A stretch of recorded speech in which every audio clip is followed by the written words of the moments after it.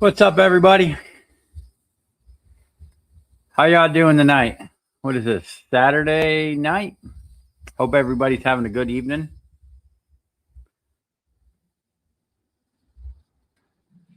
Unfortunately, we got bugs out here. We out here in the country. um, so tonight we're going to be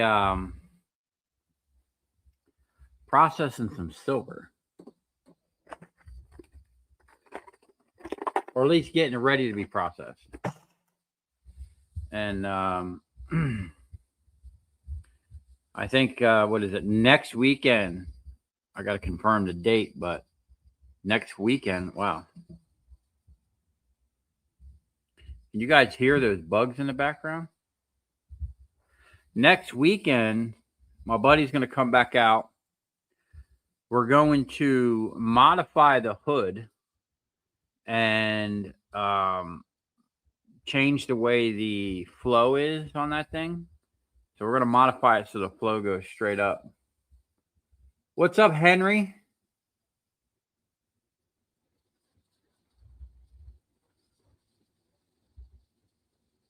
$24th. What's up, the safety marshal, PSF? Hey, what's up, Cross? Man, I see you keep telling me to go to my my mailbox. I was on my way there on Friday, and I had to turn around. I had an issue with my truck, which hopefully I'm working out right now. Hopefully, I'll get it back together tomorrow. What's up, Brady? Hey, Mom, what's up? Hope you guys are doing okay up there. What's up, Tom?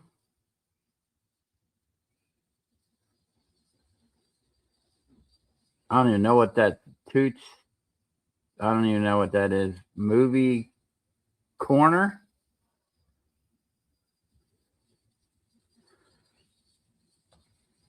Call you Hank. Your name is Hank Henry. What's up? See you scrapping. Hope you're all having a great day out there. I had a great day, man. I went to Royal King today. Got me some free popcorn. Got some other stuff. Got some stuff to neuter some cows. Got me some new Smokies. They were on sale today, but all the regular ones were sold out. So I got the spicy one. And I always like the fact that they have obscure sodas. I got me a cherry cola. I'll try it out.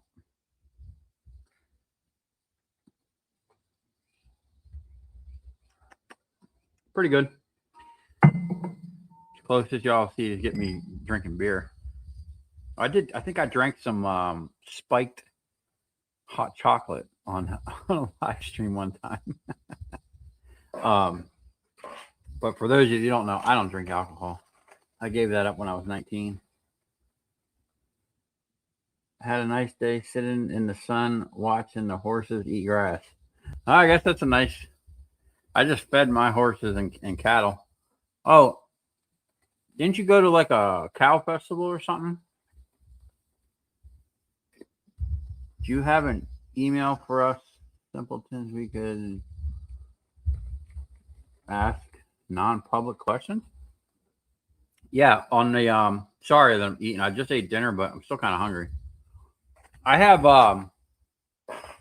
in the description of all of my videos, it's projectshopfl@gmail.com. It's in the description. So yeah, you can email me there. And then man, my wife was telling me about this other YouTuber. He has a phone. I mean, you got to pay for it. It's almost like a 1-800 number. But I was thinking about getting a phone, and if anyone wants to talk to me while I'm driving for 4 hours a day, or because that's really the only time I have. It's like when I'm driving. Other than that, man, I got way too much stuff to do.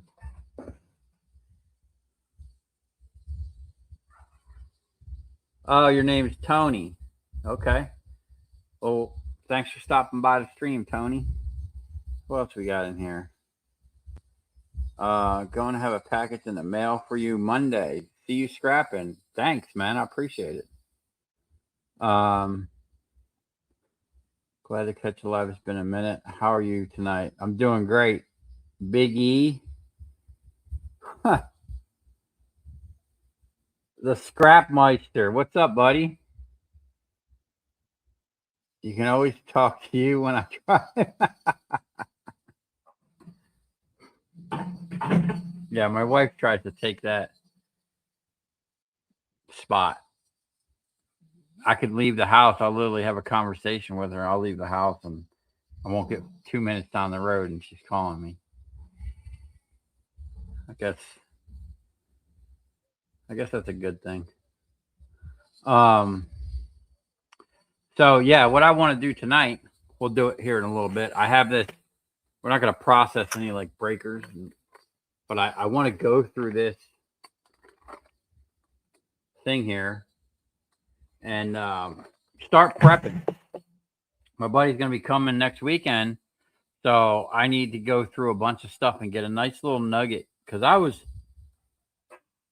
pretty impressed with the amount of copper we got out of that.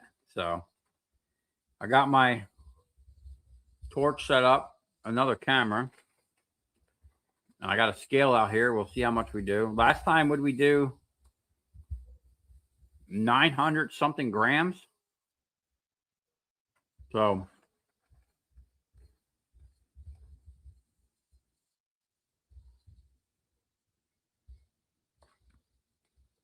you would love this granulator and shredder I have.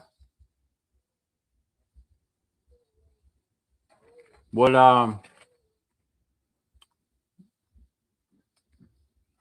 you run a scrapyard or you just got a granulator and a shredder?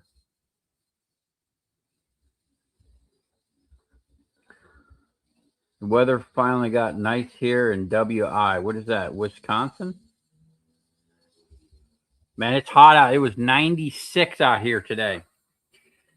Now, over here, thank God, we have a lot of these old growth big oak trees. And it really does keep the temperature down over here. But man, we went out driving into town today, and you know, when you're out there in the cow pastures and stuff, holy cow, is it hot?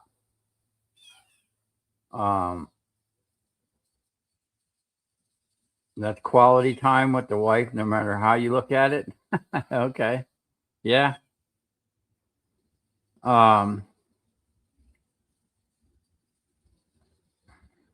Oh, you know what? Maybe some of you guys in here will know. I seen this thing. I've been meaning to ask for a while because this happened. I don't know when it happened, but does anyone know what happened to? There's a couple scrappers that I haven't seen in a while. One, obviously, he passed away because he made a crazy video. I scrapping Irish. He made a video basically saying this is going to be my last video, which is crazy. I just hope, you know, I see stuff like that. And I just hope that everybody is okay out there, man. And then, does anybody know what happened to Okie Scrapper? I haven't seen any. That dude hasn't posted a video in ever. I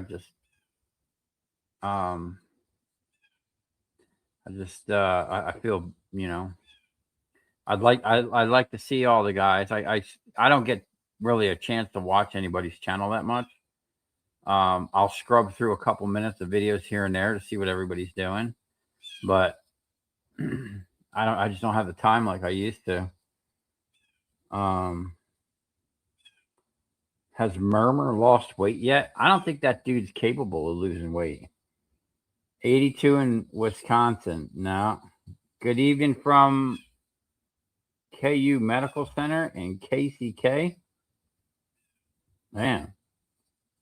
Will the silver contacts come off the copper using MAP gas? It probably will.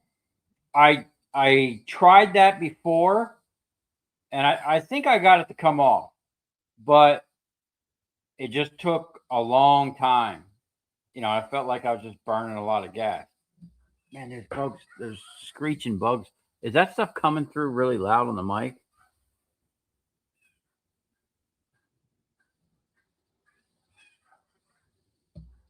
Um, yeah, I don't know. I mean, I'm sure they will. I think someone else says they use MAP gas. I ain't got the patience for that. I want to get it done quick. So I got my cutting torch set up. That thing puts out an incredible amount of heat, and the time, like I wanted to get hot in seconds. Now, some of the stuff that I got has like huge, huge chunks of copper. It takes a minute to heat up. You'll be here all day with the MAP gas. That cutting torch, that thing heats it up too. Same thing with these here. Like, I think I tried to heat these up, but it's such thick copper, right? That it it takes forever. So, and man, I had a bucket almost about that full, almost as full as this. Back at my old shop, I think it got scrapped. It got scrapped for freaking copper, man. There's probably $1,000 of silver in there, maybe. I'm in touch with Alan Okie Scrapper. He's doing well, just enjoying retirement without YouTube. Oh, okay. So he retired, like he doesn't scrap no more.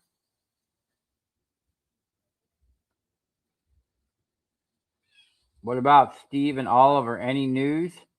I heard Steve. I haven't seen Steve in a while. I heard I think he got himself a little shop or something and was working on cars. And then Oliver, I've talked to him a few times. He asked me how, sends me messages every now and then, asks how I'm doing.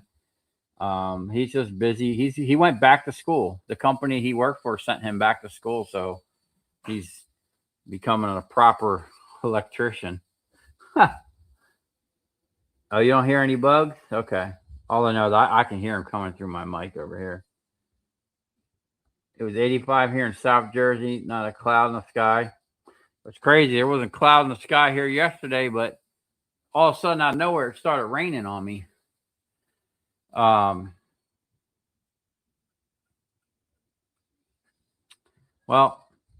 anyway, that's good news about Okie. I just, this is our community. I like to think that everybody's doing well in one way or the other. So did you guys see?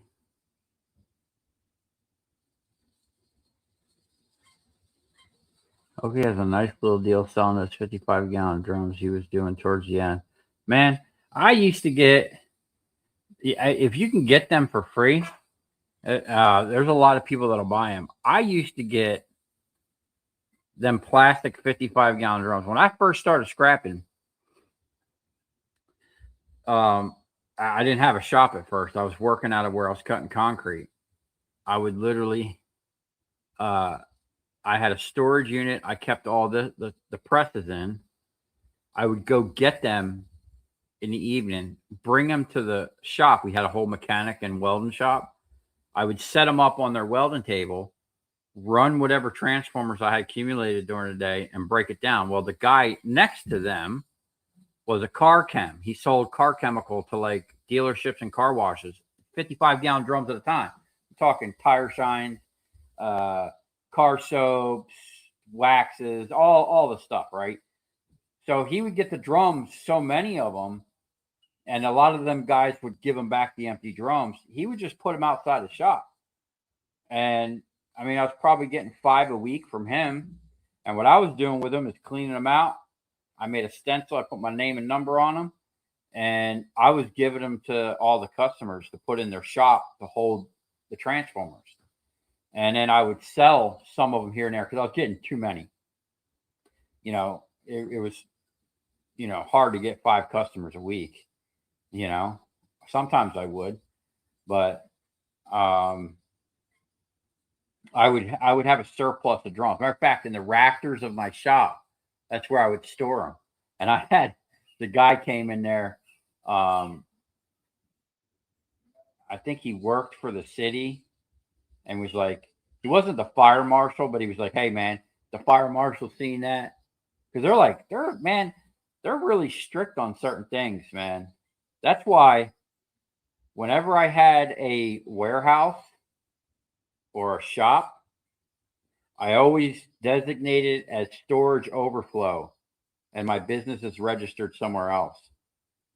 So when you have it as storage and you don't have you don't need all the paperwork and all the stuff that you would need to fire marshal never came and looked at my stuff. Boy, they'd have a field day in there. They came to my shops, man, especially my first shop where I had the most crazy oil processor. Like when I tell you my neighbors thought I was going to level the block, they weren't kidding. It was 2 stories tall. I was pumping diesel and oil everywhere. I had tubes and filters and all kinds of stuff, man. It was crazy.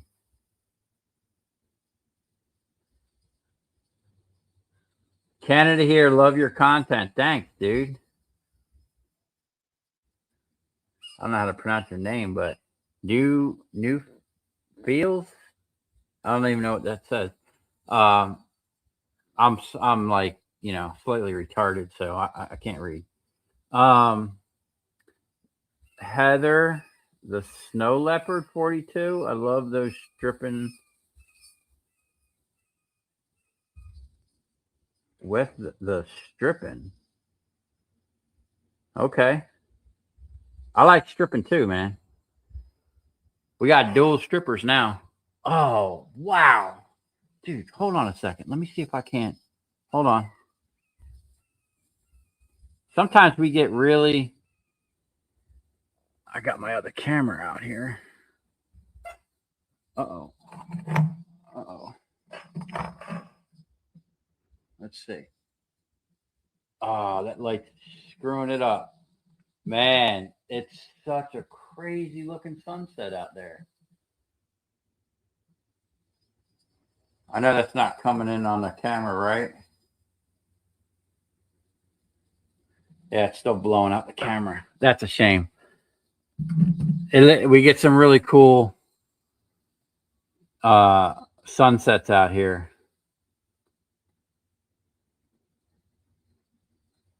I wonder if it would come through better on my. It almost look like mountains over there. I think Royal King is getting $40 per drum on the plastic ones. Wow. Yeah, I should go and look, man, because I think I can still get those drums. Love the new Motor Smasher. Little Sanctuary. Thanks, I appreciate it, man. I love that thing too. If y'all haven't seen the video I dropped this morning, go check that out and let me know what you think about that, because I processed 375-pound transformers in there like it was nothing. I mean, the first one I started grinding on it, trying to open it up, which I did, because I was going to do it a certain way. But then I got to thinking, I was like, man, I thought my blade was too long.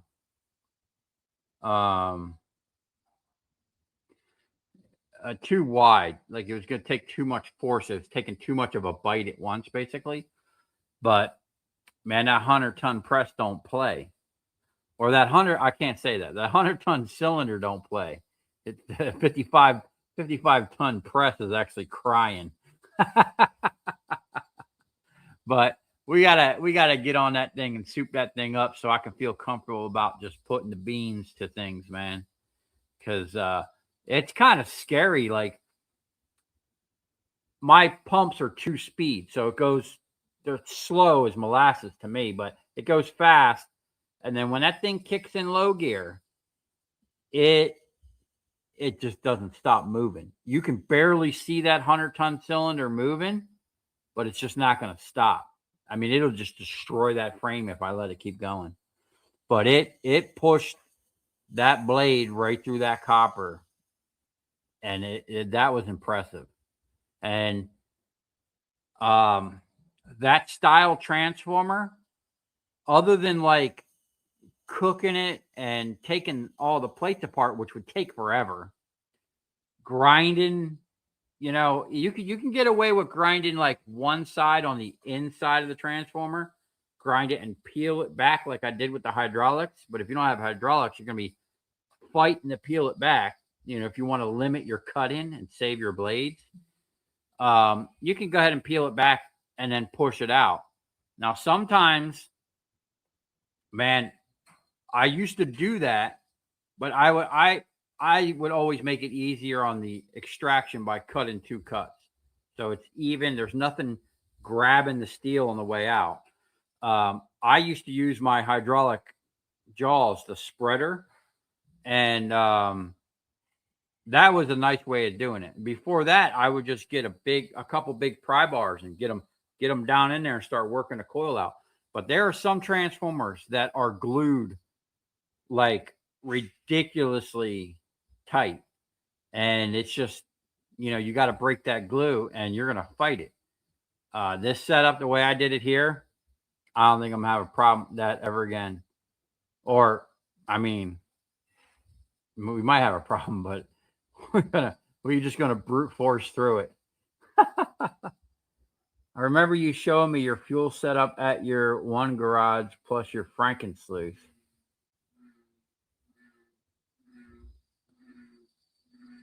Was that in Riviera?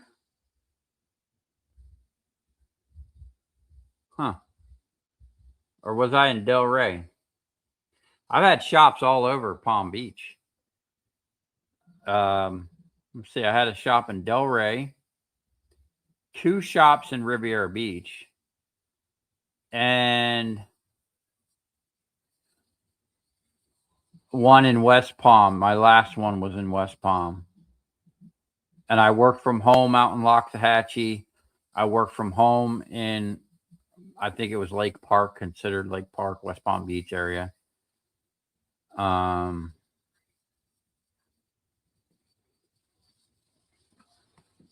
Yeah, I can't believe how much I'm just like thinking, man, I've slept this stuff all around so many times. You know, it's crazy, man. Moving, I'll tell you what, man, moving sucks. I'm hoping that this was the last time I do that because I just accumulate more stuff. Now I got a lot of stuff, and I'd hate to have to move it. Camera not doing justice for the sunset. Yeah, sorry. Hold on a second.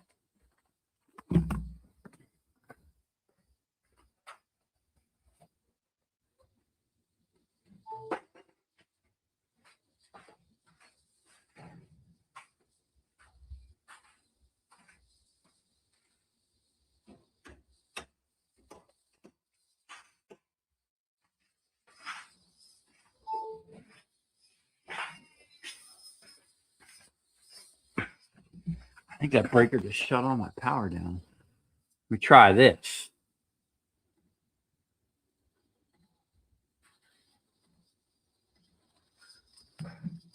I think that yeah. I wish I can zoom in and show you that. It looks pretty cool. When you're driving west at night with the sunset, man, that is really cool. Hold on, I gotta turn my power back on.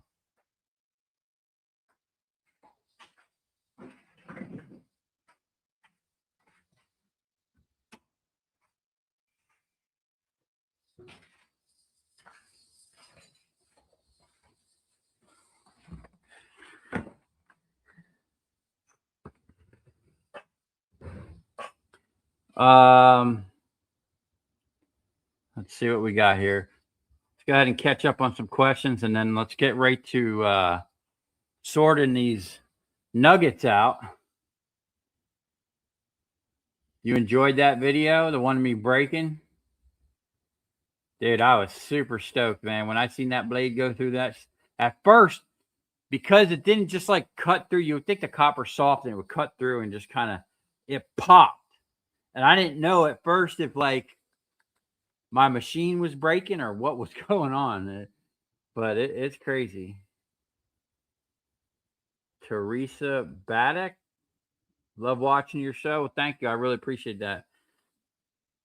Have you given up on your homemade fuel operator? No, man. I've been desperately trying to get to that thing because I put $200 in fuel in my truck the other day and it didn't even fill it up. I mean, I was low. I was low to the point where my light came on. $200 didn't fill it up. I think I got a 40-gallon tank in that truck or something, man. It sucked down some fuel. Or maybe, wait a minute. No, I'm sorry. I think it took 190 something. And then I put the rest. I always keep a 5-gallon jug right next to my fuel cell, ready to rock and roll. That's just habit from back when my fuel gauge didn't work. I run out of fuel. I just dump 5 gallons in real quick. The fuel cell,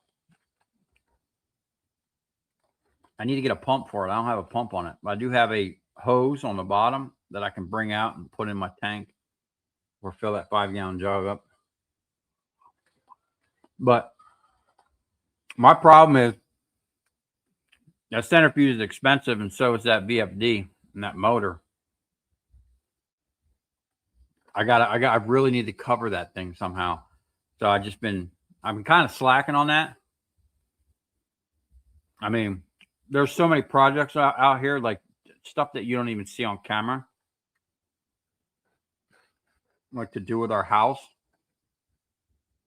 And a lot of stuff around, that I do around the farm and stuff like that. Like time is like a valuable commodity for me. Today, actually, I worked on my truck and then we went to Royal King. So it was almost like a day off. But yeah, we're going to get back on that like ASAP. Matter of fact, I think I'm going to have to, I gotta knock out a bunch of scrap. I was supposed to go Friday and pick up some 600 MCM, but I had to turn around. I need to finish these motors so I can see if they're going to be worth it for me or not. They are considered low grade motors. They gave me 3 pallets, and on the pallets it says motors number 1, low grade motors. So the pool pump motors, they're considering low grade. I don't know what they pay for them. I think he was like saying like something like 10 cents a pound. Freaking spider crawling on me.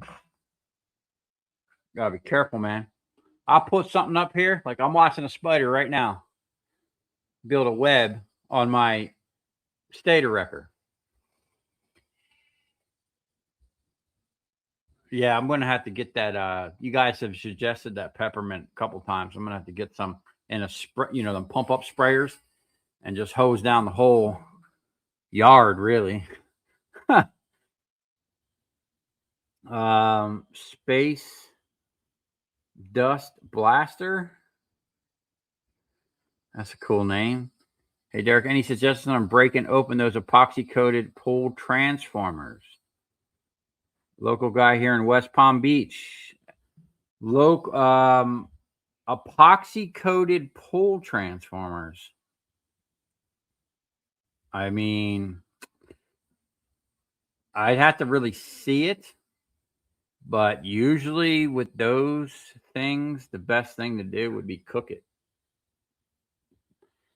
Get yourself a barbecue or something, set it up to process them. For those of you that are coming in on the stream late, I am not drinking beer. It's cherry cola.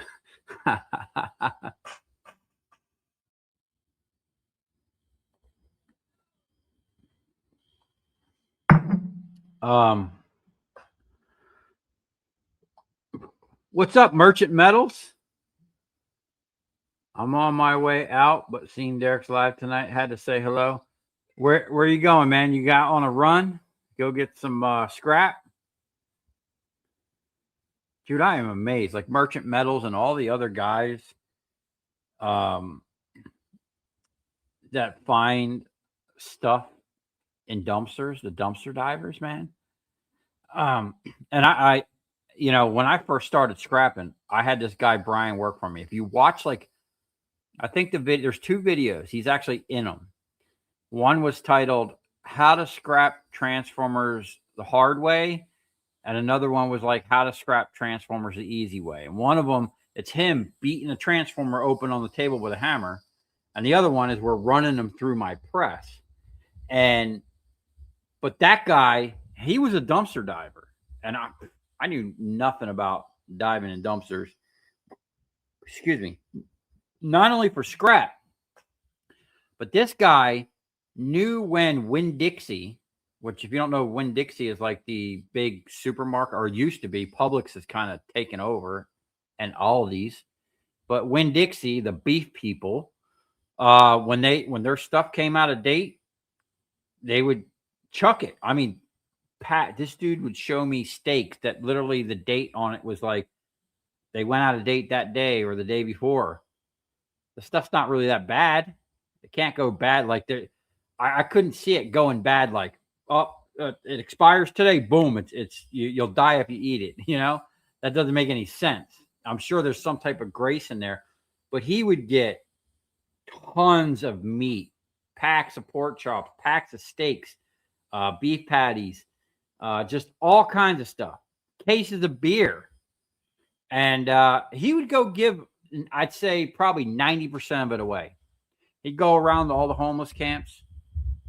Oh, we got thunder. He'd go to all the homeless camps, give the stuff away. The guy really did have a good heart. He looked out for people. I mean, the stuff he used to come and give me.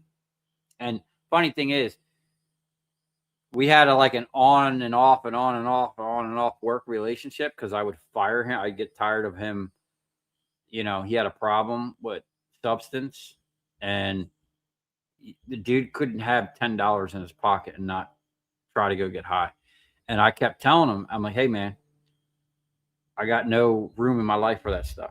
You know, that's why I find it funny when people leave comments like, oh, you know, meth is a hell of a drug. That comment, someone's commented that one time on my channel, and I'm just like, why does, yeah, there's people out there that are on drugs and scrap, but why does it have to be like if someone's doing good? Or there's no way if I was on drugs I would have any of this stuff. Okay. Um, it just doesn't make sense. But he had a problem and he just couldn't stop. And I even like, man, I tried to bring him away from the area he was in. I let him live in my shop for a while. You know, because he always looked out for me. I never ever thought that he would steal from me. But when he got paid, that was, you know, it was okay. You're not going to see him for a couple of days. But anyway, that guy could scrap some wire. Talk about, and now I know why he was so good at it, because he was used to getting wire and unspooling it at nighttime in the middle of the woods and scrapping it, you know? So crazy, man. But that guy, he was, man, he was a good dude and a good scrapper, but he couldn't stay away from the drugs. And I mean, after firing him 2 or 3 times and him coming back, he'd always like call me up and be like, hey man, I got this, whatever. It'd be something crazy cool. I knew he didn't steal it because he would just go find everything in a dumpster.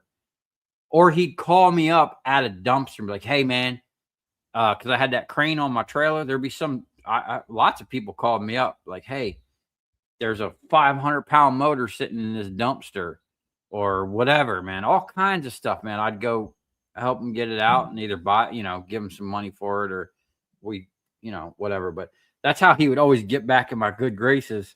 But it just never worked. The pool coated, let me think about that. Yeah, other than cooking it, Try the air hammer. I've actually become a big fan of that air hammer. The Big Chief blew up again. I was actually gonna while I was at Royal King, I was gonna stop at Harbor Freight, swap it out on my warranty, but I didn't make it there. The Ingersoll Rand one that the guy sent me from Hawaii, man, I use that thing all the time. It's freaking awesome. But yeah, back to Merchant Metals and everybody that goes dumpster diving, man. For me, like when I first started scrapping, I immediately jumped into copper transformers. And, I had a good paying, decent job doing demolition at the time. I was making way more money doing transformers. I looked at it like almost gambling, especially because I always had like, not always, but pretty much soon as I got into it, I bought my F-350, the diesel truck. I just couldn't see burning diesel driving around looking for dumpsters that may or may not have something in it.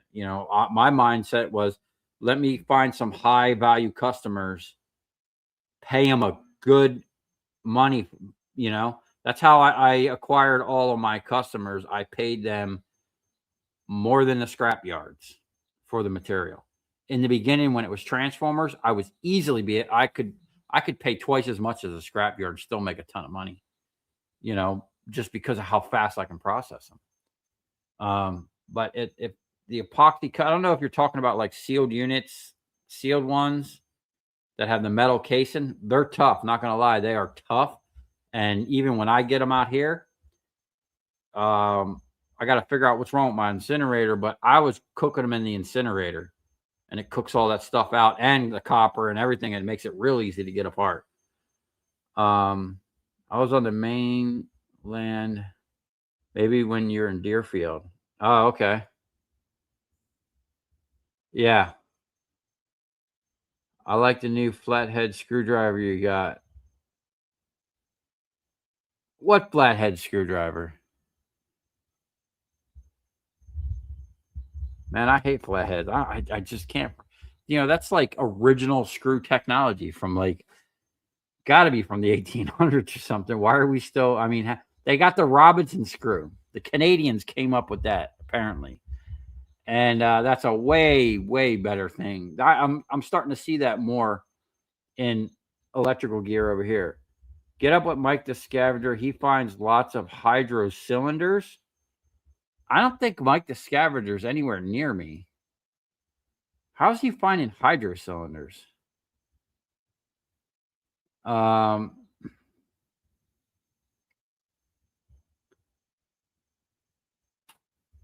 Hey, buddy. Hope you and your wife are well. Watching from England. Keep up the good work. Oh, man. Thanks, dude. You can plant peppermint plants around your building. Yes, we're going to get peppermint plants. Dawn and water for spiders.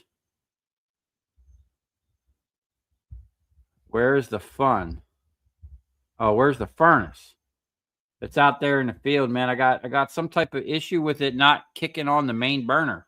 I get the fire up, it'll fire up the scrubber, the secondary burner, but that has a cycle time of like 7 minutes to heat up, and then it's supposed to fire up the bottom burner. But it doesn't. There's some type of safety telling the computer not to do it. I did contact them. I'm gonna have me one of my Smokies. I did contact them. They sent me a thing. Really great customer service. That what's that company called? It's a Media Burn, but those things are spicy. I like spicy stuff. Expiration date is a safe date for the store to hold products to avoid any problems. Yeah. When you get your copper chipper going, so you don't need to sell your number 2 wire. It's literally right there. I told Kenny, excuse me.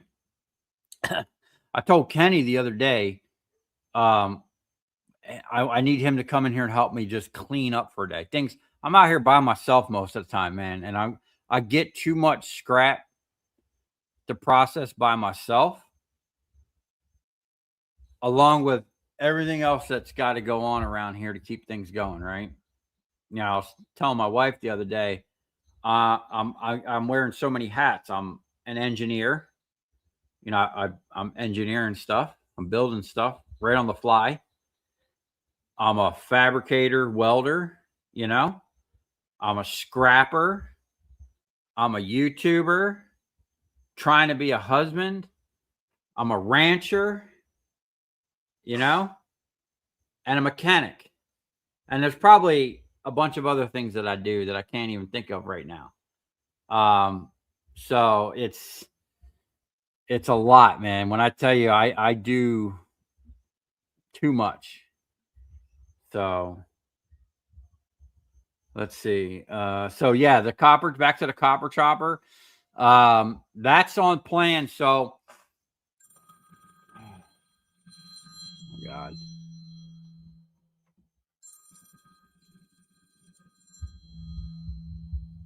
Hold on a second.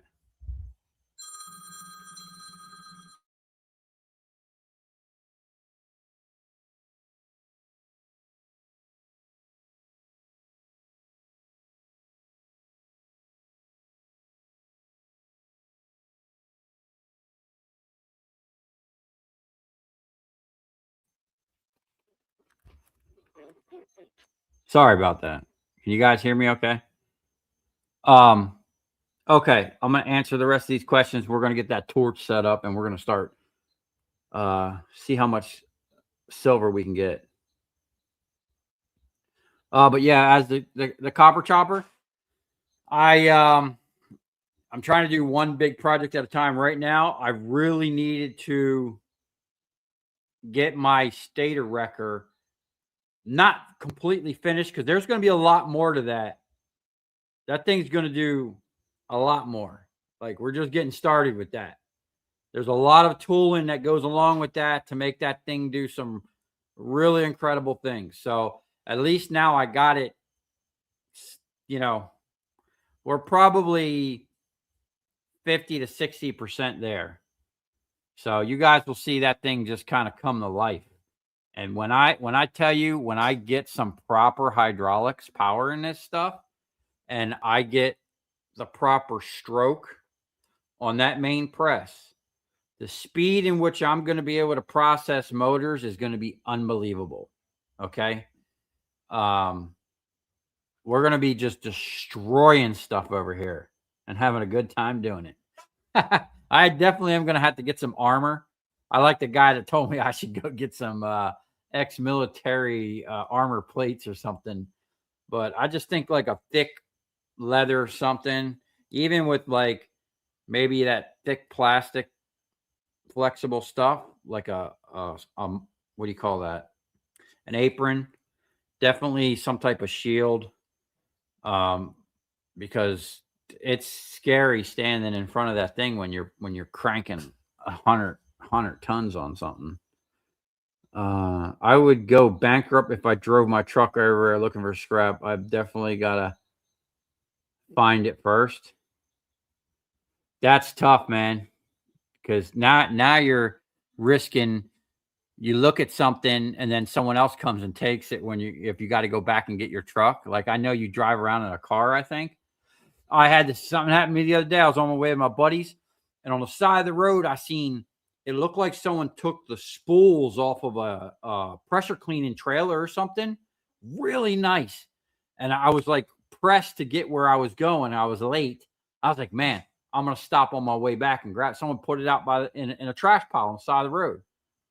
Man, I wasn't there 20 minutes. On my way out, someone already grabbed it. I was like, dag, man, I knew I should have just stopped. You know, when you see something, and I knew I should have stopped. When you see something, man, you got to get it because you know what? There's 10 other people behind you that'll come get it. And that's kind of like street, I call it street scrapping. I like that term better than dumpster diving. Same thing, but I would see stuff while I'm driving around, going to my customers. I see stuff all the time, man. But 95 or probably more like 98 to 99% of the time, I just go right by it because I know there's somebody that doesn't have dedicated customers that's out there looking for stuff like that to get through the day or, make their daily goal or weekly goal. And most of the time it's like steel stuff, like very rarely I don't think I've ever seen a pile of copper wire on the side of the road. And that's pretty much what I'm looking for is copper wire or transformers, it's just not my type of scrap. There's nothing wrong with it. I have stopped and taken stuff off the side of the road. I jumped in a dumpster one day. I did find copper wire in a dumpster one time, but that was like one time in my 15 or 16 years of scrapping. I'm just not looking for it, maybe the end of the press that you flattened. Thanks, bud. I love your new shop and videos. Thanks. Last year I found a chocolate peppermint plant, plus I had lavender. Did it get rid of the spiders? Mike is in Texas. Yeah, I thought that's where he was. Hey, buddy. I'm still looking for free AC units as usual. Hey, what's up, Pickle Steve?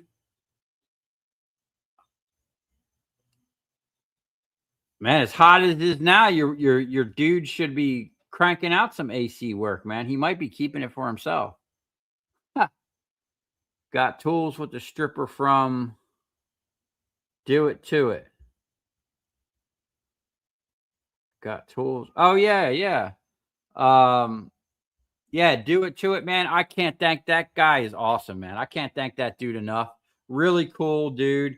I'm still shocked that he sent me that really nice stripper. And a bunch of tools. Matter of fact, I was using some of them tools yesterday and today to work on my truck. I really appreciate it. Mike the Scavengers in Houston, and yes, he finds hydraulic cylinders from heavy machinery a lot. That's crazy, man. How come I can never find any good stuff like that? I was a spaceman in my last videos. Merchant metals. Jack of all trades is better than a master of one. Yeah. All right, here we go. Let's fire up this. Let me put this other camera on. Set up two. You know what sucks? I use StreamYard for my streaming. Back in the day, for the same price that I pay now, I could run two cameras at the same time. Now they want to up it to like the next tier. Man, they on some BS. Just like everything else in this world, they want to give you less and charge you more. I really got to figure out that Rumble. We got to go over there and talk some S, man.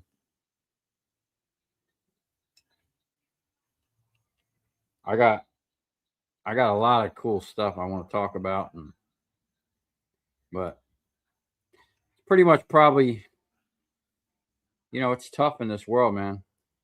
I can't really get into things on here. Someone hates it when I talk about stuff. Sean Titus, what's up, buddy? Okay, let me see if I can't get this. Let's see if I can't get this thing set up.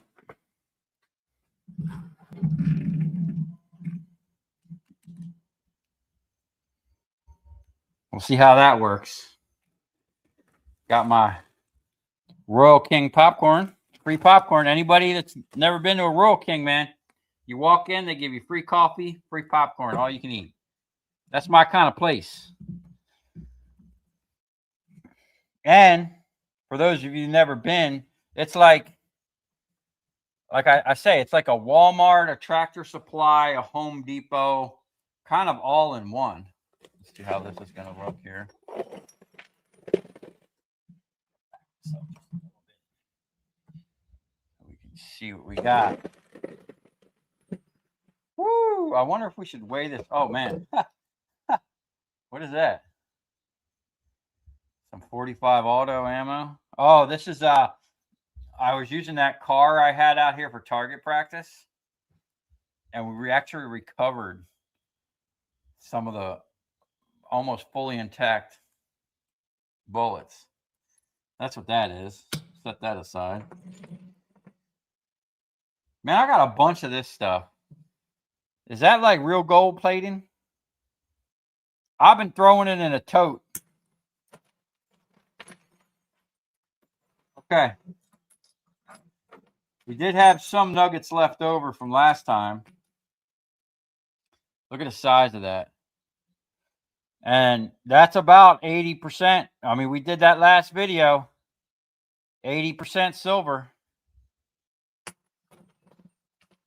Okay, let's see what we got here. I gotta go turn my tanks on.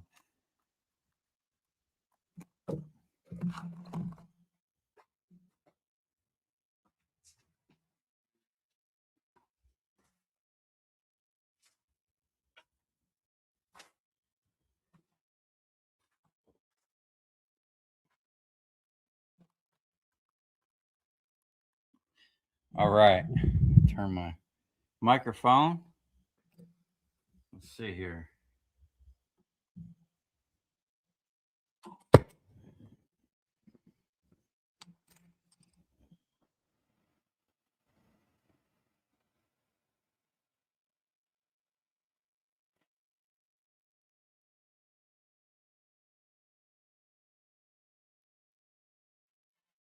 Oh, I got to get my screwdriver. Oh, here we go. Try some of these big nuggets. The other day I was doing this. They were just sliding off once they got hot enough.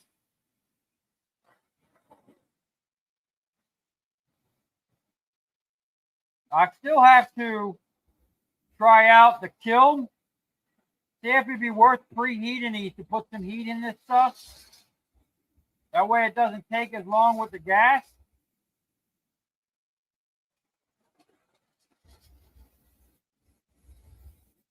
Look at that thing getting red.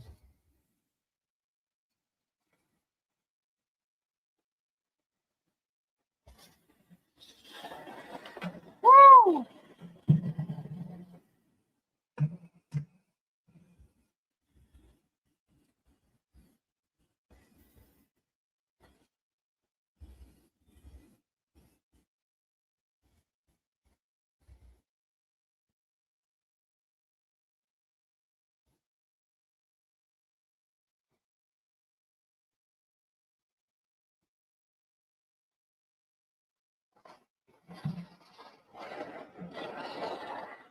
I wonder if I could heat the silver side up. I mean, that would kind of make more sense, right?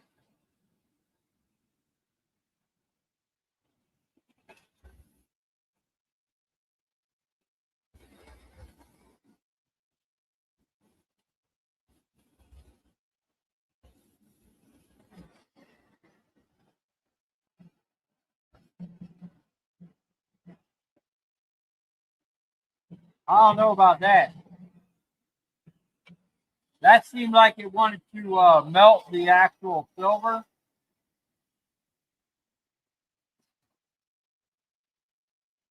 Might be better to heat the back of it up.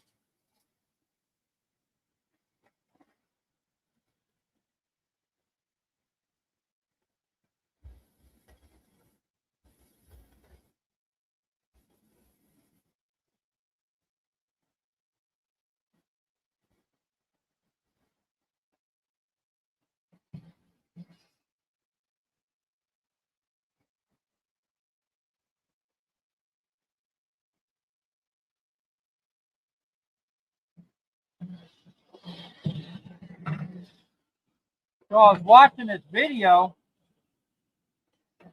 These guys,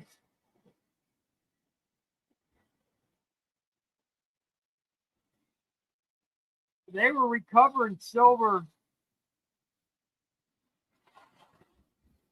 from the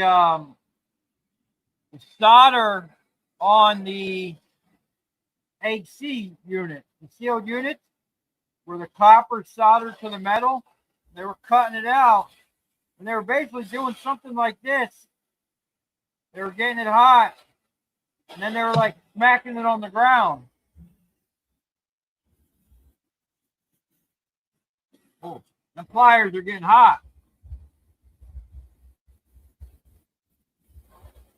Wow. We either got thunder going on or they're bombing.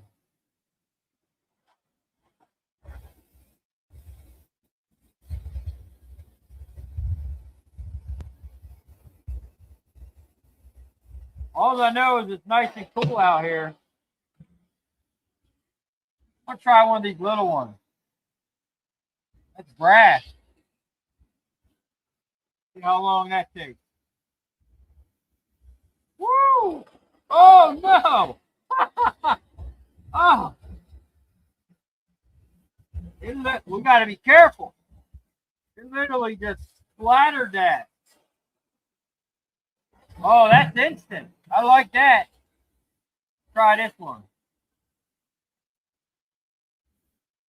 Oh! All right, we might be a little aggressive with that heat.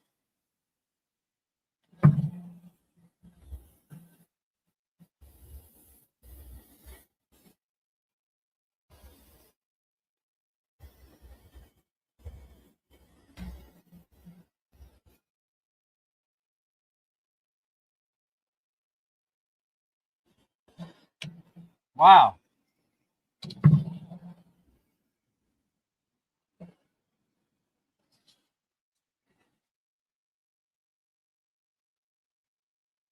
Oh.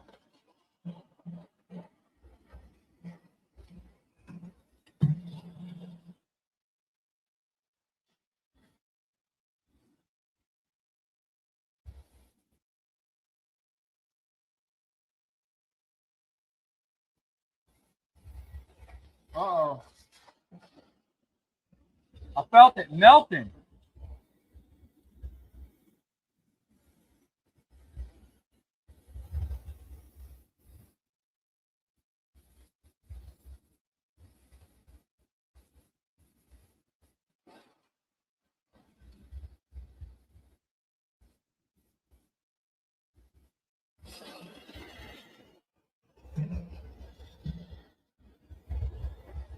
Get back to these big ones.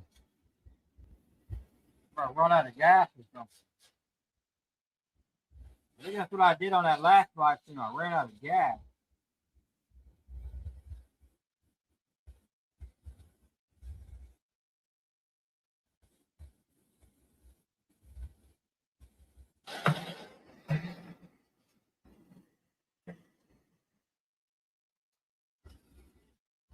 Oh, keep touching them pliers.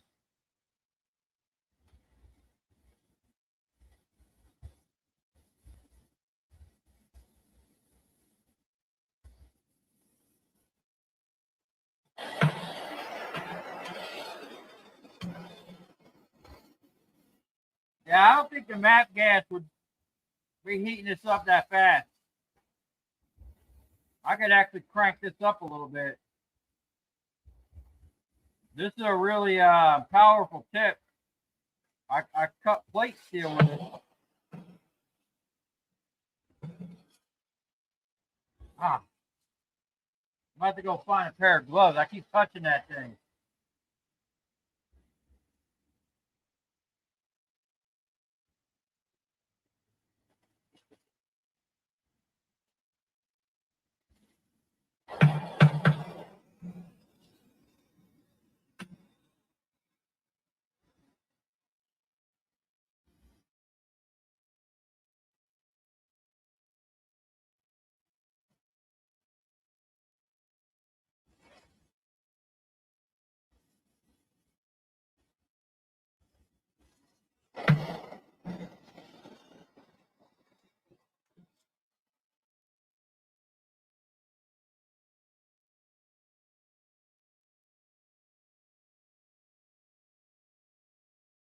Can you guys see on camera when that thing changes color?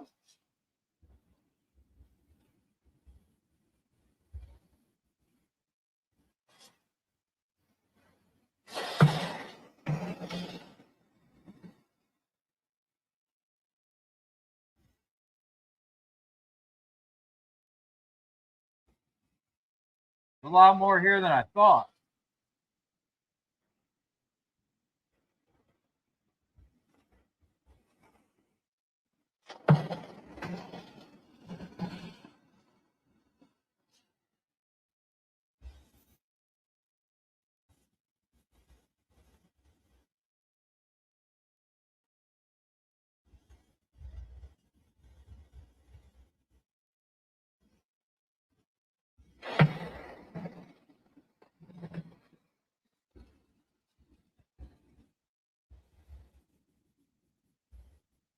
I'm kind of doing like I do Transformers. Go after all the big ones first. That way, if something happens, at least you process for the time the most amount. I wonder if I could do two of these at once.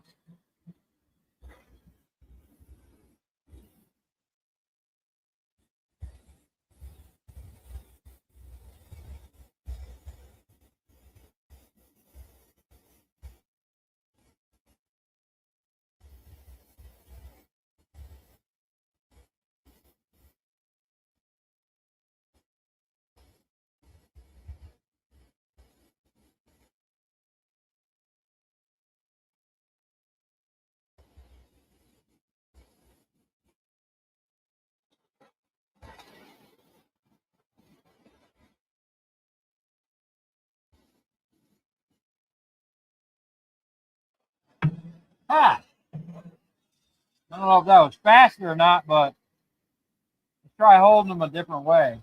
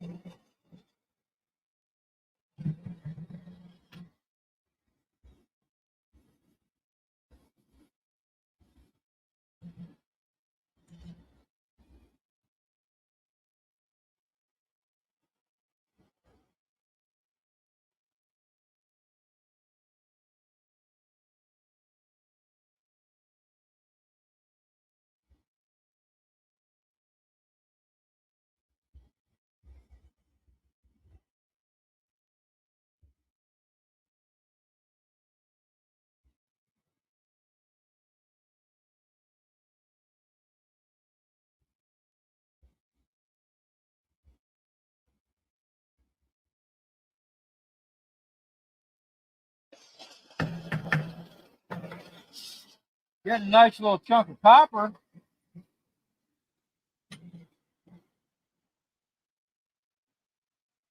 Just that little bit of copper will probably pay for the gas.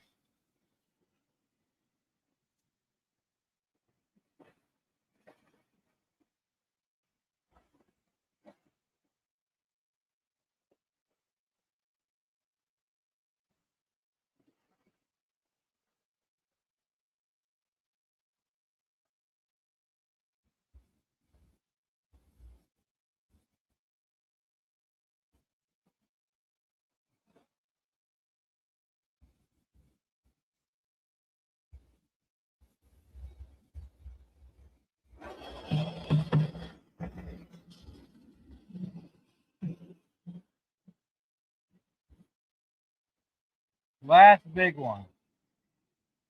Now, I don't know if that actually helped doing two at once, but I figured there's still heat coming off of it.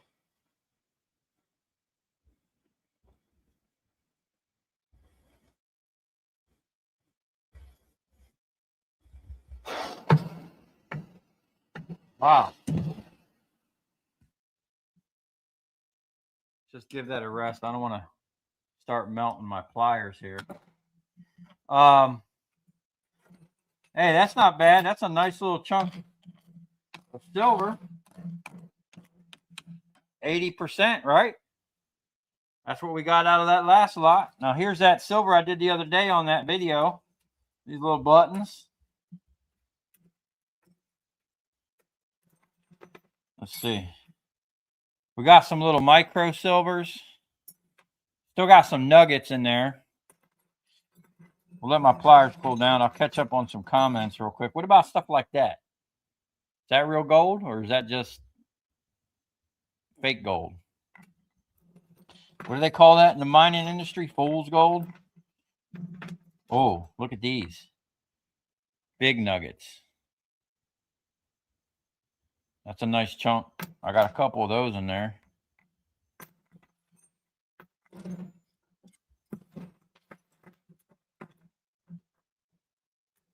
So I think these little round buttons were worth, what'd I say, $300 or something? 200 or $300 in silver. I mean, that's a pretty decent amount there. Whatever that is, don't know. We'll just set that there. Okay. We'll let that cool down for 1 second. I'm going to get something to drink. Catch up on some questions here. Oh, man, you know what? I forgot. I wanted to let anyone that wanted to come on here with me.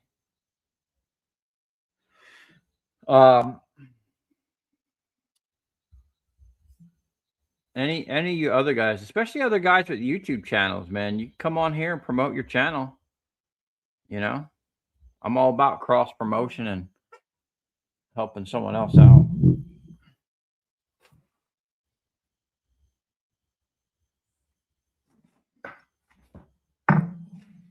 Let's see what we got here.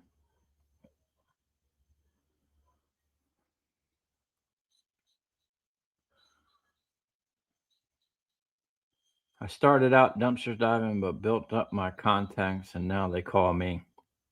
Yeah, that's what I used to say that back at my old shop. Copper calls, man. The phone would ring. I'm like, oh, Copper's calling. Wow, man, these spiders come out fast. We're getting a spider problem. Now it's getting hot out here. I'm watching 1, 2, 3, 4 spiders. 5, 6, 7, 8, all building webs over here. We got an infestation. Oh man, everywhere I look, there's spiders. I'm surprised they're just not coming down. My mom would probably have a heart attack seeing all these spiders. Now I don't like to bother animals. And I know they eat bugs, but man, there's just a lot of them and they're creepy. You know, when you pick something up and all of a sudden you see something scurrying away. What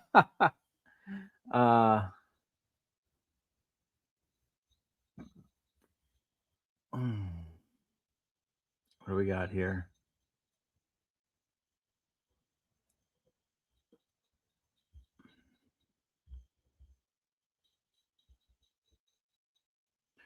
Have you watched Street Tips here on YouTube? His videos can help you get your silver game dialed in. Yeah. Actually, the guy that brought me that thing, that's where he learned pretty much everything, is from Street Tips. I keep wanting to call that guy Striptease. Oh man. I watched him pour like $100,000 gold bar one time. I'm pretty sure it was him. That was impressive. That is gold plating on those connectors. Yeah, so that gold, it would take a ton of those gold plated connectors to make it worth chemicals to recover. Just stock it up until you have. That's exactly what I've been doing. I have a big ICB tote that I've been throwing all my gold fingers, all my computer boards, anything that's electronic that looks like it might be worth anything. You know, what am I going to get for it in scrap? Hardly anything. I've been throwing it in there. And one day when I get like, I don't know, maybe 2 totes full of computer boards, I'll start doing something with it. But right now, I really need to get on the, the e-waste scrap. Oh, look, here's another one. I mean, I got tons of this stuff, man. Whoop. I just been throwing it in there.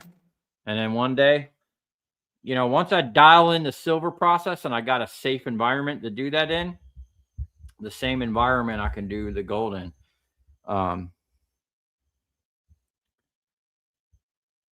Induction heater for the win. Yeah, my buddy was telling me, I should probably do induction heating, and what I'm thinking about is, because you can run that stuff off a induction heater off a battery bank.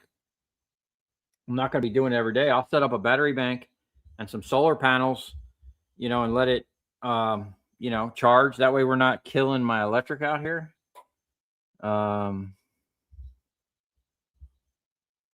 What's up, Leanne Owens?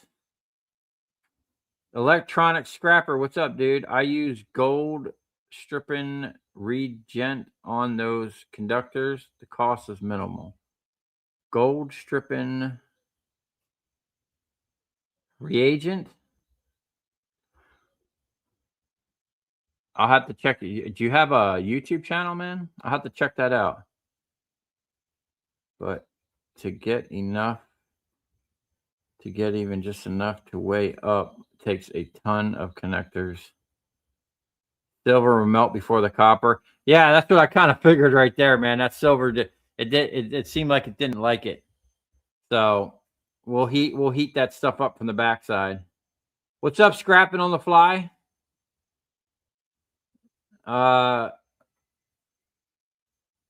Side cutters work well on the small ones. What do you mean? Just like cut all the way around? Don't even try heating it up? I mean, literally, as soon as I put it over the flame, it got hot. So it's got to be like a fine line. I'm going to have to kind of, like these ones here. I mean, there's a little button on there. Look how thick that is. And that thing heated up really fast. Look at this conglomeration here. This is like brass and copper and all kinds of stuff. This side chunked up with it. Man, I missed my jaw. Oh, man, having a hydraulic cutter and then not. Well, it's not that I don't have it, just leaks pretty bad. Man, it's stressful. That's all I'm going to say about that. I like my tools, man, and my arsenal that I've built up over the years, and it's my fault for not having the proper pump. I'm pumping way too much pressure than them cutters, and eventually blowing a seal was going to happen. And I'm surprised they lasted as long as they did. Who else we got out here? I use straight acetylene on a turbo torch. It doesn't like to pull the contactors off brass. Huh. So right now I'm using this because this is what I got set up. But remember way back, someone gave me 100-gallon tank of propane. I got a 100-gallon tank of propane that's got 60 gallons in it. And it works because I hooked up some big V10 propane generators to it to show that they worked and sell them. Man, that thing, the propane is nice in there. Then I have another tank over here, and then I have another tank. So I got to get it. Some people said I could just use this and my tip here, and I don't care about the lines. The guy said I need special lines, but I mean, these lines are, 15 years old anyway, so I wouldn't mind buying a new set. But I want to switch over to, at least I have a stockpile of propane and I could just do this for really no cost. Because that man, that acetylene and oxygen, man, it used to be like 35, $40 for a big bottle of oxygen, and I think acetylene was always like 60, $70 since I started buying it. Man, that stuff got expensive. It's over $100, or at least where I went. Um, think of all the silver you have sent to the scrap yard uncut. Man, I've been thinking about that. Um, Not only the last jar, I'm thinking about that last jar that it got scrapped when I actually started saving them. That was easily $1,000 it went. But for years, you know how many of them big breakers I've taken apart, and I took the copper out, I took the big nuggets out, seen the silver contacts on it, just threw them in with the number 2 copper or whatever. And then sometimes like the whole breakers and the panels, I'm thinking back, man, I've thrown thousands and thousands of dollars of silver away. And dude, one time I'm thinking back when I had them bus bars, I had 3,000 pounds of big, giant bus bars, man. And they all looked like they were silver coated. I would have had to test them, but I'm pretty sure they were all silver coated. And got to have me a smoky.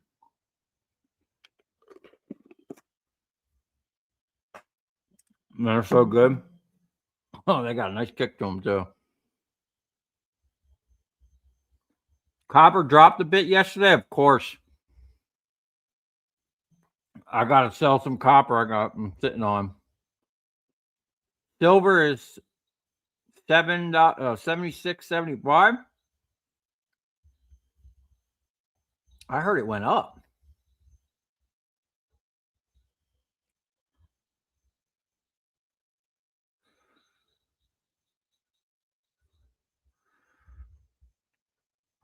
Mm.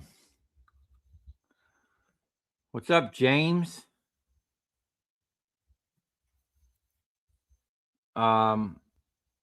You gonna start cracking everything outside before using again? You gonna start checking everything outside before using again? Checking? Are you talking to me? Checking what?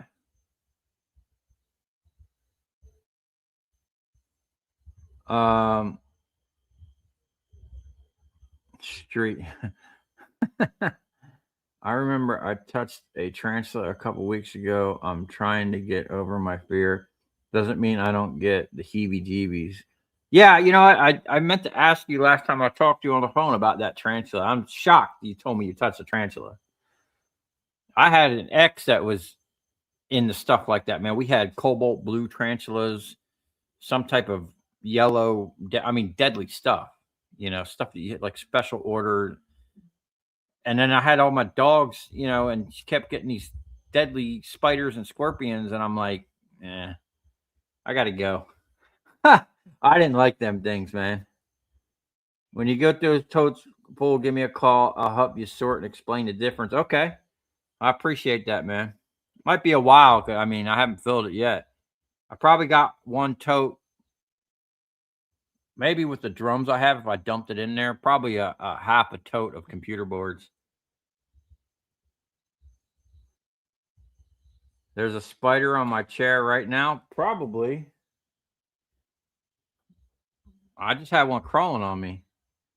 Oh man, we had an issue with one of our dogs, Houndtown, Amelia, the French bulldog. Man, she came in one day. We noticed the back of her leg was swollen, and then literally like the next day, her whole leg swelled up. We think she got bit by a snake. And then just happenstance, we were having the local vet, the livestock vet out here come look at our animals, and she looked at it and said, "Yeah, it looks like it possibly like a snake bite or something." But man, I looked thoroughly. I didn't see anything. At first, I thought maybe a spider bite, something, but the vet thinks it was a snake bite. Eventually, we took her to the vet because it didn't seem like it was getting better. Or actually, the swelling went down, but it was like this purple bruising, which was basically the blood clotting and settling in her stomach. It was just a hard situation. Might be more profitable to sell the gold fingers than processing. Maybe. Electronic Scrapper, you do have a YouTube channel? Hold on. I try to, oh shoot. Am I still on? I thought I got rid of my own stream. Huh. I try to subscribe to all the scrappers.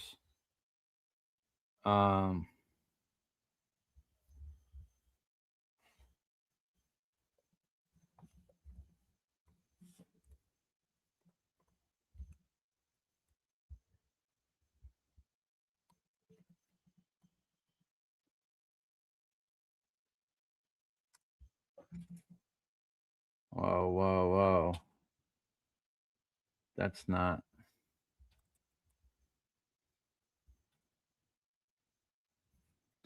Hold on a second. I'm going to find you. Is that your name, Electronic Scrapper, on YouTube? I'm trying to find you.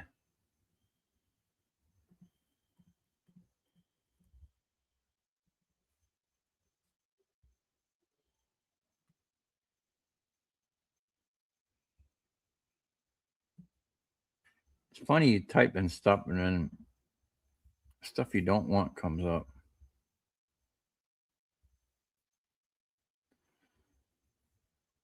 The Scrapmeister, Happy Scrapper, Scrap to Cash. Oh, there's my boy. Hey, Nielsen. Hold on, man. Okay, I'll try to find you. And like I said, man, if anyone wants to get on here live with me, promote your channel, let everybody know what you're doing. When I'm doing, like, I like when I'm doing something, if someone can get on here and talk and kind of moderate. Get the cutters between the two metals and pop them off. Are you talking about the little nuggets? These? Oh, we'll try that. I just bought a brand new pair of DeWalt snips. Let me see if I can find it. Man, I'll tell you what. You buy something and you like it, and then they change it, and it's just not the same.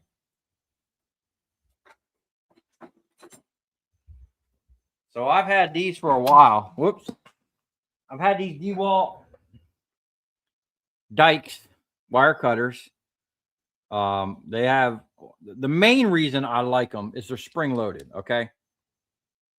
If you're scrapping, especially when I used to do a lot of transformers, if you're scrapping and you're cutting constantly with a pair of Dykes, having spring loaded handles is a game changer. Okay.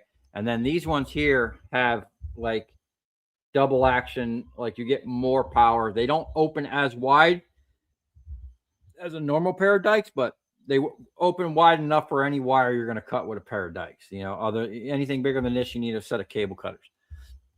So these ones here, Oliver blew up. He cut, not any fault of his, he cut into a capacitor, or he cut some wires and there was this black box or something, and it had a battery and some capacitors in it. So it was still hot, and he cut through it, blew him up. No fault of his. I would have done the exact same thing. But I bought a new pair, right? And right out the gate, one, they changed the handles, which I really don't care about that. They still feel good. But these ones are very nice, right? These ones they stick. You know, they don't have the oomph these ones do. And it looks like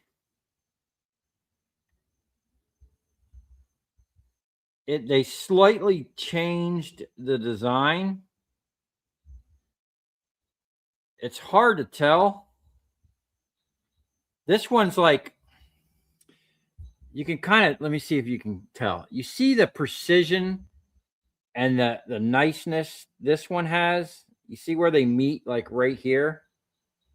Look right there. You see how they're like the two pieces and they meet real nice. Look at this hot garbage, man. Clear difference. Obviously, they made something nice. They got everybody hooked on, oh, this is a great product. And then you buy the next generation one and it's garbage. Okay. I mean, I don't even think it opens up as wide. Look at that. Right? It doesn't even open up as wide. So I'm kind of disappointed in DeWalt. I absolutely loved these. Okay. I do have another pair that's not damaged. But it's like anything else, man. They just keep trying to find cheaper ways to sell you garbage, you know, and charge you more for it. It's really starting to aggravate me. And if I had unlimited funds and time, I'd start my own company making quality tools and quality products. And that's kind of what I want to do. Is why I got a milling machine and everything. But, it takes time and money. Let me blow through these questions, get called up. Then we're going to go back to getting the rest of the silver. The stuff has cooled down. Man, we got a nice little chunk over here. You hear that? Sounds like money.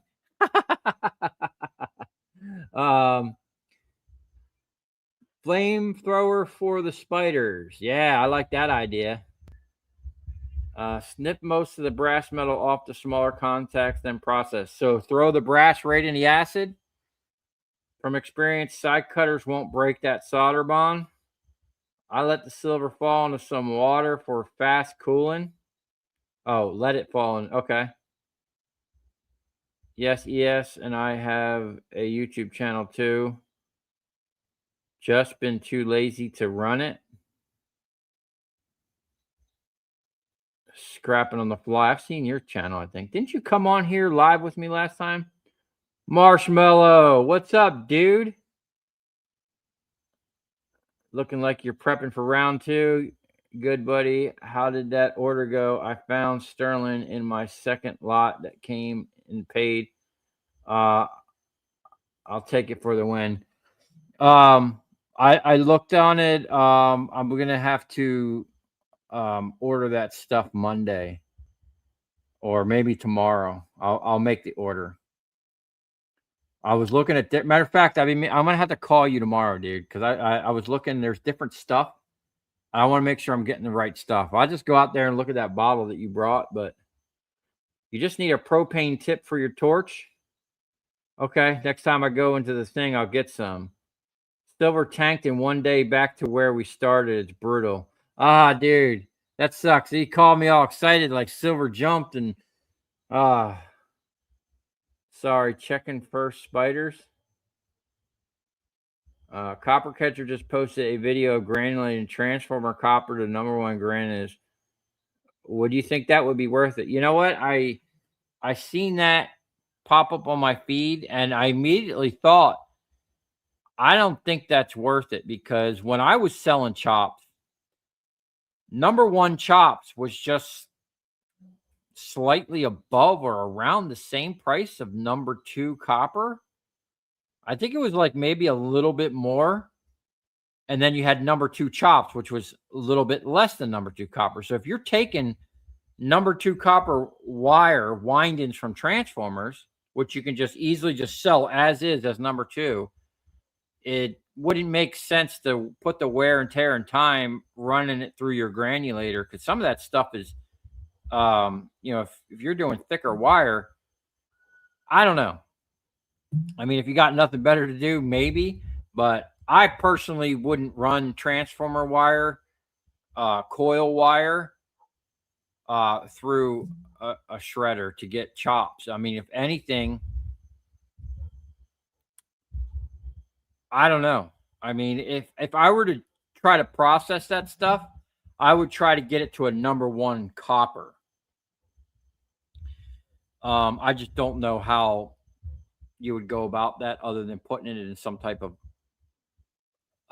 acid or liquid, or to get that slack off. I just, time wise, for me, you probably just send it as number 2. I don't see putting the wear and tear on your machine running a number 2 copper, which you could sell as is ready to go, for a couple cents more a pound. But maybe, I mean, if your machine can chew it up fast enough and it's not that much wear and tear on it, hey, maybe. Let's see. Copper been going up like every day lately. Well, that's good, because I was supposed to go Friday and sell some and I missed it. Hopefully it goes up over the weekend. Hey, at 52, I started scrapping aluminum cans. Thanks for the inspiration. Extra cash is awesome. Hey, that's great, man. I don't think I've ever, what's crazy? I did sell aluminum cans one time, but I think I just sold it as like cast or whatever. I actually made, not for this press, for that press, I took a square tube and I made a plunger that fit down in it. And I'm telling you, man, and it was with my 20-ton press. I took a whole trash can full of cans, I smashed them, and I put them in there. I probably stacked maybe 10 in there, and then I compressed it down. And then I stacked more in there, and I just kept compressing it until I had this cool block of can. It really wasn't worth it, just sell them as is. But I think aluminum cans are they worth more? I know they're their own alloy, they're their own price. Huge 8-legger on the backrest of your chair. Really?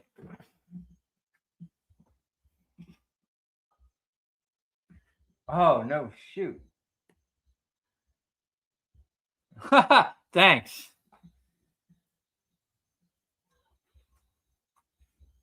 Man, there's all kinds of critters out here. You gotta be careful. There'll be some big ones. That guy was just chilling back there, enjoying the live stream. Ha! Copper was trading Thursday at 687, down to 618 right now. Wow. That reminds me of when I got my quote of over $5 a pound. I bought like $20,000 worth of 600 MCM. I got quoted $505 a pound at like 12 o'clock. I bought the wire. I took it home, busted my butt, got it stripped, sold it the next day. And if I get to the scrap yard like at 8 a.m. first thing, the market, I don't think they get their numbers until like 9 o'clock. Because a lot of times I'll call for a price early. They'll be like, oh, can you call back after 9? Because the way my scrap yard works is, and this is why I get a good price sometimes, like really crazy price, is whatever the price is that day, that's what they're paying you on. Their spread is whatever, and they're paying you on that price. They don't hold that price all week long. It changes literally every day. So if the market's, now if it's close, like if I was there the day before and the market went down a couple cents, they'll pay me what they gave me the day before. But pretty much and copper's crazy. They were like, they wouldn't budge too much. They'd give me 5 cents, but I got quoted $505. I was so excited to finally break $5 a pound. I went and sold it. Copper dropped 25 cents overnight, and the market opened up at their price was 480. They gave me 485, but I mentioned in the video that difference on that much copper was $600 profit out of my pocket. I made $600 less than I should in less than 24 hours. The market can dip and do crazy stuff like that. That's why, man, if it went, if I would have held on another day or two, it stayed around the area and then went down and then came back up. That's why I don't gamble with stuff like that, man. I turn and burn, dude. That's why I was always set up to blow through the stuff really fast, get rid of it, go sell it. On my way back, go buy more, So stick with acetylene. It burns much hotter than MAP gas and propane gas. Okay. I mean, we'll find out, but I have a lot of propane. I'd like to, do something with it. Even if I use it to, well, I think one of the tanks I'm going to have to use we got a new stove for the house. It's propane. Even if I use it for the burner, I'm going to have to start melting stuff again. Like we melted with the torch over here. I want to use my furnace next time so we don't,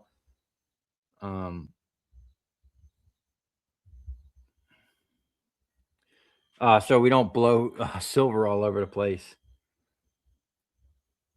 Hopefully next time, not prepared on the computer at the moment. Oh, okay. Hopping on. Yeah, man. Anybody, you guys got to let me know, dude. What's up, monkey boy? Been a while, man. How you been? Man, I've been hanging in there. We've been hustling.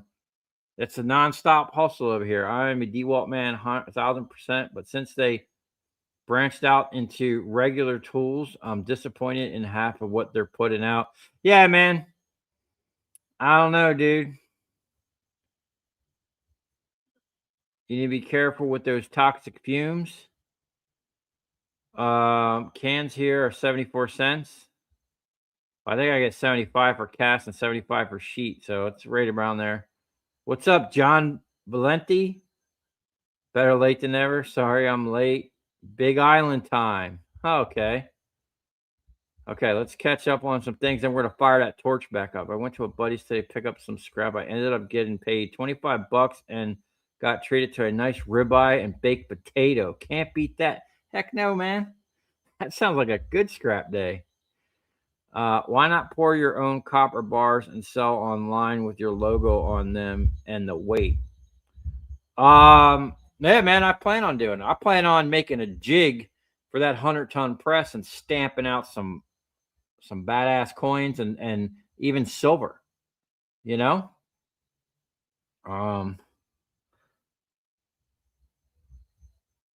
What's up? First time I caught you live. I had a customer do the same. Fix me a delicious ribeye and baked taters. That was 2 years ago. Those are good customers. You have a site for shirts and pens and merch? I do, but I'm out of stock on everything. I've been, you know what? Half the time I forget about that. You guys should remind me about that more often because I still pay for that site every month. I gotta re-up my merch. Yeah, one of my customers I go to, they usually have me come at the end of a day on a Friday, like once a month. And then dudes like to get tore down after work. Not tore down, but they have a couple beers. And sometimes they'll break out the barbecue.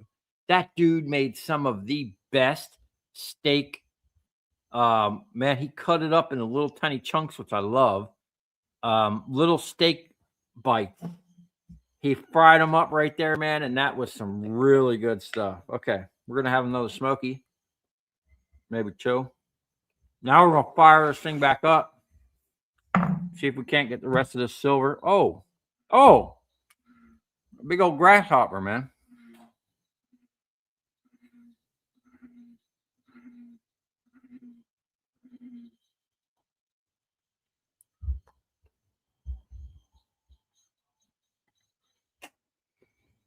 Okay.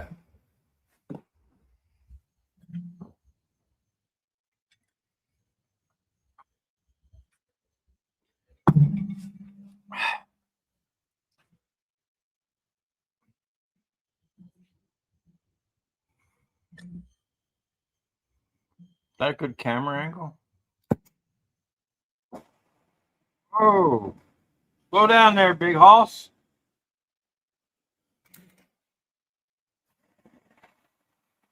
You want to crank it up a little bit? Well, actually, I should crank it down. We got some little bits to do. Oh, that feels nice.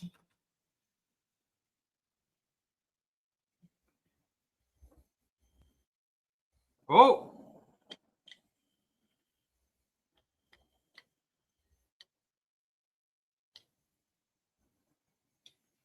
Hey, man, look at that. That's deceiving. Hold on a second. I think a camera on my computer works better. I got to show you this real quick.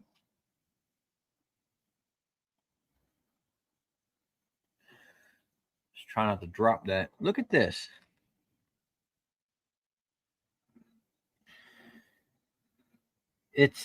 I thought that was one big thick.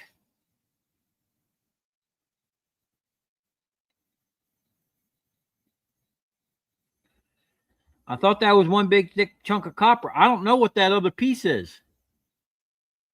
That might just be a spacer. And then the top was coated. They're trying to hoodwink people.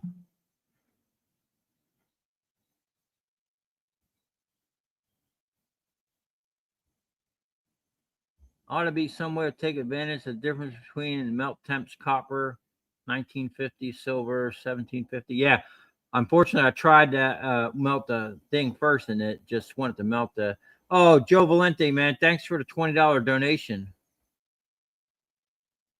What would I say? My highest volume item in scrap? Copper for sure.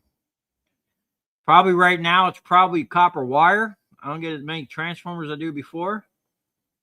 He's gonna send me home with some baby back ribs, but I forgot them. Oh, that sucks. Thanks Joe Valente for the donation. I really appreciate it. Yeah, definitely copper. Probably bright and shiny right now. Oh, let me get back. Wrong camera. Sorry. At least I can swap cameras without losing the stream. I don't know what that other piece of metal is. It doesn't seem like it wants to come off, though.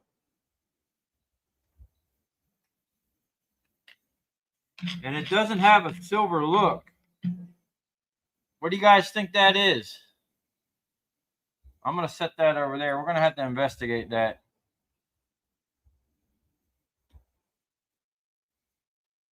All right. Ain't even playing around, man. We need to crank this up.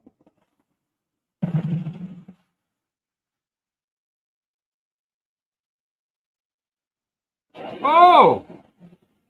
Okay. Maybe I cranked it up too much.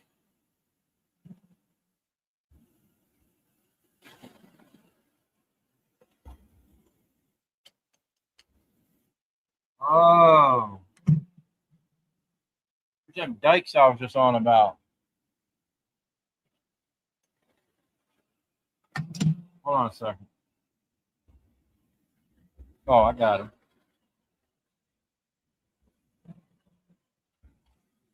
This one here, we're going to have to cut. It's like a button through the other side. It's almost like it's pressed in there. We're just going to cut that one.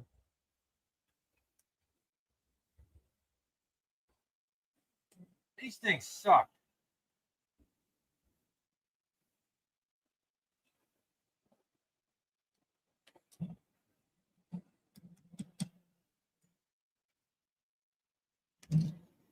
Yeah, I don't know what I'm going to do about that.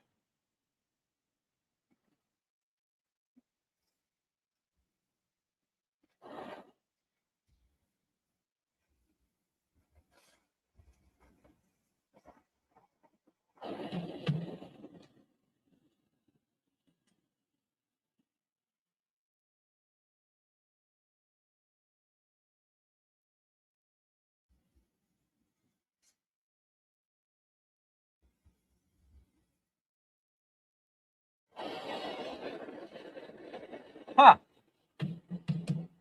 Oh, messing around with it. Uh-oh.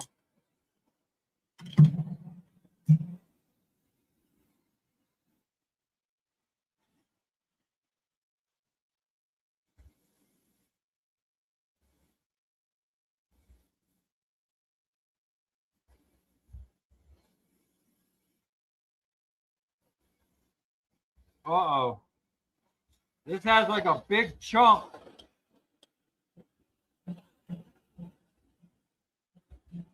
I'm not sure what the heck that was.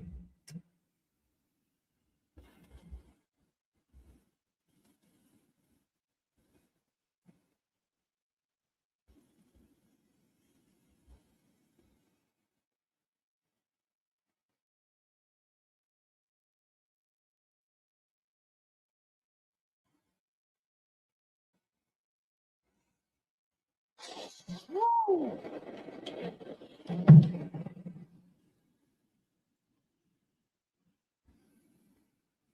Oh, I know what that is.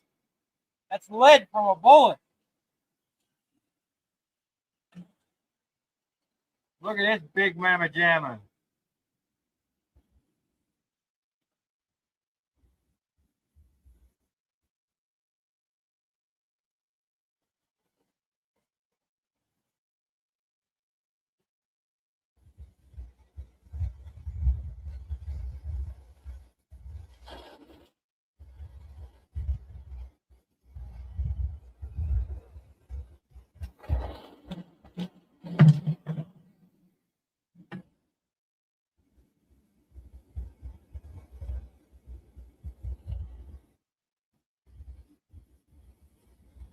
Man, there's either some serious thunder or they're dropping some serious bombs.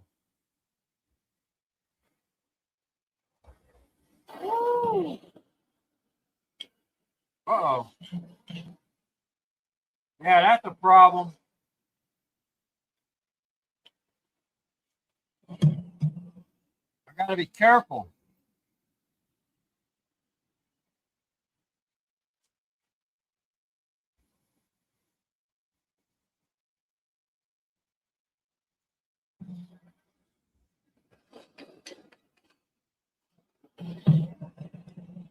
Those ones are nice.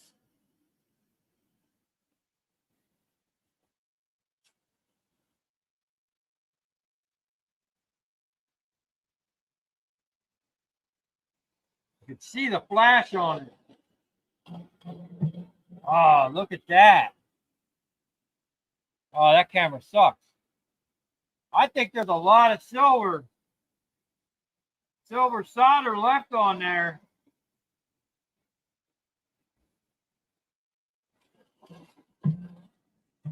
Some guy was saying I should what do you call it? Sand it down and get the sanding dust. It'd be better than trying to dissolve that much copper.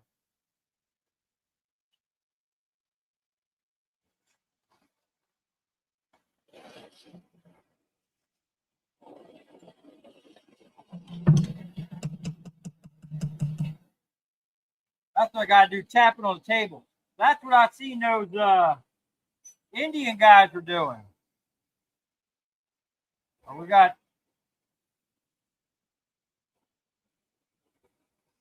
a piece up here. That's gonna be interesting.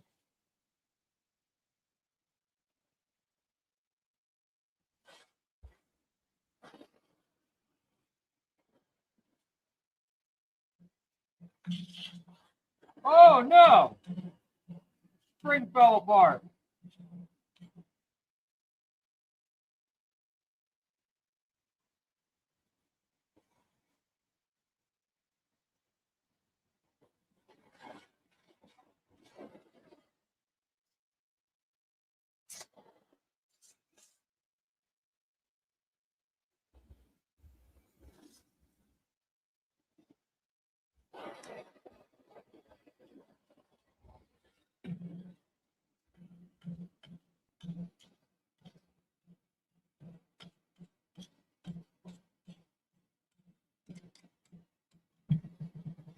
what else we got here.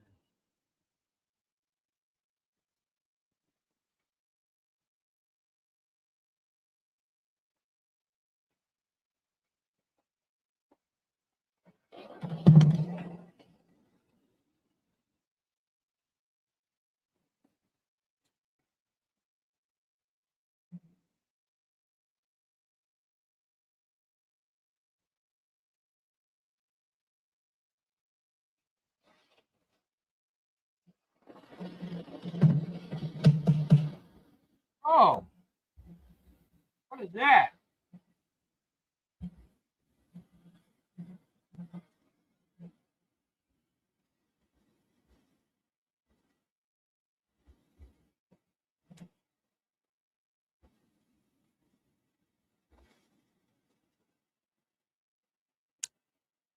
That's just copper.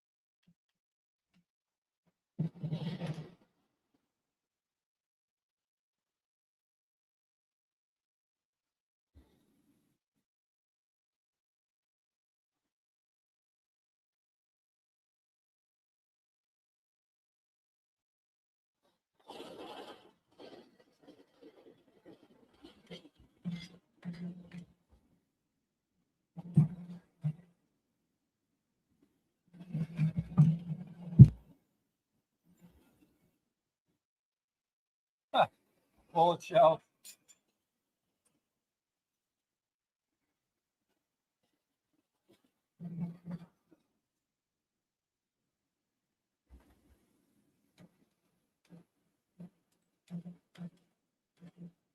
Yeah, that's deceiving, man.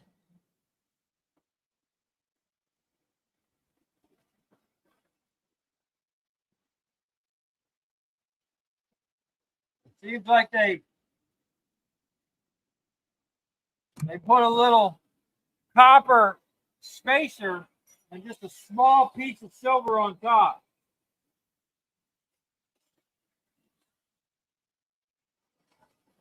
That kind of sucks. That looked like a nice piece.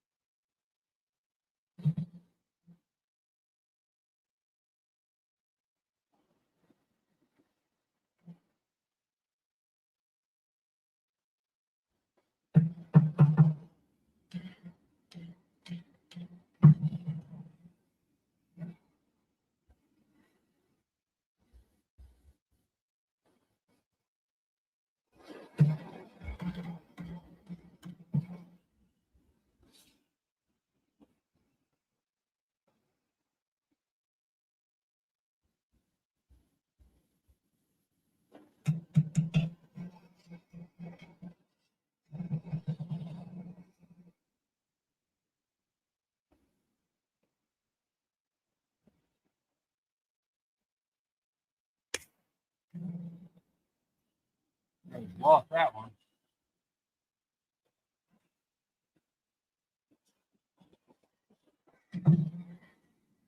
Now, this is straight up out of a like a circuit breaker.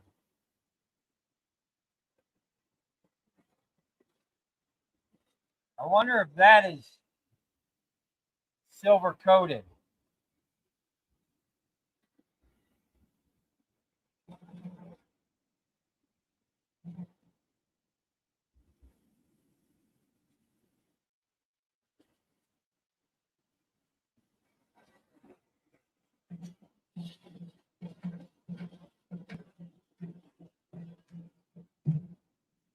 take a lot of them.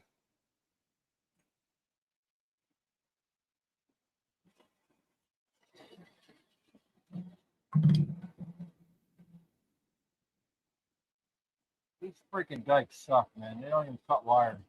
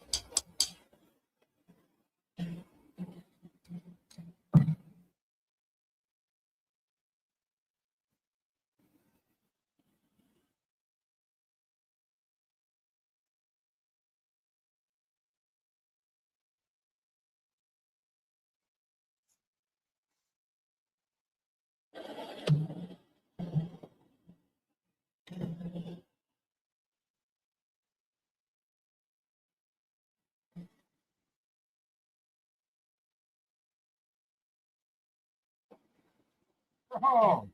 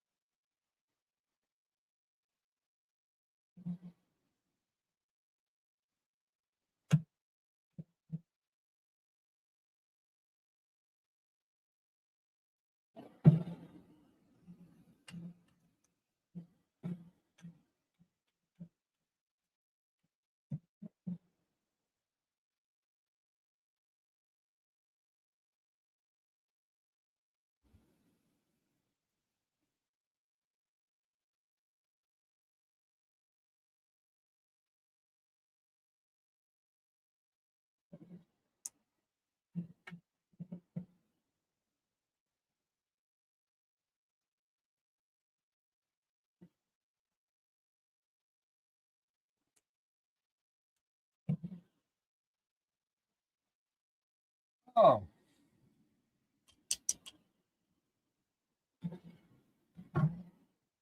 Okay.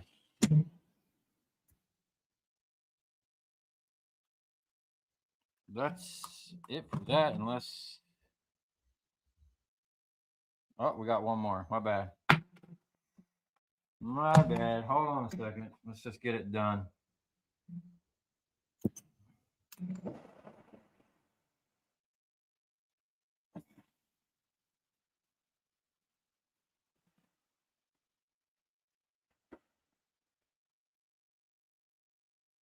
Got one of them springs on it.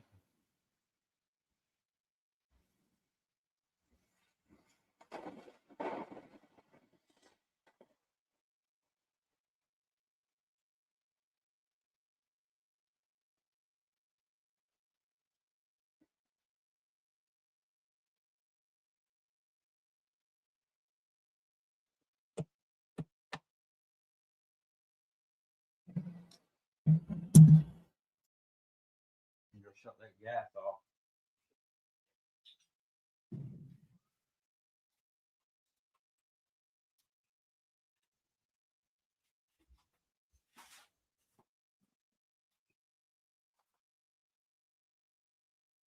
All right, man. I don't know if that pile's as big as that first pile I did, but it's pretty close. Bunch of little BBs here. That one looks like silver. Now some of this splattered with a little bit of other stuff, so I'm gonna assume there's some other stuff mixed in there. Not a lot, but most of that is big old chunks of silver, 80%. Or at least that's what it was last time. So let me sit down here for a minute. See what you guys got to say. Catch up on some questions. We're gonna let that cool down a little bit, and then we'll throw it on the scale. What do you guys think that'll weigh?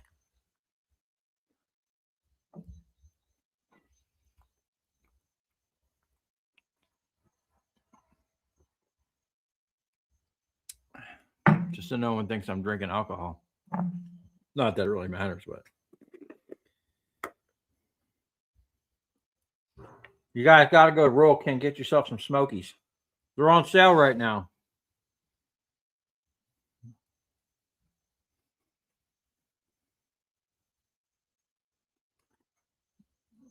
Man, that's a weird bug. I'll tell you what.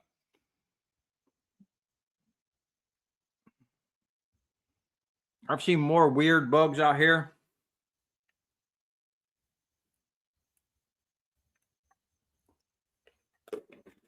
And it keeps surprising me because I'm constantly seeing new weird stuff.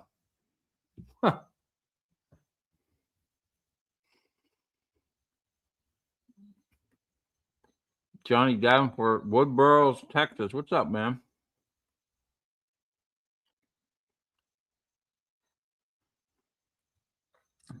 Again, Joe Valente, thanks for $20 donations, man. I really appreciate that. Really does help out the channel.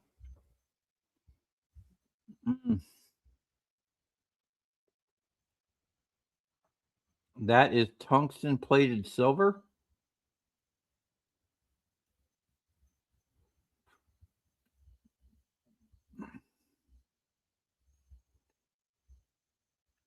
So those little things, there was a cap on it that looked like silver, and then underneath it was like, it almost looked like copper. I don't know. Well, that tungsten, I don't think we would have been able to melt it in the crucible and pour it. So there wasn't any of that in the last bit.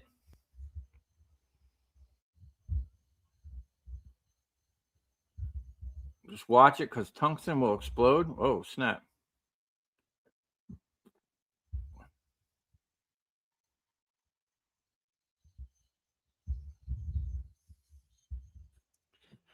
There will be a little silver solder left. Just drop the parts in a 50-50 mix of nitric and distilled water. The acid will eat the silver first. Okay. Yeah, I'll save all that stuff, man. That's like with that that other guy. Exactly 80-20 mix heated will make it quick work of it.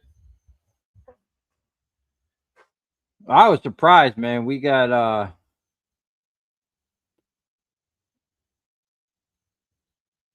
mowing for cash.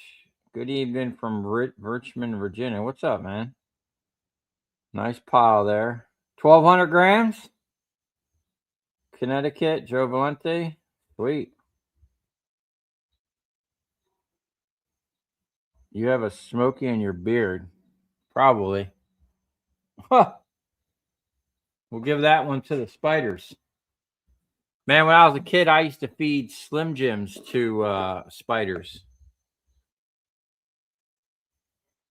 I'm going to have another one just for... Those things are so good or addictive, man. Like that potato chip commercial, you can only eat one. Or you can't just eat one. I don't think that's anything of importance.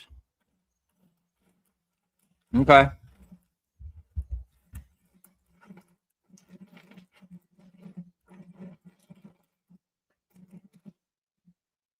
The pile's heavy.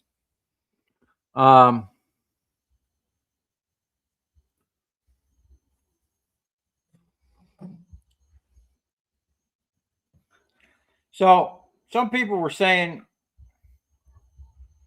oh, you know what's crazy? That's what I was going to tell you about those Indian boys I seen recycling silver. First of all, them guys are crazy. You think what we did out here was crazy and dangerous? Them dudes are out there in their robes with their sandals, these big round vats. They dump it in and they pour the acid, and they're standing right over it. And they're like mixing it up. Like no fume ventilation, no mask, nothing. They're just breathing the stuff in, which is crazy, man. But they were throwing the plates from the electric motors. They were throwing the silica steel in there, and they were throwing like a big a bird nest of copper wire up in there. I didn't get to watch the whole video, but I was kind of curious of what they were doing. It was crazy, man. But the dude that came out here, he told me, first of all, he said right before we started filming, we're probably going to get a lot of people saying stuff about how we did that. But we were rushing and we shouldn't be rushing with that type of stuff. But he wanted to show me, he was only out here for a day, and wanted to show me what we could get out of it and if it was going to be possible, And I'm 2 hours away from him, so we needed to do what we could in a day, and we were safe as we could be. Safer than those Indian dudes, I'll tell you what. But he did say that there's another way we could do it with copper. It just takes, what we did was like the fastest way possible, I guess. And from beginning to end, we were doing a couple other things in between. And we had an issue with that one stuff, which we're going to run back through. I still have copper in the buckets, in the solution, or in the bottom of the buckets that settled down. I still have the powder we didn't melt, that whole other batch. So we still have a decent amount of silver from that first setup, which we'll add to this right here.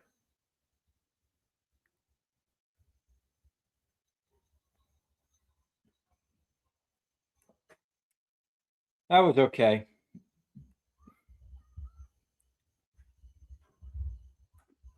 Glucose syrup. Oh, I thought this stuff was made with real sugar. Made with honey.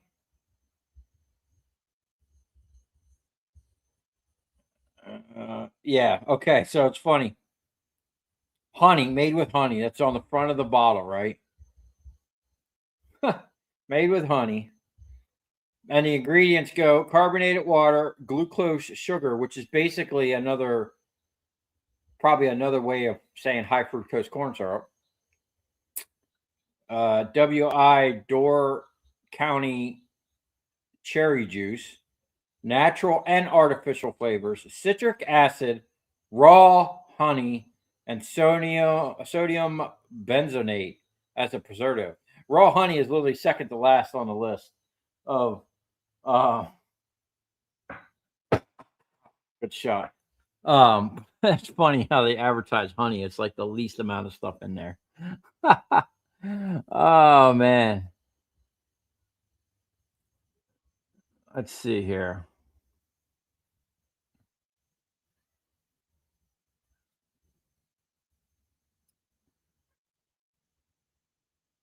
Mike Deebs, you're also from Connecticut? Sweet. Where's Connecticut? Connecticut, it's up by New York, ain't it?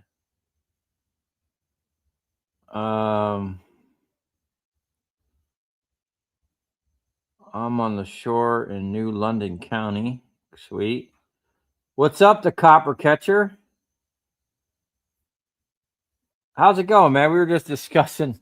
Someone had mentioned about your video, you chopping up that number two copper wire into number one chops. I didn't see what you got for that. What's the difference in what are they giving you for number one chops, and then what are they giving you for number two copper? Because when I used to do chops, there wasn't much of a difference. Like, it was very close. So I was kind of wondering if it was that much of a difference to make it worth it. You must be getting a good price for them chops, man. And not every scrapyard even buys chops.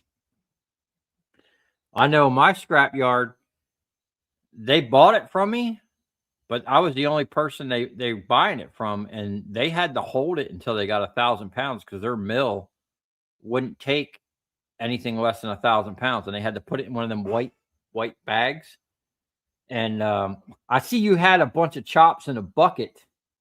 When I was doing it, those 5-gallon Home Depot buckets, I could get 180 pounds in. They were ridiculously heavy. Those chops are way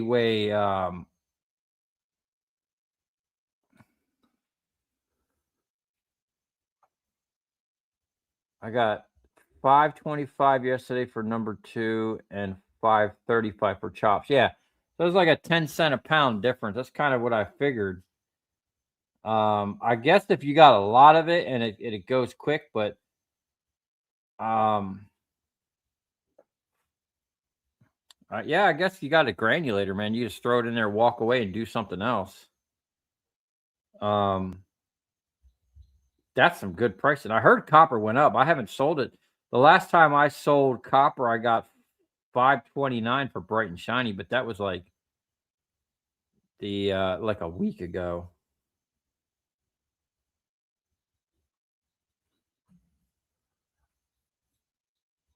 Two gallon buckets, 80 pounds. Yeah, that sounds about right. I was getting 180 in those 5 gallon buckets, man. I could barely move them.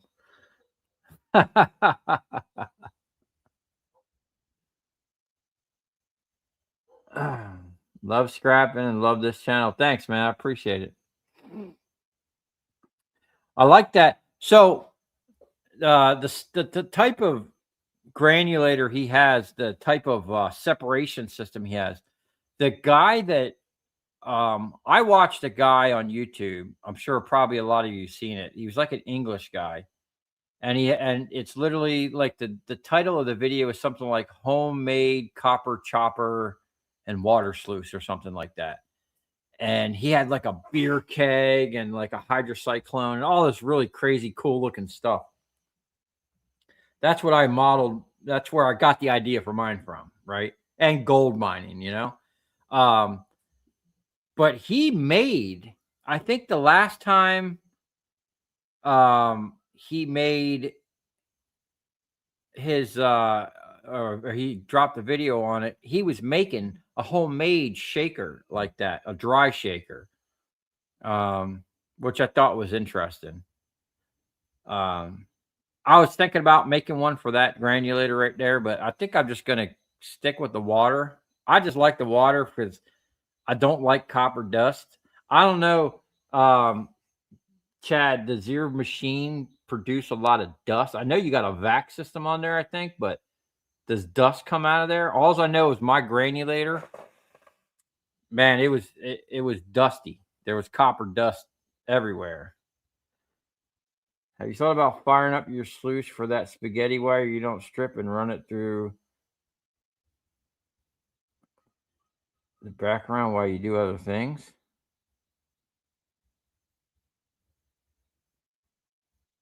It's not as bad as long as you keep the big white filter clean. Yeah. I like the water. I don't know why. I'm fascinated by the whole process of separating the copper with like the water. And I've come up with a really interesting design, two different things. One of them no one's ever seen for separating, and it's something I have to build. I'm probably going to build it out of that 1/2 inch thick hockey arena plexiglass I got, so you can actually see the process. And the other one, there's something similar out there for a different process, but I've never seen it done with copper. You know how I like to repurpose stuff. So, I'm itching to kind of get into that. I got a lot on my plate. I got too many projects. Hence the name of the YouTube channel. it ain't called Project Shop because I ain't got nothing going on. I got too much going on. You got 550 for Bear Bright yesterday. Man, that's sweet, dude. Pretty soon we'll be hitting that $6 a pound, man. I can't wait. The only problem is like, and I used to hate buying copper wire for this exact reason. Buying copper wire, especially if the customer's already stripped it, you have to shell out so much money. Way more money than you make in the end. Like you're not doubling your money on copper wire. Even if you buy it to strip it, you're not doubling your money. If you're buying, if you get a good deal, if you somehow maybe you buy it at an auction or like most of my customers, they know the price. They'll call around, just to, make sure I'm giving them a good price. I have to be competitive with the local scrap yards. I can't show up and pay them less. They'll just take it down the road. Even some of these guys need some cash. They want the best price, But the thing about copper wire, man, you're putting out, so at $6, $5.50 a pound for bright and shiny, you want to pay, you got to give yourself, if you're just going to buy and sell it, 30, 40 cents if you can. Scrap yards margins aren't what people think. They might be making, some scrap yards are grimy and they'll be making 50 cents a pound on you. So maybe even $1 a pound. But if they're competitive, like down south, there's so many scrap yards, everybody's got to be super competitive. They're probably only working on 30 cents a pound, maybe 40 or 50 if they're, they just don't care. But if they're super competitive, they're going to be working on 30 cents a pound, man. And that's typically around what I work on. But I get a good price, and most of the stuff I upgrade. So I'm buying the insulate, at 30 cents less than I get. Plus, I'm going to strip and upgrade it to bright and shiny, and I'm dealing with volume and how fast I can turn it over. But man, you want to talk about putting out some cash? Sometimes I buy wire, I don't even have the cash for it. I'll have money tied up, or like I'll have a bunch of buys in a day. It's easy to run out of cash. You got to have a good rapport with your customers. Like you could go to one customer, spend 2,000-3,000, go to another customer, spend another 3,000 or 4,000. By the end of the day, you're out, 10, 15 grand, and then you got to flip it fast because the market could go up or down. You're holding on that much money. You better flip it. You can't sit on it. You got to pay people back or just getting your own money back. You don't want to lose out on it, man. A lot of money up front. You're right. Copper hasn't went over 468 here. Dag, man. B&B should be at $6 a pound soon. Can't wait. Yeah. What kind of scale is your small foot scale? The floor scale I use? It's actually a pretty industrial scale. It's rated for a ton. It'll weigh 2,000 pounds and it's accurate to a half a pound. I forget where I got it, either eBay or Amazon. There are a bunch of them on there. 460 and 470 right now for Bear Bright in Connecticut. That seems kind of low. Would it be worth to sluice the spaghetti wire? No, yeah, man. Man, I'll granulate all that wire up,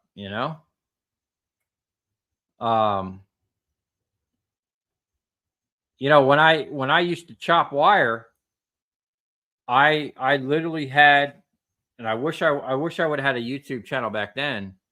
What's crazy is those videos of that sluice, I had shot all those videos and I just had them on my phone. I was like, man, this is cool stuff, and I kind of documented. Oh, snap, big old beetle. That's another crazy. We get the craziest looking beetles out here. But anyway, man, I was shooting that stuff on my phone just because it was cool what I was doing. I should have been documenting it more and started YouTube like way before. Kind of like the process of me building the stator wrecker here, which I actually started. It's kind of embarrassing that it's taken me this long to get this far with it, because I started that a good 2 years before YouTube, maybe even more. But that's been a real work in progress, and having to move as much as I did in the past like 6 years, I would say 6 or 7 years. I was in 1, 2, 3, 4 different shops, and then when that stupid scandemic came, that's when most of you guys found me, when I was working from home. And then I had one shop, and then now here I am. I had a water sluice. I just didn't like spend any extra energy to dry it. Yeah, that was one of the issues I had with drying, and what I plan on doing on the next round is drying it right in the process. Like actually the same process that I'm going to use to like wash it, I'm going to have somewhat of the same setup to dry it. So it'll basically be the way your machine kicks it out at the end. Mine will come out the same way, dry. I scrapped an X-ray for the first time a month ago. Love seeing the cool stuff on your video. Thanks. An X-ray? Dude, I was wondering about the X-ray films. The silver films. Isn't there silver in those X-ray films? I can remember the litho sheets or something. I can remember seeing gaylords of that stuff at the scrapyard, man. I wonder if they still have it. If they do, I'm going to talk to them about getting it.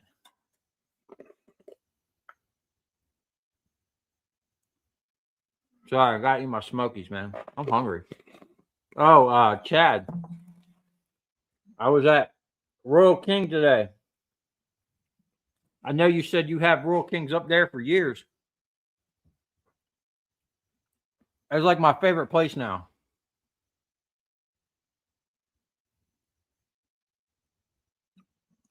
A newer dental X-ray.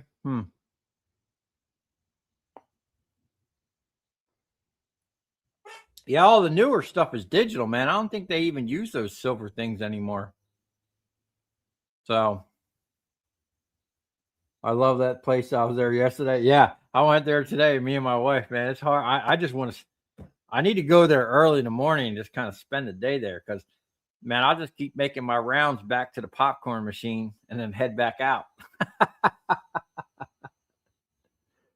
Silver in the X-ray films. I'm going to find out if they have any down there at the scrapyard, and I'll get a lot of it.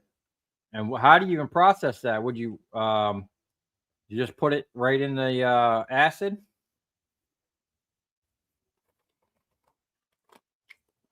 They're dog friendly? Yeah. I took my dogs in there. They love my dogs there, man. We have Blaine's and Tractor Supply here in Upper Lower Michigan. Blaine's?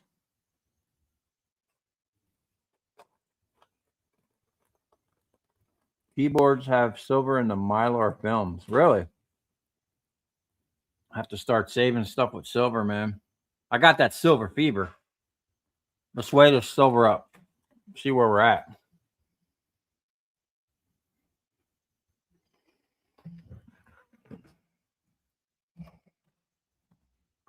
I had to borrow my wife's scale for this.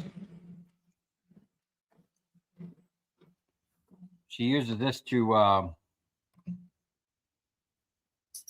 weigh our dog food, actually. Ounces, grams. We want grams, right?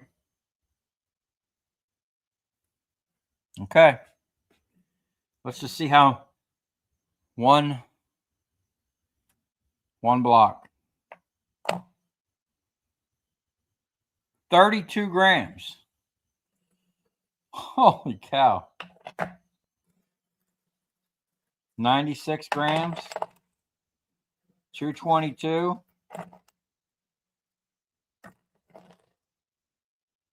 360.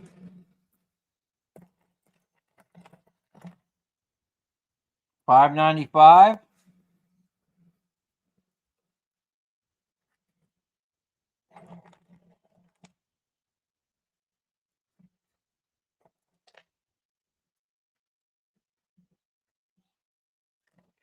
Oh.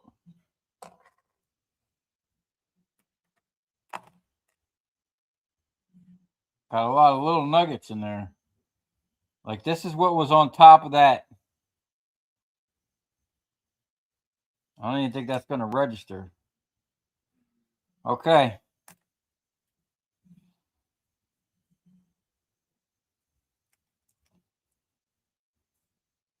This is not as much as the last one. Throw that dust on there.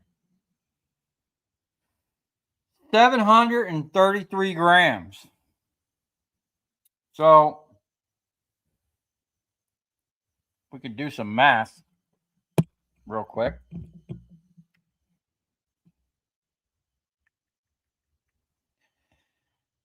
That's not last time we had like 900 grams, but most of what we had last time was like these big nuggets.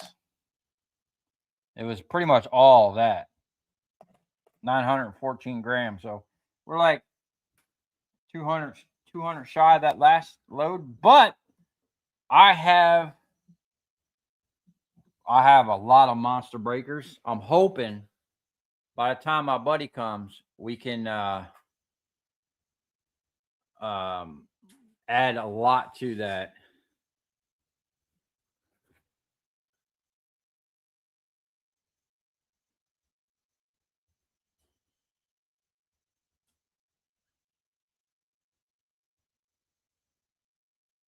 He was way off on the weight. What did you say? 200? 23.5 ounces. Silver's trading for $75 per ounce right now.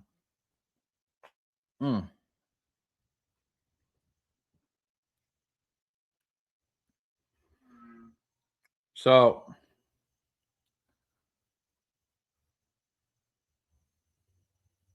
we need 20% of that. It's roughly 20% silver in there. That's at least what we got out of that last lot. I forget what we had. We had whatever it was $900.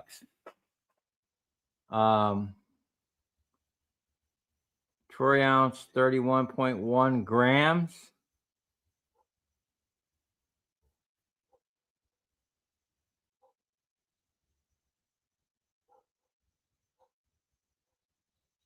Oh, you said we were. Oh, I wish I had 1,200.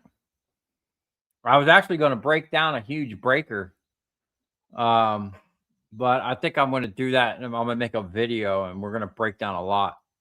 I find the easiest way to break those breakers down is just to straight destroy them with the jaw. But my jaw is leaking right now. So I might just go ahead and use that cracker on that stator wrecker. Just put that blade down there and just start crunching up them big breakers, you know. I don't see any other way of doing it. I put a crap load of breakers one time in my incinerator, and unfortunately, it literally like cooked the silver off.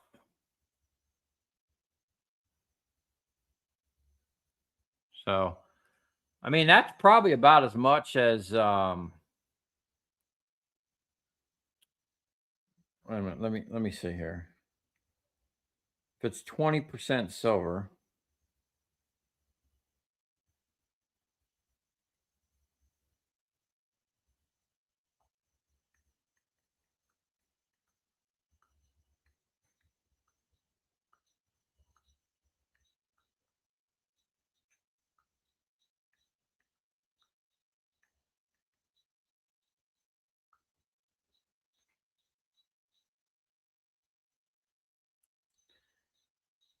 or 80% silver. I'm sorry. So we need to minus 146.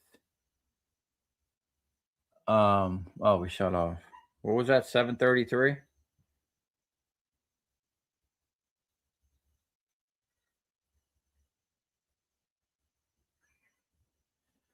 $578.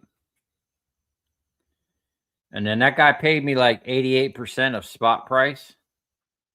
which even that dirty stuff, which had the zinc in it, he paid me the same. That guy was pretty cool. I have probably 100 huge breakers. Just ran out of acid and gas. No money to refill. Dag, dude, that sucks. You got all that money sitting there and you can't even get to it.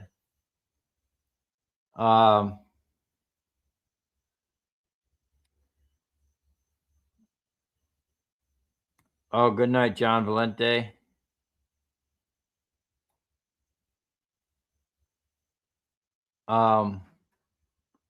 That's tough, man. What if you heat it up in your oven? Get the silver off it. Oh, you need to melt it though. 587. 587 grams. How much is that worth? Let's ask Google.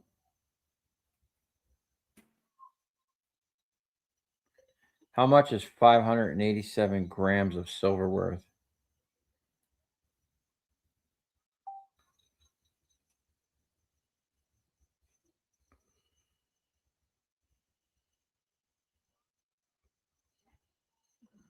$999 fine has a value of 1,443. So take about 20% off of that.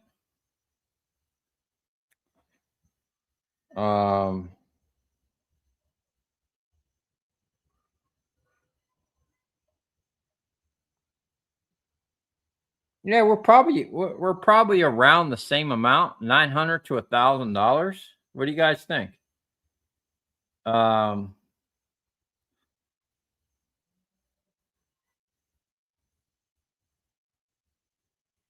It's worth 1433. Is that what my thing just said? That's if you can get that. But the guy pays, and you know what he did say? He paid me. I think he paid 88% of spot. He said he would pay more if it was 999 to 3 nines. I think I was only 2 nines. And it was stamped and ready to sell. Like it was like a 1 ounce or like a couple ounce. Like if it said 5 ounces on it, 10 ounces, whatever, stamped, like nice, shiny, ready to go, he would pay more for it. That was an interesting company. Man, I keep eating these things. They're hot.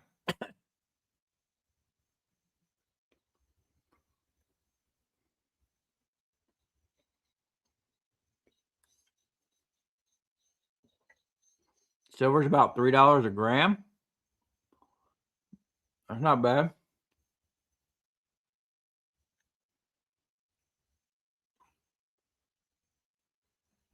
Silver was $90 per troy ounce the other day. Oh. Wow. Okay. I'm choking. Might die on the live stream.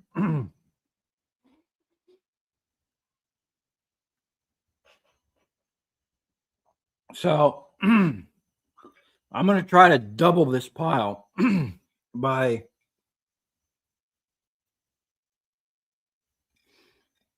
Sunday. We're going to have to do this on Sunday.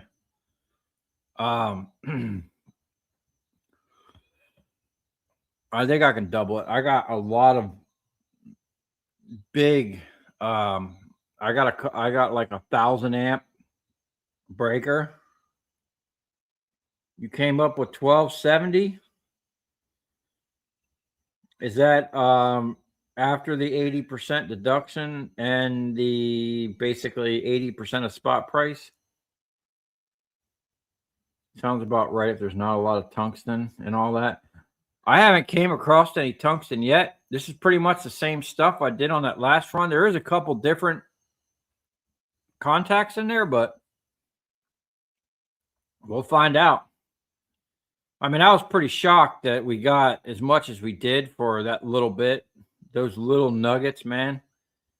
And I can't wait, dude. I can't wait to get enough of this to fill my precision ingot mold, which held 10 pounds of copper. And if silver's denser than copper, maybe it'll hold, who knows how much it'll hold.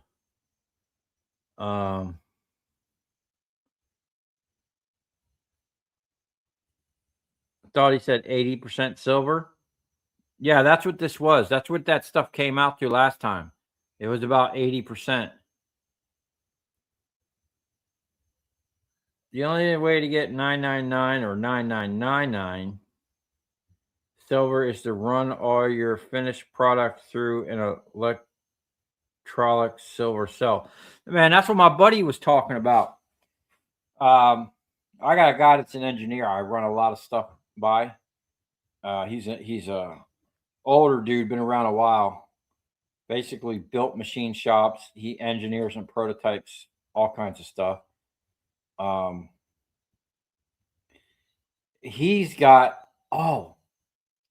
something else that I'm very highly interested in. But I was talking to him about a bunch of things, using induction heating to do what I just did with the gas. He says he can make me one real simple. I actually want to get that guy on the channel because he's like me, but with like a proper education and all the know-how and proper engineering. He's a proper engineer, right? And a machinist. Like, he knows all the stuff like I don't know. Like, I get the concept of machining and all the stuff, and I jump right in there and do it.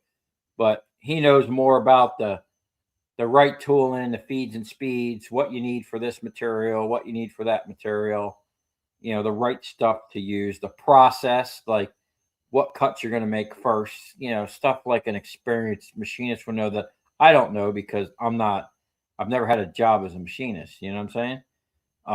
But I can so I can visualize a part and I could see what you would need to do. Like, I would get it done. It may not be the right way, but he knows the right way to do it. And I run a lot of stuff by this guy. And I'm trying to get him out here. He wants to come out here. I brought him out to the property once, and he liked what we had going on.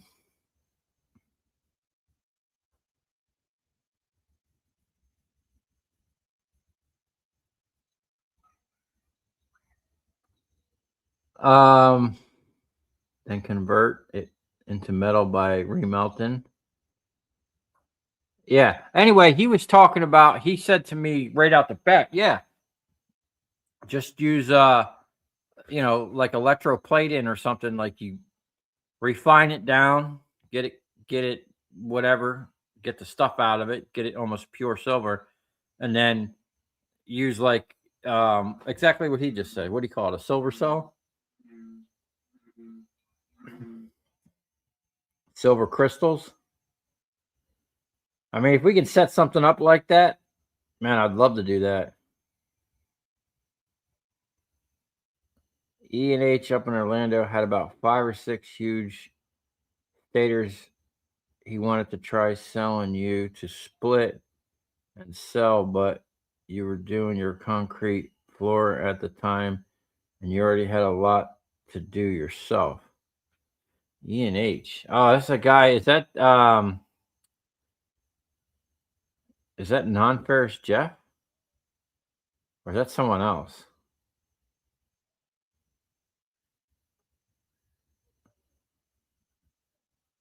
E&H Non-Ferrous Jeff. Oh, okay.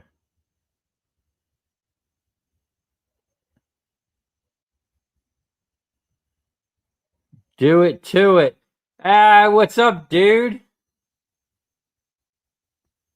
He had no idea you're going live tonight. Well, I didn't either. Did you guys get notifications? Because I think we put a notification out earlier today, Anyway, man, thanks for stopping by.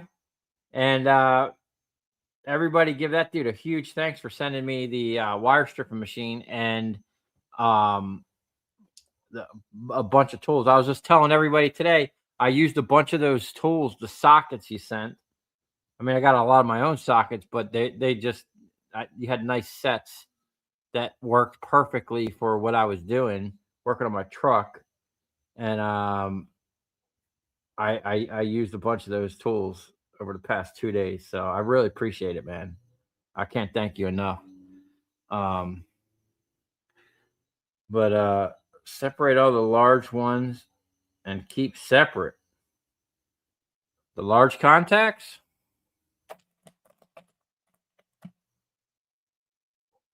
Big nuggets. I mean, that's a chunk of silver there, man.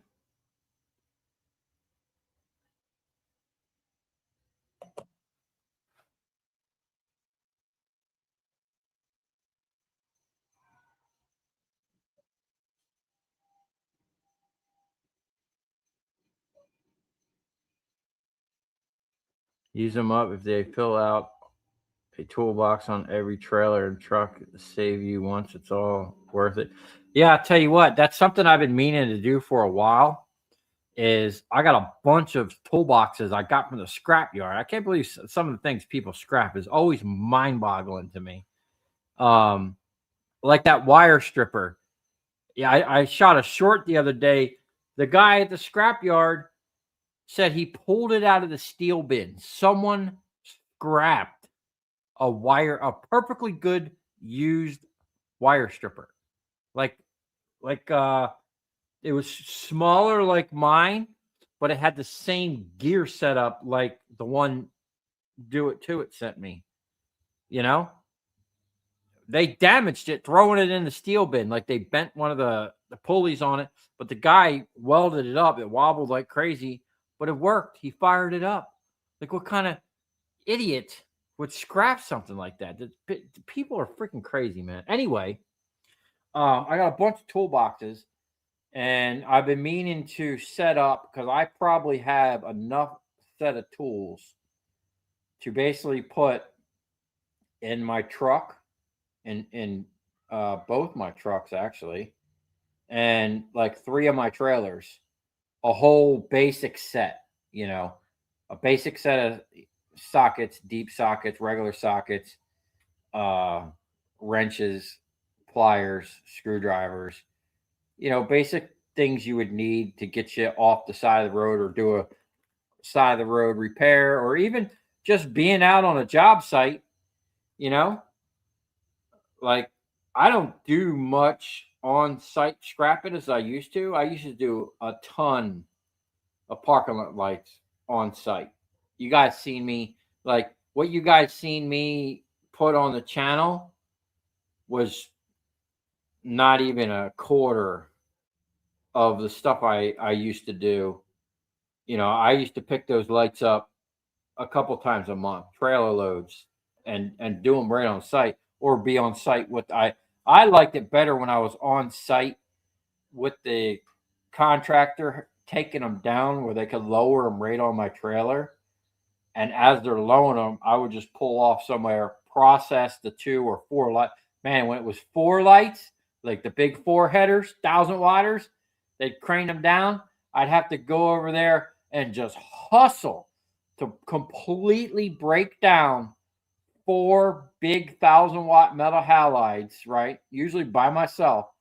Break it down, because you would have usually either an aluminum or steel slip fitter that slipped over the pole, 4 extruded aluminum arms, the either cast aluminum or sheet metal housing, and then all the bits on the inside and the transformer. So, to get the most value out of it, you got to separate all that. The wire, you got to deal with the lamp, the lens, all that stuff. So in the beginning, when you got a lot of space on your trailer, it's easy to have them bring it down and you could process everything and start stacking them. But as the day goes along, I'm stacking the stuff on my trailer. You start losing space, and then having that crane on the trailer was a blessing, man, because even if they weren't just loading it down on my trailer, they could load it down. I could pull up next to it. Even if I couldn't get close to it, I would just run a line out and drag the thing across the parking lot and pick it up with the crane.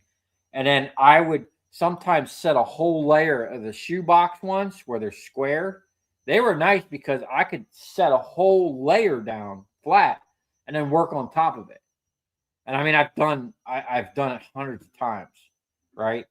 And man, I miss those days. But I forgot even why I was even telling you that. But I used to do a lot of that. And one of the reasons why I liked being out with them is because you wouldn't believe the amount of people that would steal them lights. The balls of people, man. And this is what I hate about these people give scrappers bad names, man.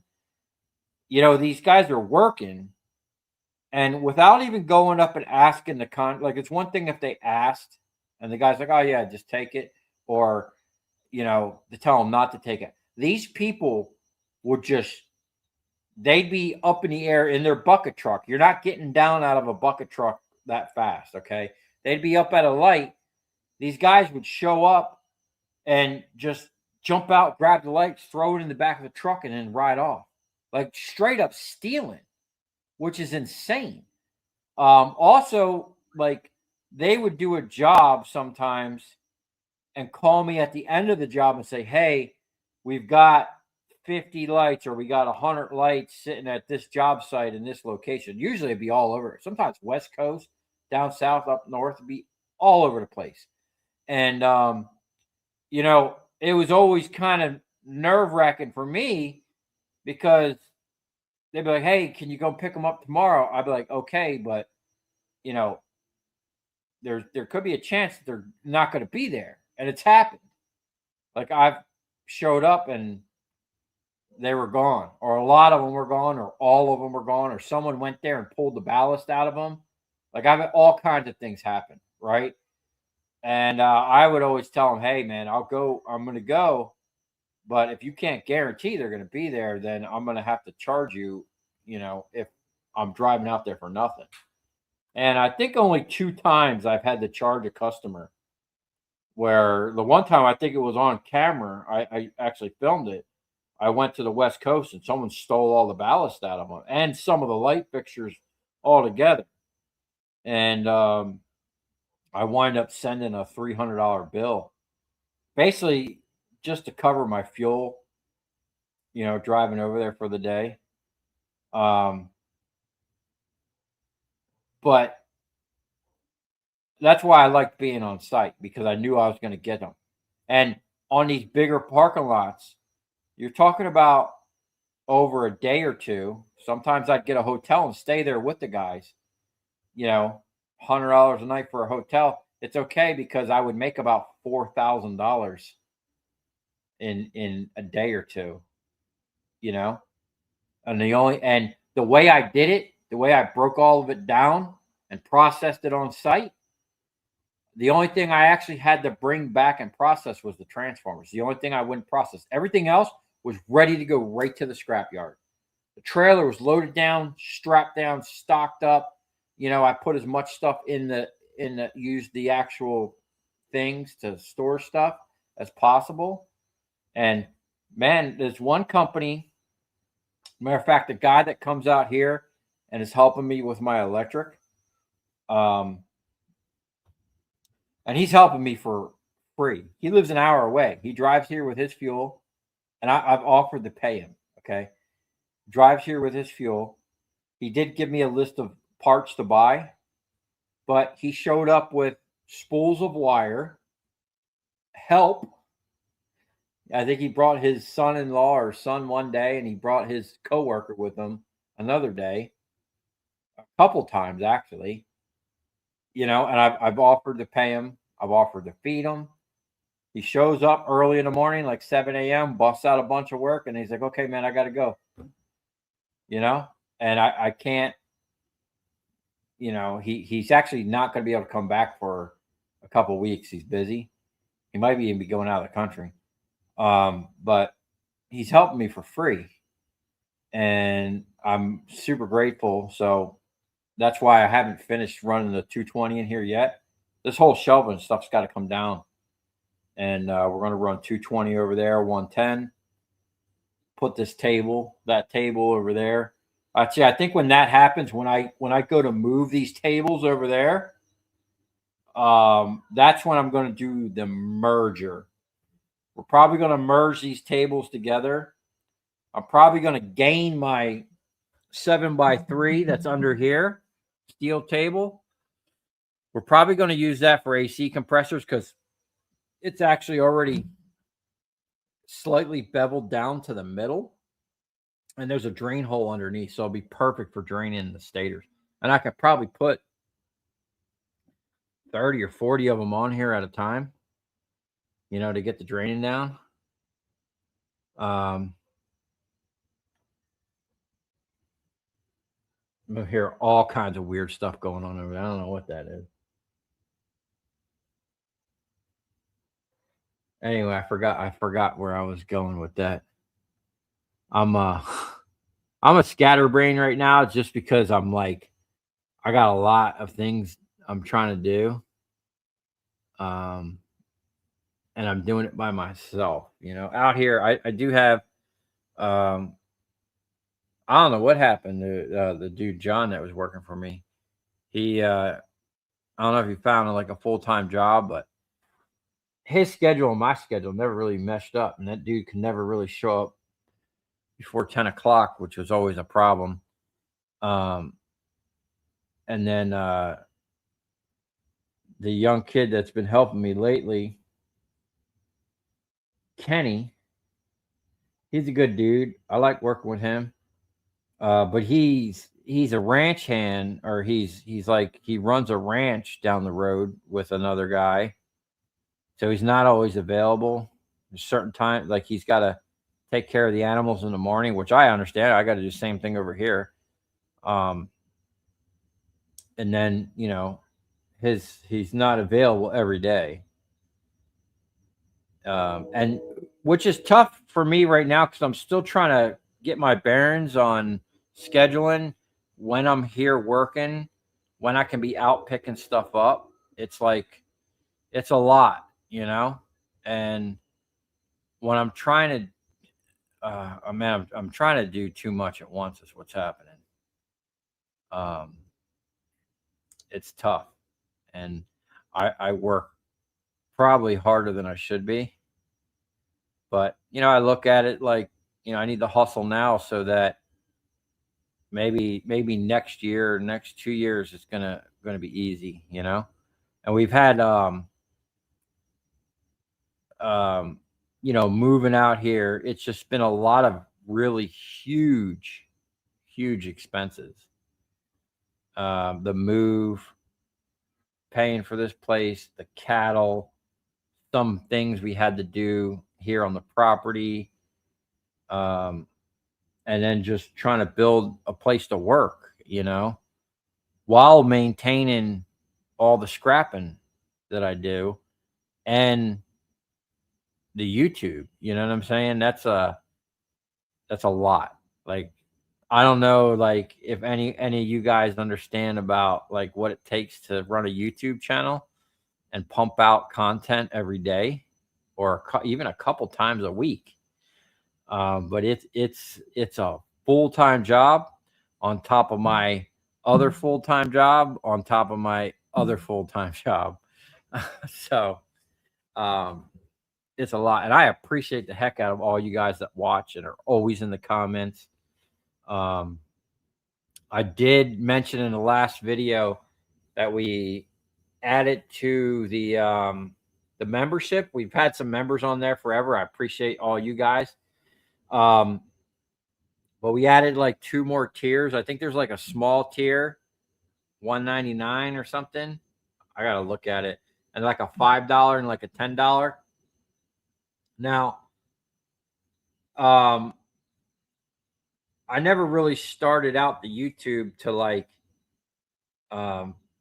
get paid and be a YouTuber, but YouTube does pay me. it seems like not as much. And I don't know if all you other guys that have YouTube channels have noticed this, but like, um, I noticed the views are not the same. Like I've had since I started steady growth every year, and it seems like 2025 like just kind of leveled off, and it's been, and it might be my content. Maybe my content is crap and nobody's watching it. Or I did watch a couple videos about YouTube because I try to always keep up on certain things like the algorithm and how to have a better YouTube channel. Because I do want to put out a good product. And they did say that YouTube is like changed their algorithm and they are pushing the audience towards basically bigger channels, so it's kind of leaving the little channels out. And I don't know. It's been kind of a lot of work just to keep the same momentum going. So, but the thing is with the memberships and why I tell everybody, they're just there if you want to support the channel. If you don't or can't, it's no sweat. The video, you're going to see the same videos no matter what. I'm not going to exclude anybody. I'm not going to say, oh, this is members only content, because some people can't afford it. And I get that. You know what I'm saying? And I don't want to exclude anybody from having a good experience or being on my channel. It's just for people that, if you like the channel, you can support it, because it literally just goes into helping me pay for all this stuff. I'm hearing weird stuff. My microphone picks up a lot of stuff that I can hear that you guys probably can't hear. I don't know if you can hear. I got the headphones on. But anyway, yeah.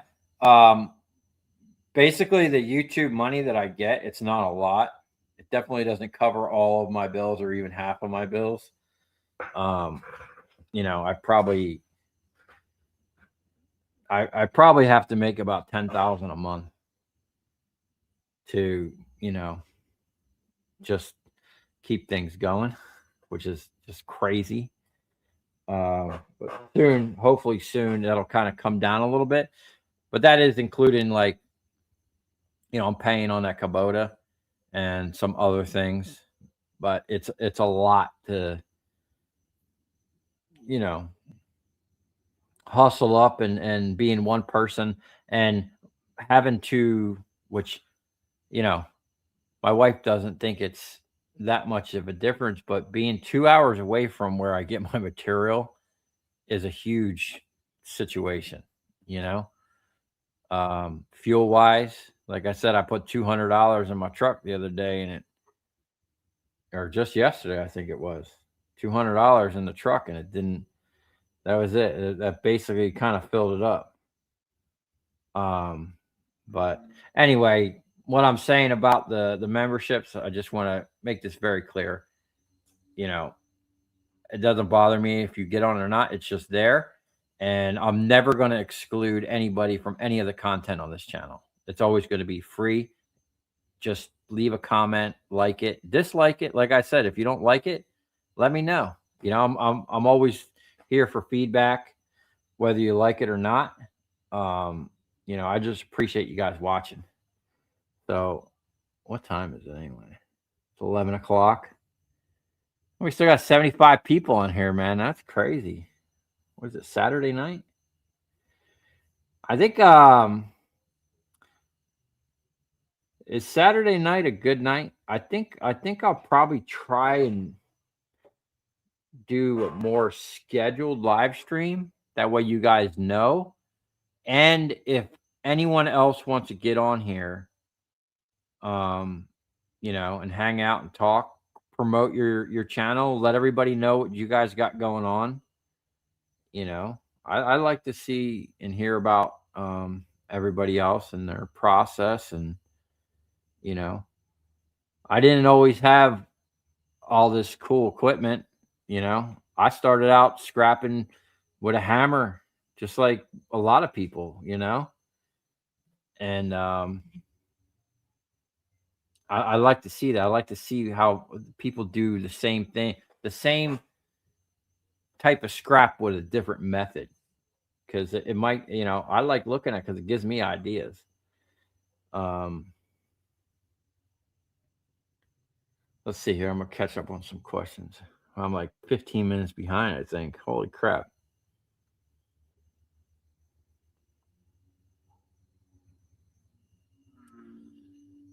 You guys were notified. This is the University of Illinois graduation weekend. Things these students throw away will blow your mind. Definitely the weekend to go dumpster dive here, and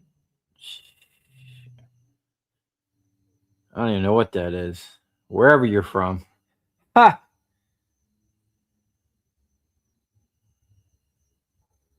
Um, can someone do it to its profile link? I don't think I don't think he has a channel. Gotta be a mod to drop Silverlicious is the only mod I'm aware of. I would gladly volunteer to be a secondary mod. Okay. You're on here just about every time. See you scrapping. I'll figure out how to do that. I don't remember how I made Silverlicious a mod.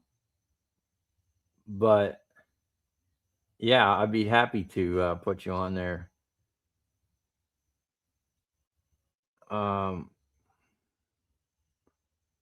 Do it to it. You want to be a mod too? Okay. I forget who it was. Somebody was like, someone emailed me, I think, and was like, "Oh, I don't know what's going on in the live stream, but I think did Silverlicious ban someone or something? I don't even know, man. I got an email about something, some kind of drama going on.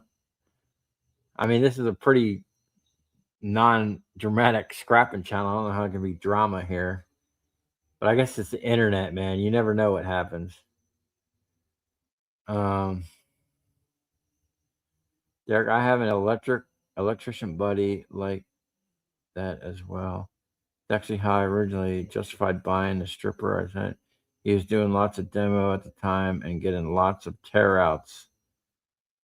Huh.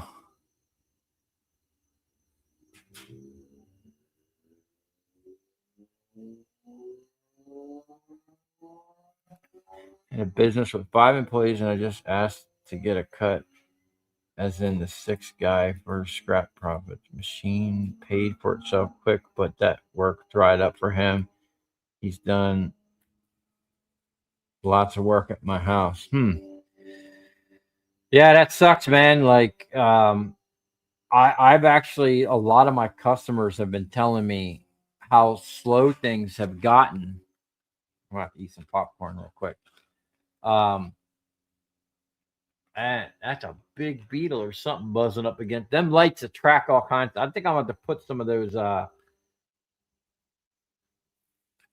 zappers out here, man. Watching from Australia. That's awesome, dude. Refuses to let me pay him every time. I was like my buddy. I asked him, he was like walking to his truck, and I go, "Hey, man, you know, it was the first time he was here with his son, I think." And I'm like, "Hey, you know, what do I owe you for today?" Because he spools brought spools of wire to run 220 for something, and you know, help. And he's just like, "Okay, man, thanks, dude. I gotta go." Like he just brushed it off and was like, "I gotta go, man." Cool dude, man. He's Puerto Rican, right? Barely speaks a lick of English. I met him on a job. Oh, that's what I was going to tell you. That's how I met him, is doing those jobs, doing the lights, the pole lighting. Even though he could barely speak English, I could barely understand him. He probably barely understands me. But like we speak the same language. Like when he seen I pulled up with that crane and I someone was asking about it. He was standing there and I showed him. I opened up. Some of you have probably seen it. Matter of fact, my early YouTube videos of me building the box with all the relays and the solenoids and stuff like that, or all the solenoids for the 6 functions of the crane. You know, I showed him how I repurposed everything and I built it and I ran all the wires and everything. And he was like super impressed because he's kind of like an engineer too. And in Puerto Rico, he was like a master electrician and an engineer. But it's crazy. Like whenever you're a master at something in another country and you come to America, it means nothing. Like you got to get an American master degree or some shit. Stupid. But there was something we were doing and we worked on it together, like on the, and you know, I'm like, well, hey, here, let's do this or that. And he just kind of like, he realized, you know, we both think alike. We're like, we think outside the box and, you know, we just got along immediately. He's cool. He's really cool. Good people.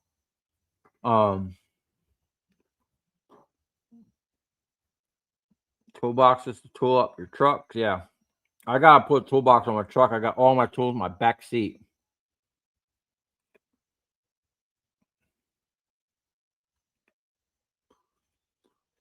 I understand that. I am moving shops too and making videos. Oh, dude, did you find a new shop?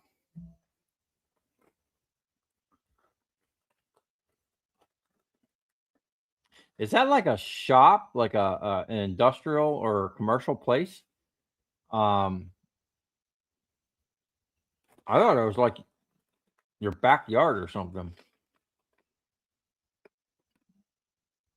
Every niche has its limitations. Yeah.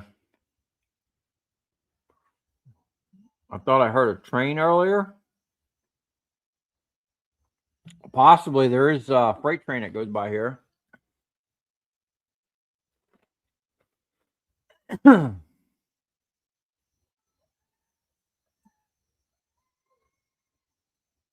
What the freak am I hearing?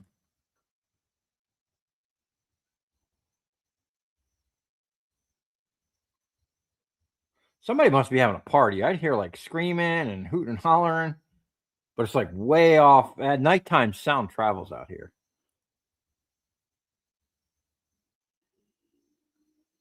I wish I could still hold a hammer. Russ, you been getting some hauls lately?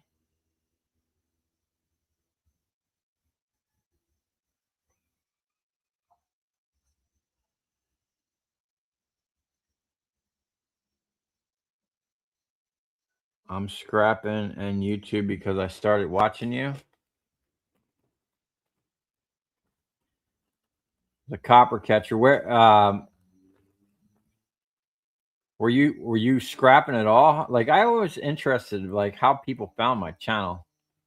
Like especially people that don't scrap or weren't scrappers and come across my channel. I find that interesting. So happier at the farm or shop? Um well, I'm definitely happier out here, man. I mean, this is like a this is God's country out here and being like at home and paying for something that you're going to own is a whole different thing. The only thing that sucked is not having like an enclosed building with all my stuff in it and a lot of concrete and asphalt. We're getting there with the concrete, but having the asphalt behind and in front of my shop and be able to drive my forklift down the street. I mean, now I got the Kubota, but the dirt out here is relentless.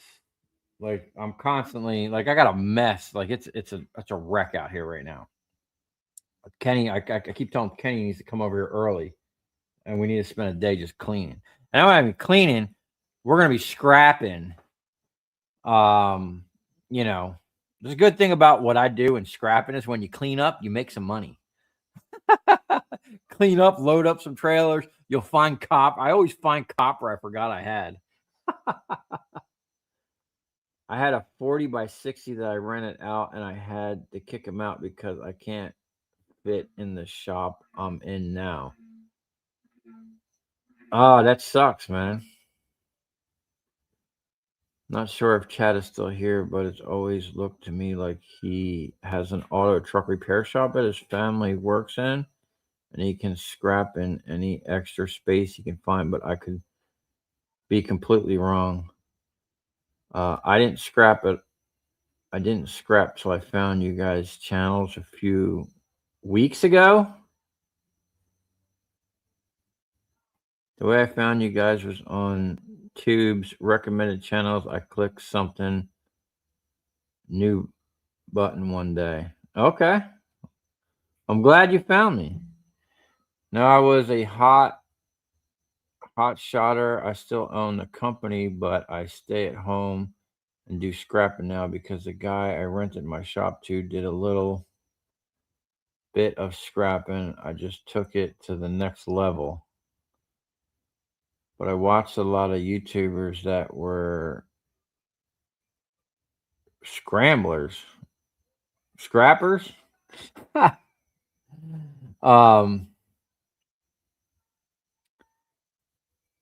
Think, man. So I didn't even see when I got into scrapping, it wasn't because of YouTube or anything. It was around 2008, that housing market crash, whatever. Yeah, I was working for a huge demolition company, and I was making good money, working as much as I want, sometimes upwards of 60 hours a week. And I probably still hold the record in that company. I worked 93 hours or something, 94 or 93 hours at the Fort Pierce nuclear power plant. I basically saved them from having a meltdown. Told the engineer that was engineering the job that, in kind words, I told him his idea of how to remove the broken concrete was dumb and that he was going to cause a problem. So they had to shut it down and re-engineer it the way I suggested. And I was out there working day and night. Like, I even fired my own guy from my company I worked for a nationwide company that offices all over. So on big jobs, they pull an operator from this office, from that office, equipment from this office to that office. So you're not just taxing one office, all your guys, you kind of, and if you got a huge job, you can bring in a ton of people from all over, right, and get it done. Well, they brought in this guy from up north that was basically, in the wintertime, they would be kind of laid off, or, on part-time work. So he comes down and like immediately he's bitching about the guy asking us to come back after our day shift and work like 4 hours at night. I always had the mindset of, hey man, let's make the company look good and make other companies look bad and do a really good job. So this guy complained. I was like, you know what, dude, don't worry about it. Go home. I'll take care of it. And I basically worked day and night for a week out there, man. Put in like 94 hours. I still probably hold the company record. And that was a crazy job. Working at a nuclear power plant, man, we had guards there. They have full on like military guards at them power plants. You had to go through, they had tank traps, like this area you cannot pass. I had a radio controlled wire saw that was on tracks that spun this. Basically, we were wire sawing this huge slab. It's basically a steel cable with diamond nuggets like every inch. You wrap it around stuff. You put it on this machine with a wheel. It spins it, and you just back the machine up. It pulls the cable through whatever. Steel, concrete, don't matter. It's going to pull the cable through it. Well, I was able to get in certain areas of the power plant. I had special clearances that I had, but there were certain areas you weren't allowed to go. So I had to train some employees how to run this machine because they had to drive it like right by the reactor. in an area I wasn't allowed, and then bring it out through the other side so that I can operate it.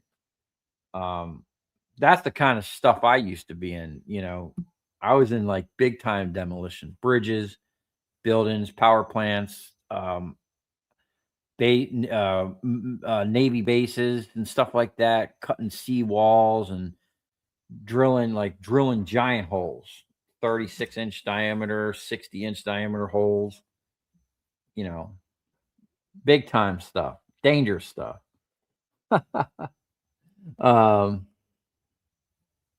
Anyway,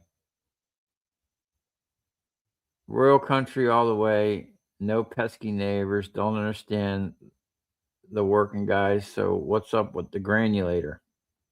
It's right there. I'll get to it, man. One project at a time. I'm already spread thin, like I was saying earlier. I got to focus on my stator wrecker at the moment, which is coming along, in my opinion, pretty good for what it is, and not buying any stock material, just like, you know, the welding supplies and stuff like that, and the flappy discs and the gas. I think I did pretty good with what I had on hand. Now, there's still some mods to do with that, but what do you guys think? Did you see that video today? Splitting those transformers. And let me tell you something. I've cut tons and tons and tons of those transformers over the years, right? And I've never processed one with that amount of ease and pushed the copper out like that. It's always been grinding, dusty grinding. Which in the beginning of the video, you'll see I was grinding it just to see if I can't get it apart. But I knew I was going to try to split that. I didn't think it was going to split it because of how wide that blade is. Because the machine that I seen, the guy had probably the blade was half that width. And he came down and he just kind of pecked at the transformer and slid the transformer down. Using all the hydraulics. Moving the whole thing around. He used the thing to, you know, pick big motors and transformers up into it. It's still going to be a work in progress. We still got a lot of work to do, but that thing is badass, man. That was by far the easiest I've ever processed that style transformer, where you have to cut the coil to get it out. You know, it just with the proper setup. Okay, I think I can do a transformer like that in like a minute or two, 2 minutes, 2 minutes max. You know, I have to really up my my hydraulic flow.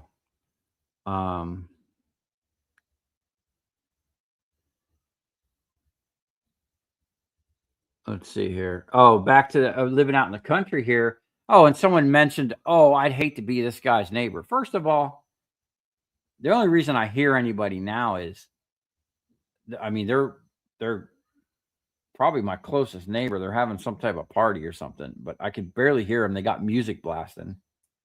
My other neighbor, he's like me.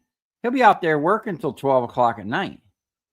You know, I mean, he's not bothering me. If I go inside the house and close the doors, I don't hear nothing. You know, if I'm out here working, you can kind of, you know, noise travels at night. You hear things. But ain't nobody out here saying anything. What time is it? 11 o'clock at night? I've heard gunshots going off later than this. You know, it ain't, you know, ain't nothing really going on out here. Nobody really cares, you know?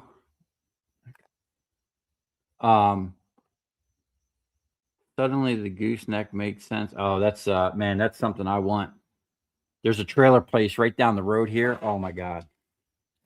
I went there to go buy some studs for my dump trailer, and man, I was like drooling.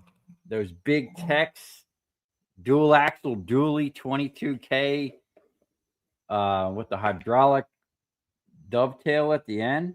You know, the mega ramps that fold up to make a flat deck. One day we'll get one. I'm actually thinking about fixing up 2 of my trailers making them nice, putting new tires on them, painting it, selling them, and putting a down payment on a brand new fifth wheeler, because I have that trailer that came with the Kubota. I have a heavy duty trailer, just not long enough, and it's probably only good for 12 to 14,000. I think it's got like 7,500 pound axles under it, but I need something like my truck is rated at 20, 21 or 22,000 on a gooseneck. And that's what I need to be doing. I need to be going and picking up Gaylords. Like when I go out, because of the distance, I need to be maximizing what I'm picking up. I need to pick up way more material in the amount of time. I might even have to start bringing help with me. I hate bringing labor that just sits, especially out. If I'm bringing labor from out here, you're talking about 4 hours. You're going to pay someone to sit. Now, as a business owner, especially in the scrap business, where if you're paying someone to scrap, man, and I could tell. I told Kenny the other day, man, I was like, listen, dude, I can tell when someone's making money. If I don't hear banging, stripping, if I don't hear a machine running, I don't hear that wire stripper grinding away, man, you ain't making money. You know what I'm saying? I could always tell for years, especially like when I was doing a lot of transformers. Man, if I didn't hear them machines running, that's a problem. Like that's why a lot of times I like to be here working with the guys to set the pace, because I'm going to hustle. I'm going to work even harder than I normally do when I'm paying someone, because I need to get as much out of them, like they can't be slacking. The scrap is only worth so much, especially if you're paying for it. If you're paying a premium for it like me, the scrap is only worth so much. You can't have a guy you're paying hourly thinking that they're going to milk the clock. You'll lose money fast. You know what I'm saying? They'll make more money at the end of the day than you if you're not careful. You gotta hustle, man. And you gotta make sure that they're hustling. And I tell these people, I'm like, hey, I pay for this scrap. You can't be sitting around. You're not gonna be on your phone. You know what I'm saying? I can hear when money's being made.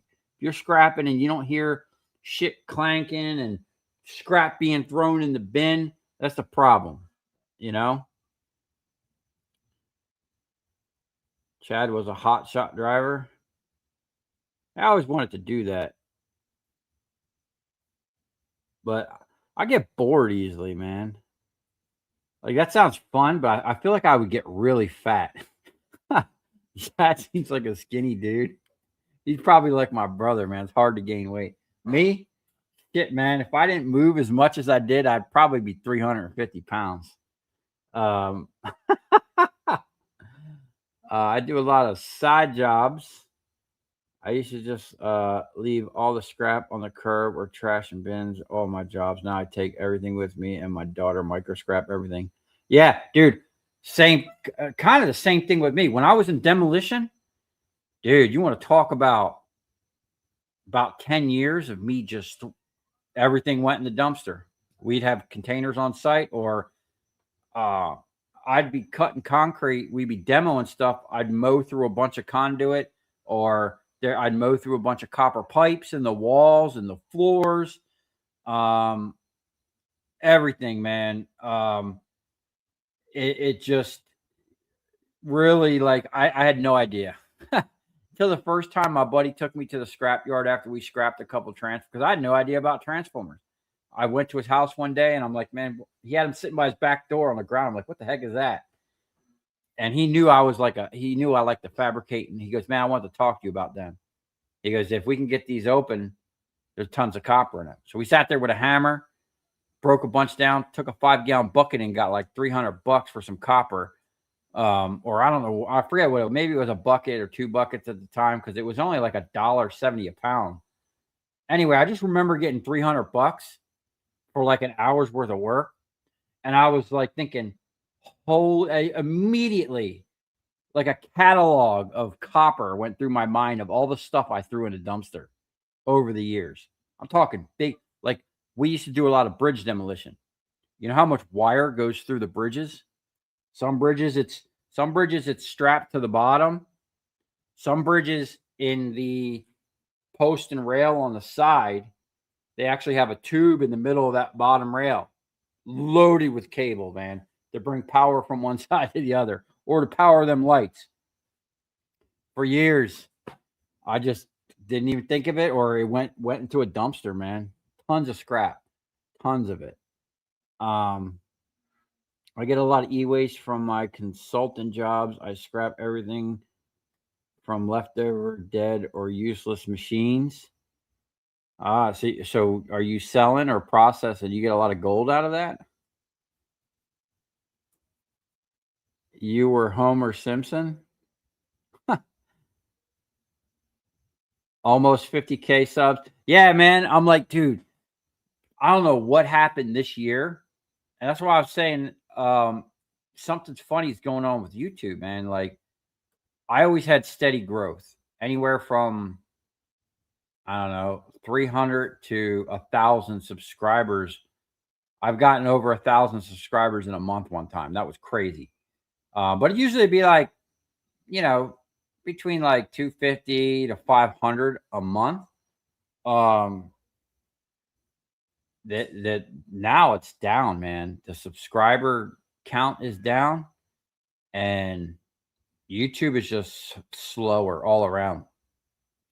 If you look back some of my older videos, I used to get between 15 and 25,000 views on average. And I'd be lucky to get 5,000 views on a video, 6,000 views, 7,000 on some good ones, and sometimes I think, maybe I'm pumping out too much content, but we watch the analytics, and if you miss a day or one day is not too bad, but if you go more than like 2 days, 3 days, when I go more than 3 days, the numbers drop tremendously, and it's crazy. So, and it's not just my channel. My wife, she watches some things where people are saying, the algorithm, if you're not on top of it, that's why I drop a video every day, because if you're not on top of the algorithm, it stops pushing you. Right now, YouTube wants all the content, I guess. I don't know. It's just, I'm pumping out more content, and maybe I think maybe I'm pumping out too much content. My wife doesn't think so. Some people seem to like it. But I don't know, man. Something's definitely going on with YouTube. I want to help you get some t-shirts made. Okay. But yeah, back to the 50,000 subscribers, man. I'm really trying to get there. I'm hoping that if I hit that 50,000 mark, it'll be like when I hit 20,000. When I hit 20,000 subs, I definitely seen a boost in the subscribers and the views. It went up. Like, YouTube seemed like it was pushing me more, and that's why I've been pumping out content, because I'm trying to get there.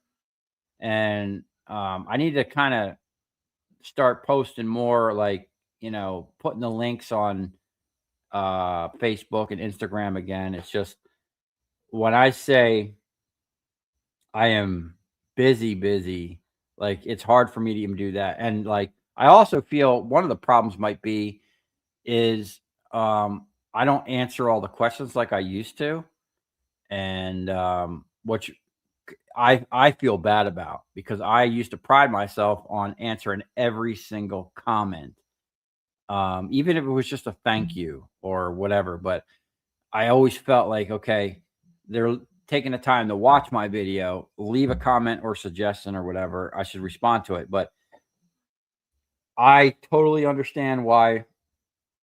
I always wondered why, oh man, how come these people don't answer the questions? It's almost an impossibility to answer every single question. You just can't do it. There's not enough time in the day. Especially if you're wearing 5 or 6 hats,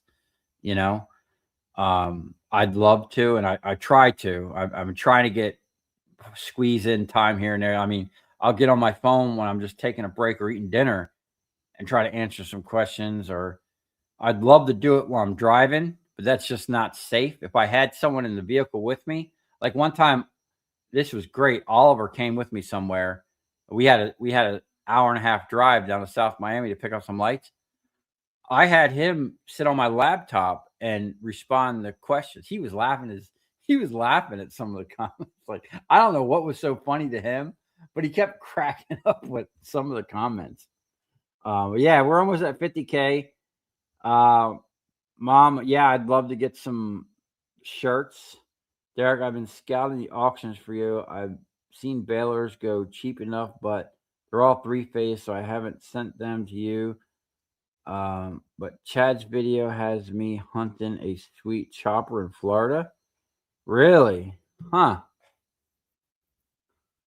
Is it like a full-on thing?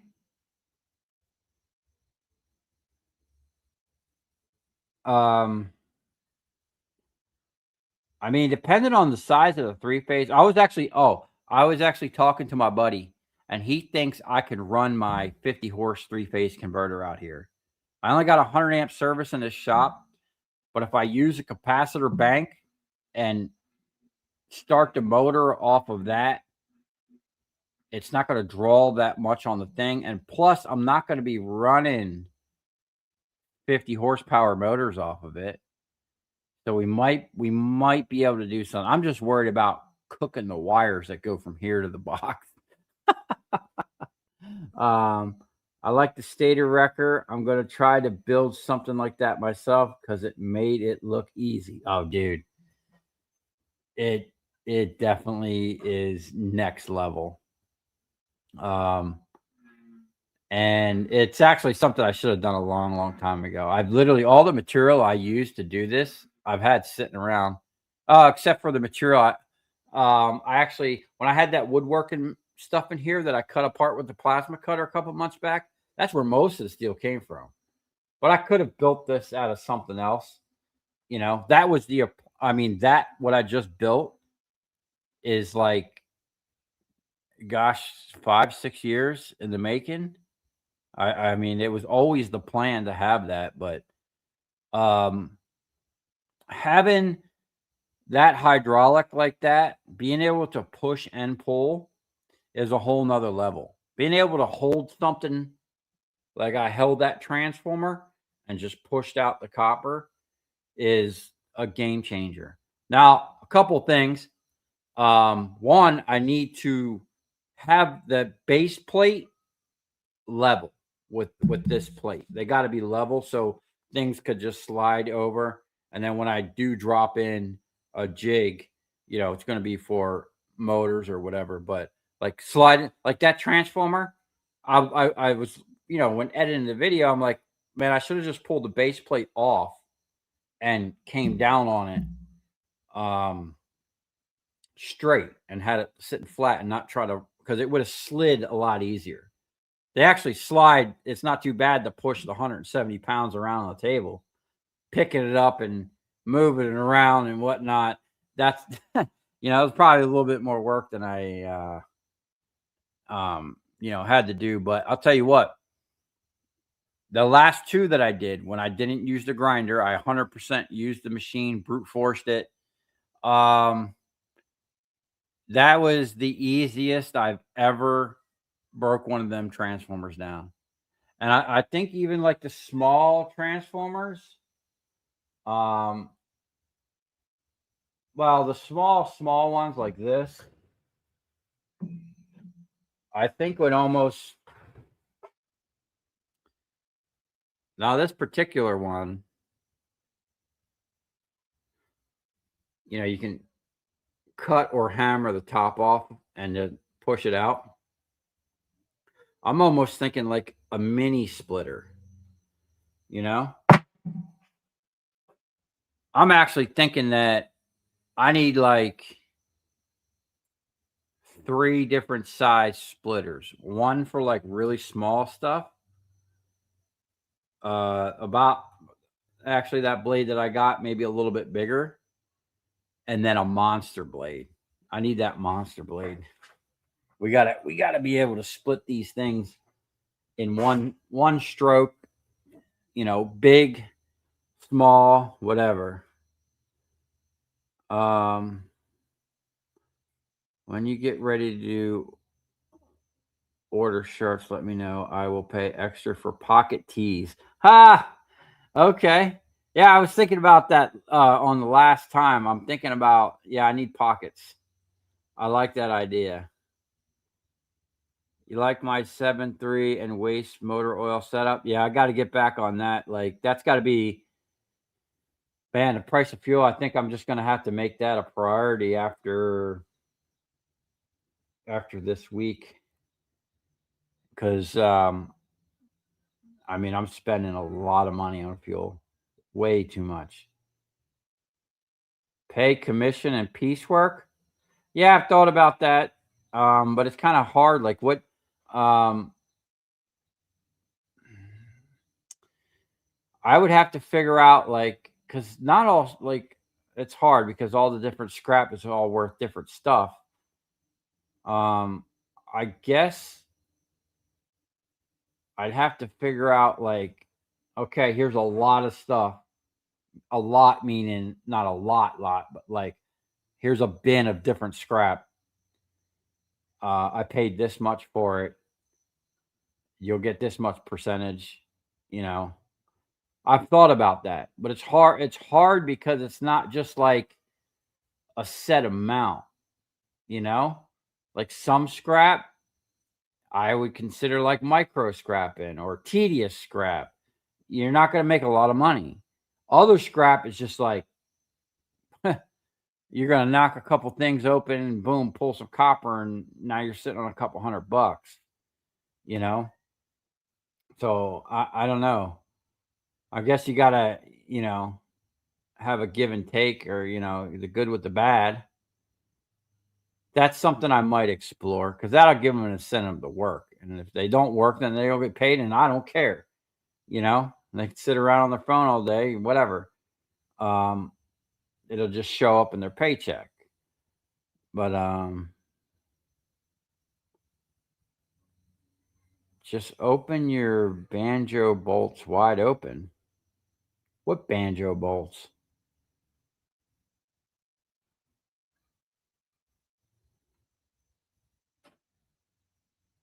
Yeah, Derek needs supervision when he starts doing sketchy stuff.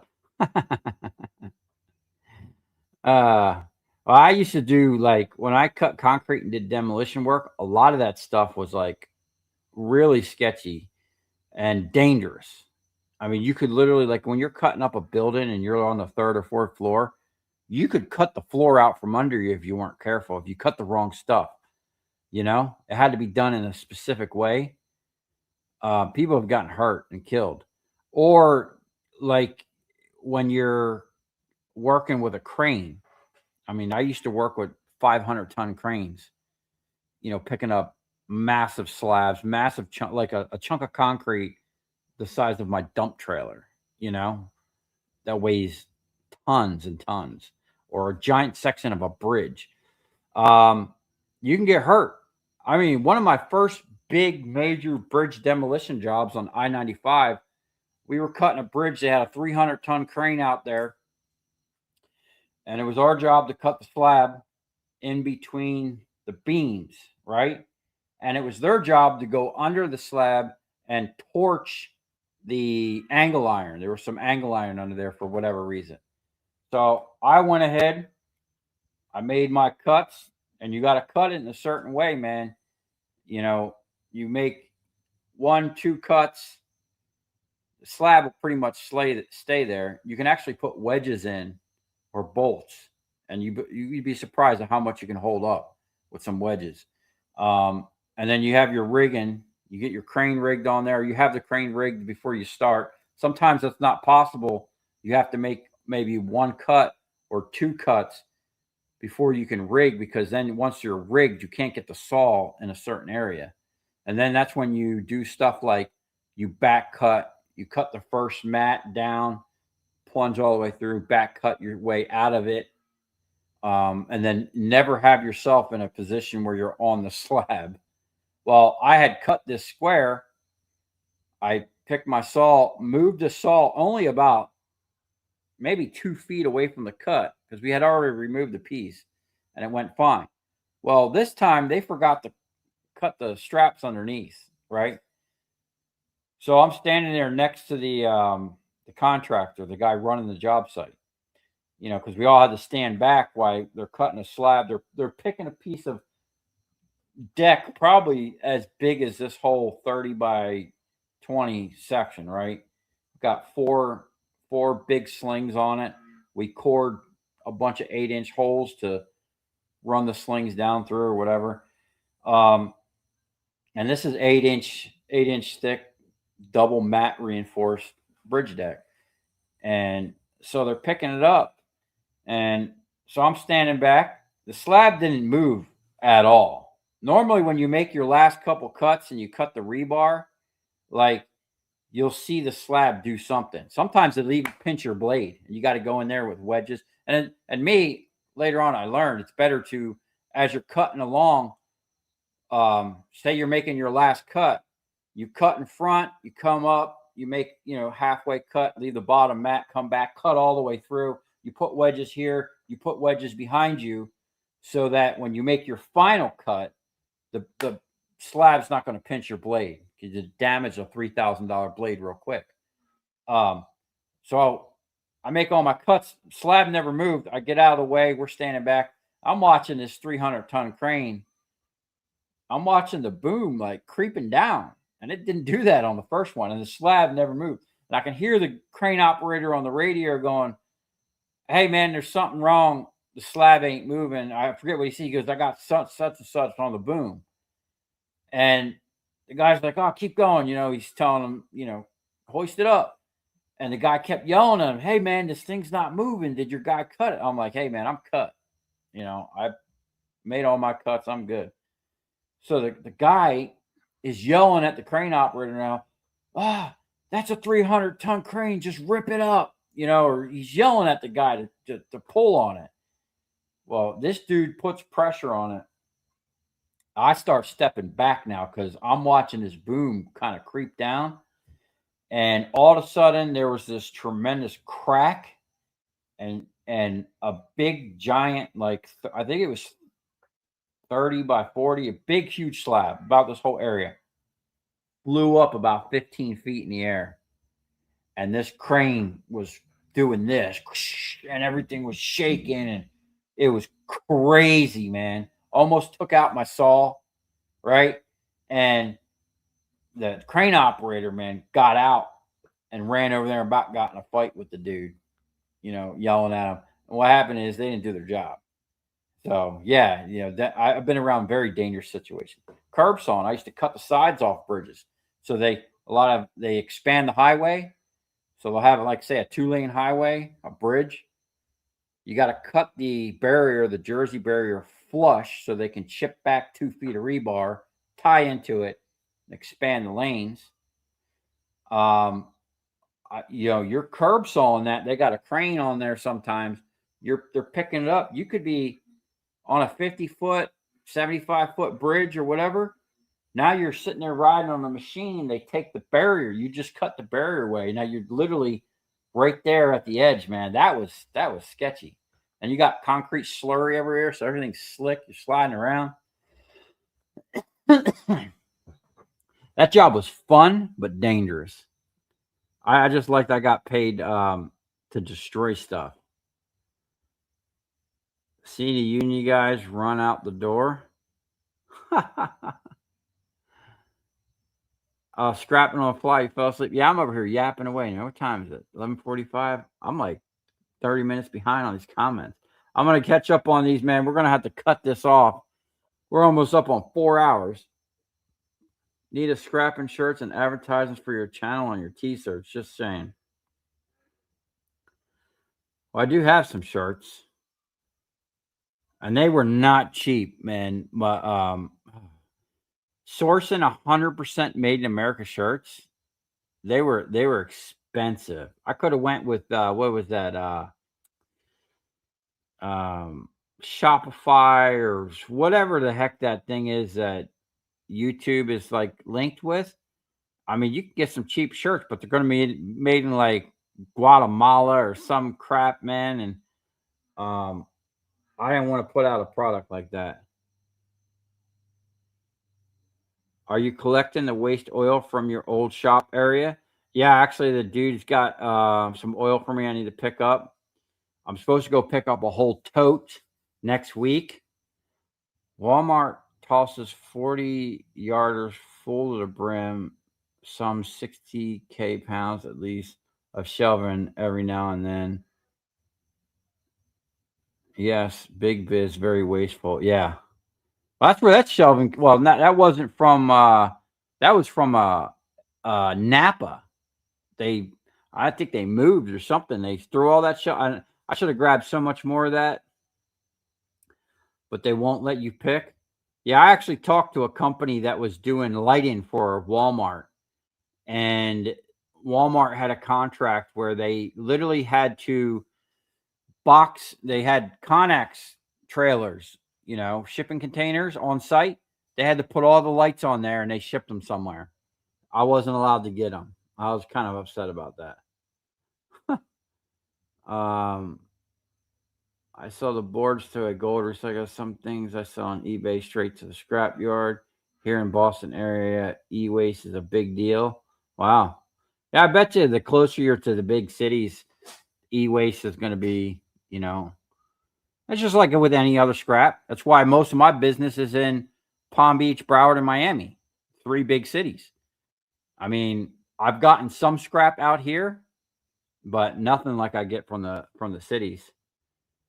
Yeah, Eric, the car guy, was that way too. When you grow too large, no time exactly. I'm gonna get into bed. See you, scrapping. Love you. See you later, scrapping on fly. You're probably already gone. Making ACR copper aluminum separator like the ones at China for 8K. Oh, the noodle machines. I call them the noodlers, man. Dude, I like those machines, man. I think they're slick. You were having to pay almost 5K in rent at your old shop. Money lost, never been seen again. Yeah. No. It wasn't almost 5K. It was 5,500 a month. Ridiculous. Started out at 3,700. And the crazy thing is, the shop I had before that, if you go back and watch my first couple YouTube videos, the shop that I was in, where you see the water sluice and a couple little videos, me building that crane, that shop was huge. And I was paying like 23 or 2,400 a month. I would love, and I kicked myself in the butt. I was supposed to move up north. So when I signed, they wanted me to originally sign a 5-year lease at 2,400, and I should have just did it. I should have just locked in at that price. Because, man, it was crazy. And the reason I left is they sold the building. My lease was up. The new owners came in and was like, "Oh, we're raising the rent, something ridiculous." I think it was like 800 a month. And I'm like, no. COVID was that scandemic was coming, and everything started slowing down. I was like, you know what? Put all my stuff in storage. I'm going home. That's exactly what I did for like 2 or 3 years. I'll tell you what, man, I had so much fun over there. Like, that's when I really started getting into YouTube and meeting all you guys. That was a blast, man. Oh, I had fun, dude. When that went down for a while there was a good month. There was hardly anybody on the road. The first couple days, first week or so, nobody was on the roads.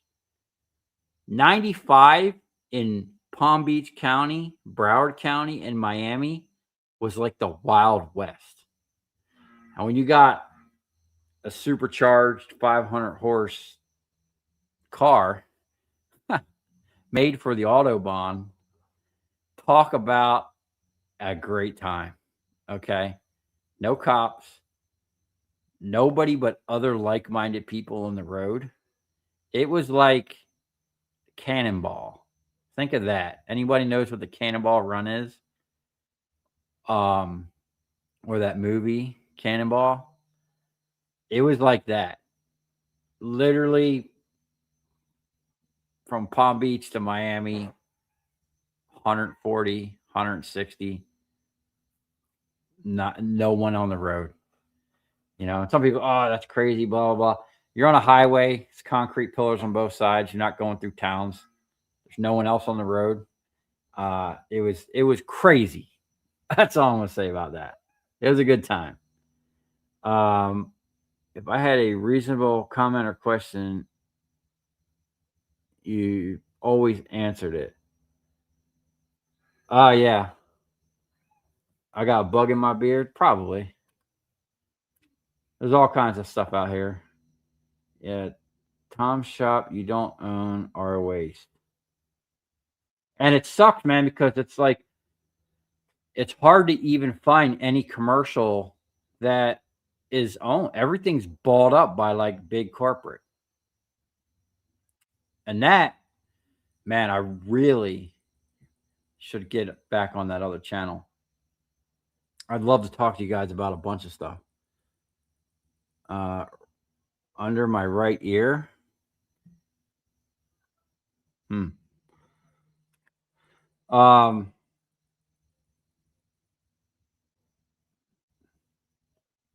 Swede makes Brandon abandoned choppers, cuts anything that fits into 2-inch pieces. It's a perfect way to densify the insulation like he does, but he also uses it as a pre-shredder for his granulator. It's perfect.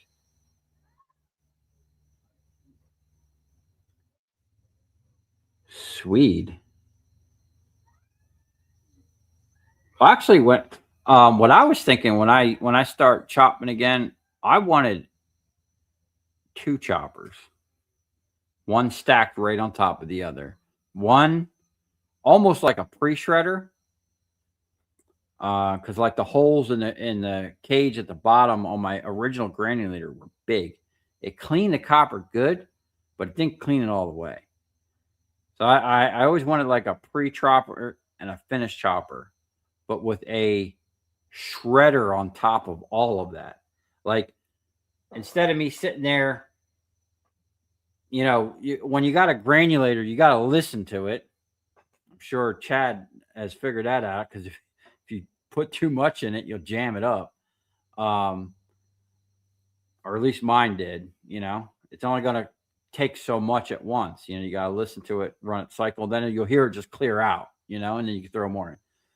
But what I found is if you chunk the wires into 1/2-inch pieces, like I would sit there with my cable cutters, I had it bolted to the table. I would grab a knot of copper and I would just start chunking it through it. And I found that you could just sprinkle that stuff in almost as fast as you can throw it in, and it would just chop it. So I want to make a pre-shredder that spins slow. Like I could just take a huge pile, throw it in the pre-shredder, and just walk away. Not even have to feed it for a while. And it would only cut at like, let's say 60 or 75%. You really don't want to be going more than like 75% of the capacity of the machine, just so it's not working at its max. You know, you don't wear stuff out. So you do like, say 65, 70% of the machine's capacity, and you just have the thing turning slow so that it's just dropping little chunks in there, and then have your system. Once I get dialed in here and I move this table over there and I finish this machine and we get on the granulator project, you're going to see some cool stuff. I've got some cool things in the works. Are the bolts on those pull motors metric or SEA? You know what? I don't know. Half of them I didn't I didn't take the bolts out. I just brute force broke them with the stator wrecker. But I'm thinking that maybe maybe trying to take some of the bolts out might make it a little less messy. But I got to figure the process on the motors out. That's still a work in progress. For small transformers, you could probably make one out of an arbor press, possibly. Back of your manifold. Oh, the banjo bolts.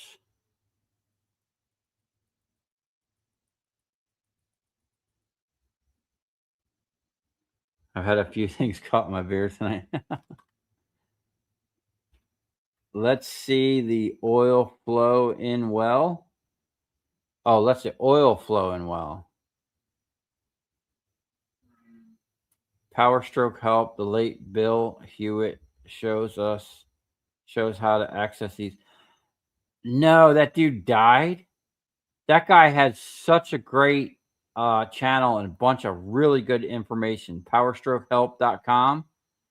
Like he put together not only a YouTube channel but a whole website, and like I think he had like a DVD or something that you could buy, and he was really innovation in the power strokes, because he was like testing water meth injection, propane injection. Oh, that's what I was going to tell you. I was talking to my buddy, my engineer buddy. He was telling me he prototyped something for these guys down south that run generators out in like for whatever mining or whatever, right? So they're always running diesel generators. And he designed a system to,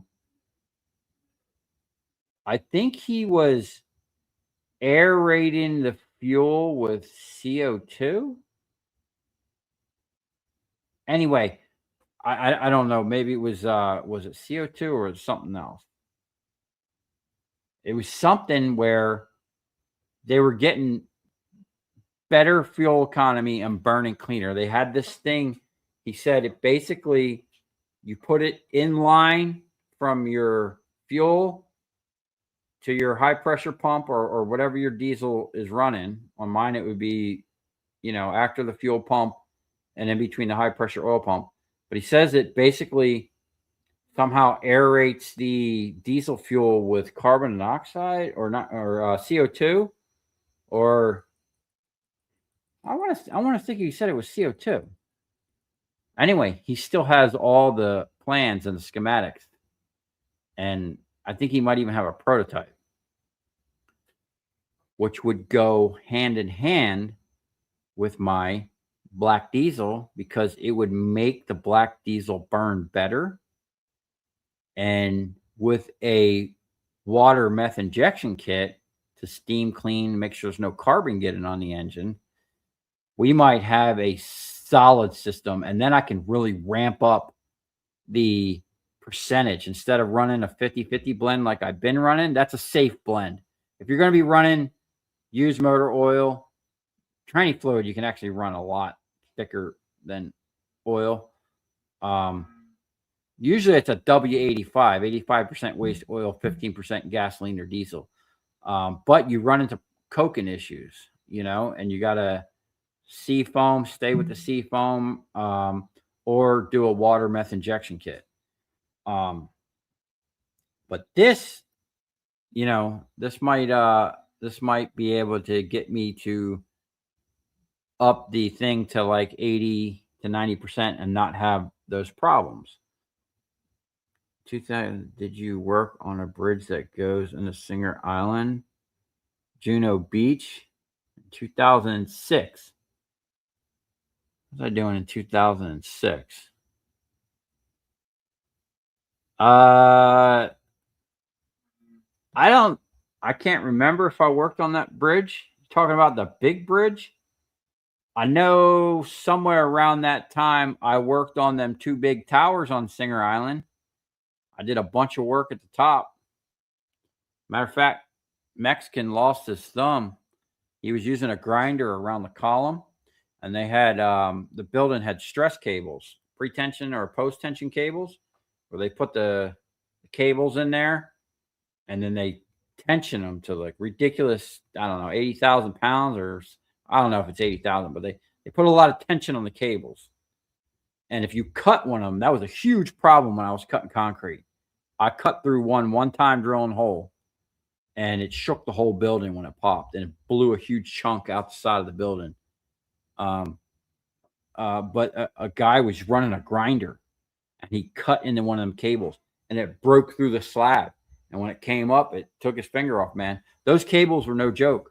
Whenever we did them high rises, and they had that type of cables in it, you know, we had to know how the buildings were built to take them apart. You can't just go out there and start cutting stuff, man. Someone will get hurt bad. We had to have x-rays. They would x-ray the slab. I had a contractor. He had x-rays, had all this stuff laid out on the ground. Okay, man, he had it laid out. And that's one thing about when I was cutting concrete, we were never responsible for layout. Right in our contract, we're not responsible for layout, underground utilities, stuff in the walls, nothing. If we hit something, that's on you. You know, we're here to cut the concrete. We're not responsible for any utilities because we don't know. We're not responsible for the x-rays, the schematics. That's your job to get that stuff set before we show up. Anyway, the guy had me drill 4-inch holes. Now, if you ever been cutting concrete and you're drilling and you hit rebar, you can tell. And we had these drills that you could ground to the building. So when you hit rebar or a tension cable, it would shut the drill off, right? But I'm drilling this hole and I stop. I tell the dude, hey man, I'm hitting steel. And he's looking in here 5 minutes, looking at all the x-rays and this and that. Oh, no, it's fine, man. It's a piece of rebar. Turn drill back on. As soon as I put that drill back in there and touch that piece of steel, boom! I had my drill. I think I was using a vacuum base that sucks the base to the floor, so you didn't have to drill holes and put anchors in the concrete. You know, we had these cool vacuum bases. It blew my drill out the hole. The whole floor shook, and it blew the cap that holds that out, and there's this huge piece of steel dangling 4 stories up. I told the dude, I was like, hey man, I can't drill anymore here. I wrapped my stuff up and left. That was a big problem, man. You break one of the cables, that's a big problem. I think some subscribers just want to see scrapping and not all the fabrication and farm content. I love it all. Yeah. And the crazy thing is, man, I didn't even start the YouTube channel to show scrapping.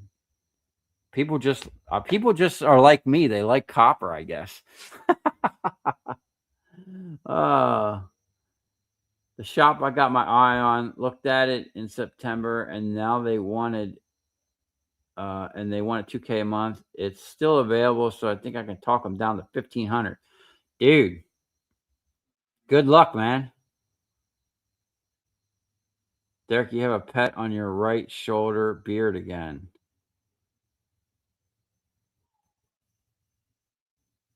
Really? Probably been there for an hour. I'm over here yapping away.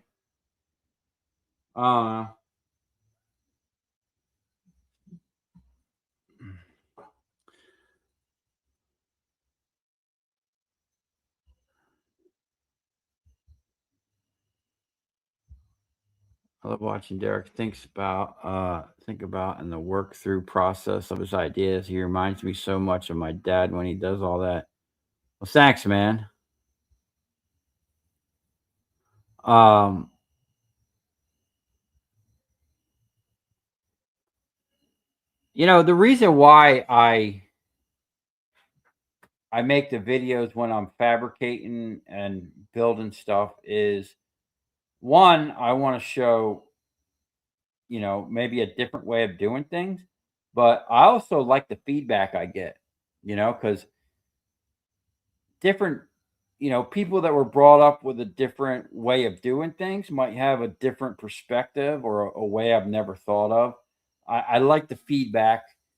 You know, when you guys leave comments, even if I don't answer them, I do scrub through and I read I'll read all the comments. You know, it's just hard for me to respond to every one of them, but I scrub through and read them all.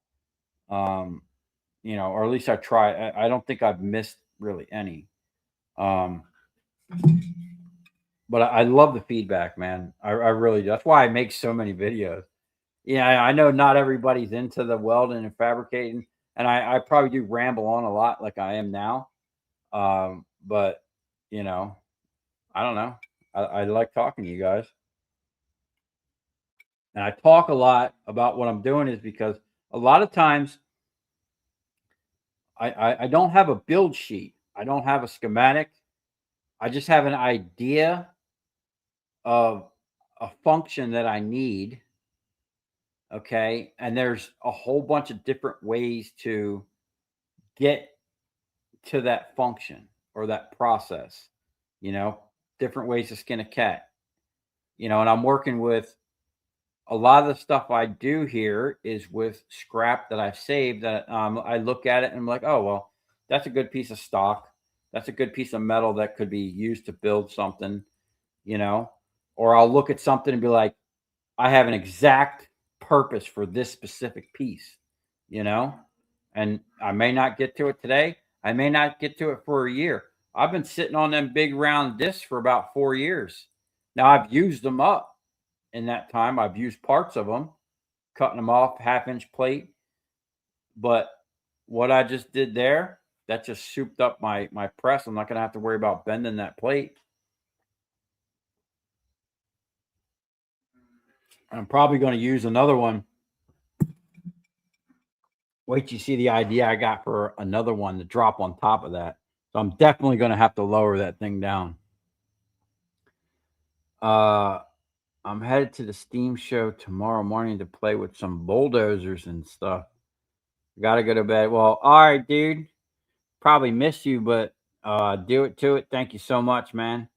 That guy is awesome. As well as all you guys, man.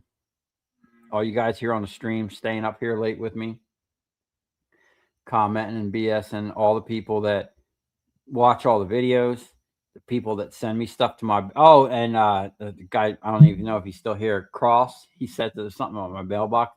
I'll be getting it Monday. So apparently I have 3 things at my mailbox. They keep calling me.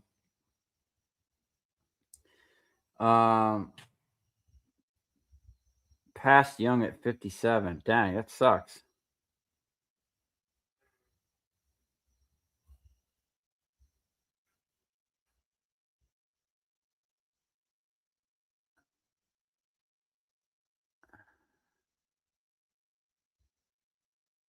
Maybe like an HHO. Huh. Tranny fluid better than waste motor oil? Absolutely. If you got a diesel, I don't know about the newer ones. I wouldn't do it with any of them new diesels that got to see through the fuel. They got that stupid fuel sensor.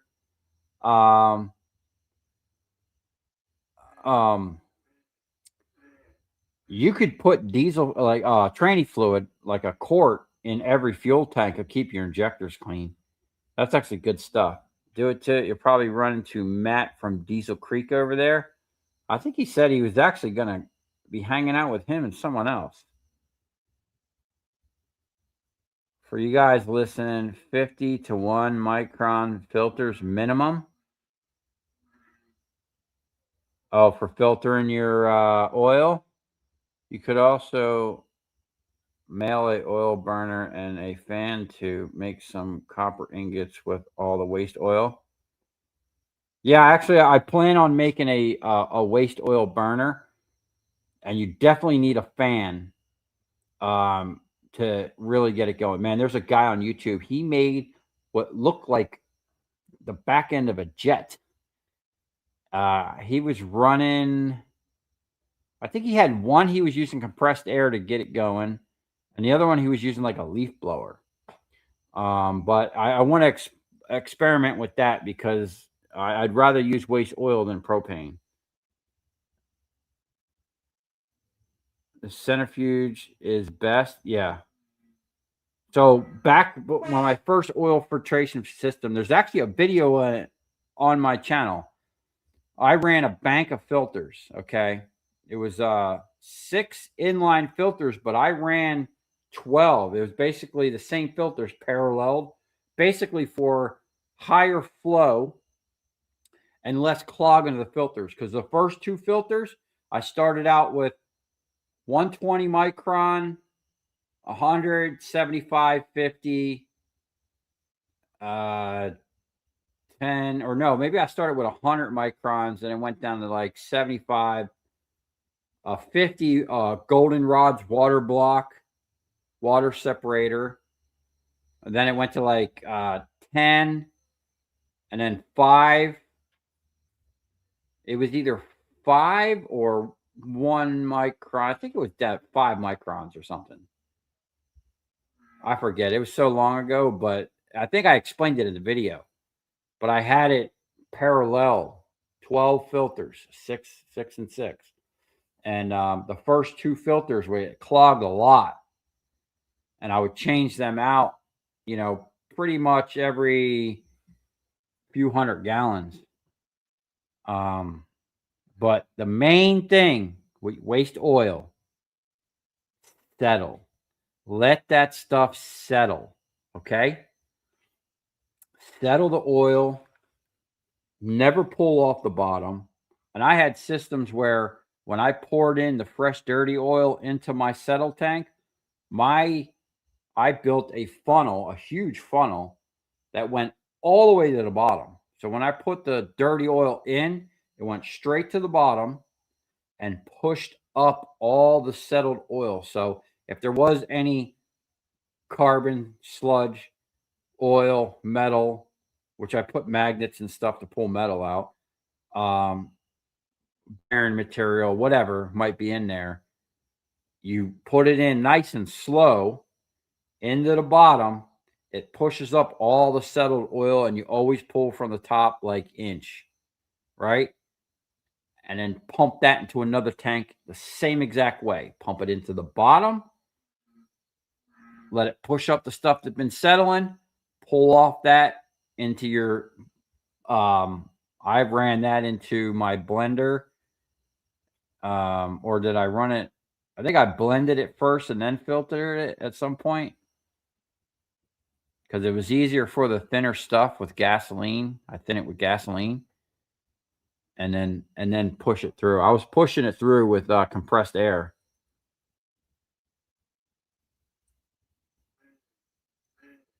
Get the good and use the waste. It's a no loser.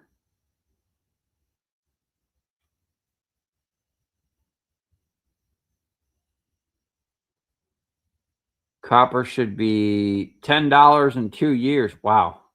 That'd be crazy. $10. So you could bring in 100 pounds and get $1,000. Man, that would have been them coils I busted out of them transformers the other day. But when the data center bubbles will burst, man, those data centers are crazy. Like, why are we building them? Like, there's so much stuff we do that, like, people need to stand up more and be like, no. Exactly. I'm like you. I build, fab, weld, do carpentry, eBay, had scrapped, engineered, auto repair, you name it. Yeah, that's a lot of work, man. Doing everything yourself.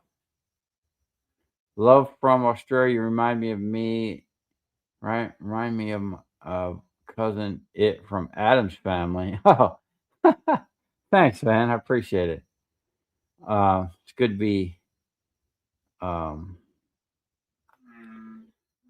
thought of as a celebrity. Good question. Have you thought about melting the aluminum off the rotors?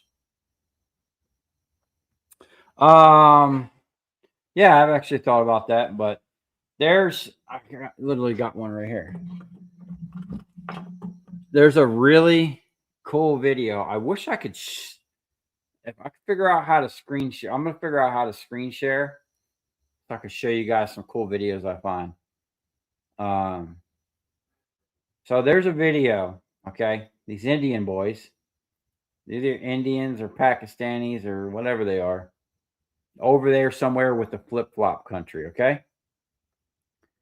Basically, one guy's got a huge press. I mean, his cylinder is probably 100 tons, but on like a faster, lower PSI, higher volume scale, it's just a big, the bigger round you get, the more tons you're gonna have. He's pushing out the cores, right? So he pushes out this core, sends this piece onto another guy. This guy puts it on this disc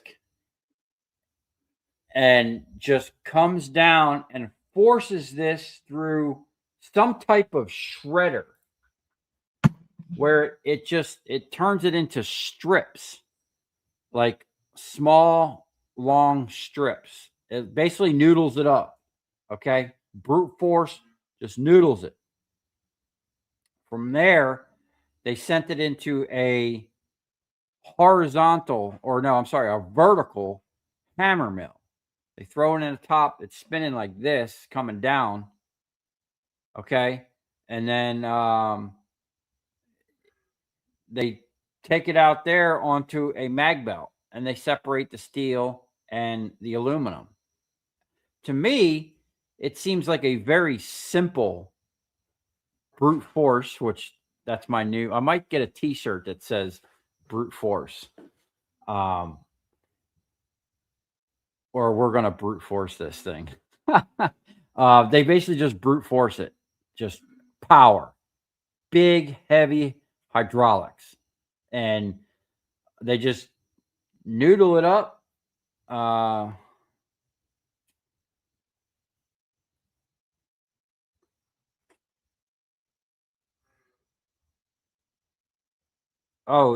Chad. All right, man. Hey, yeah, dude, I did get that email a while ago. And I meant to call you, but I'll have to look for it. If you could maybe just email me again, either tonight or tomorrow when I'm on the what's tomorrow, Sunday.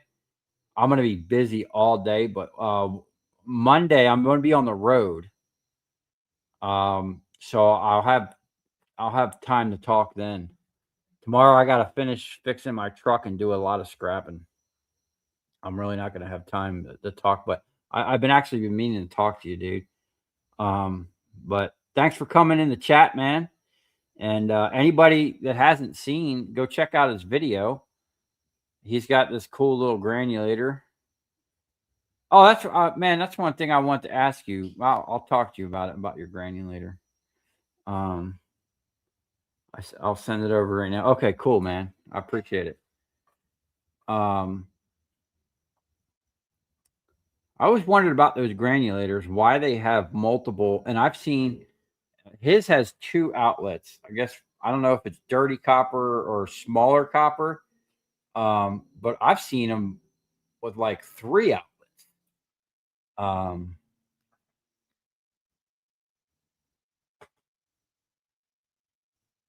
It's 12:16 in South Georgia right now. Is it 12:16?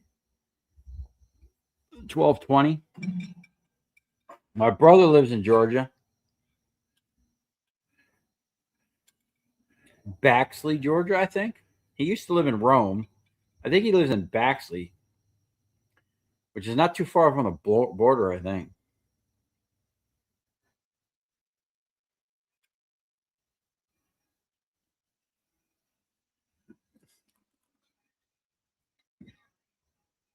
Someone's still partying over there.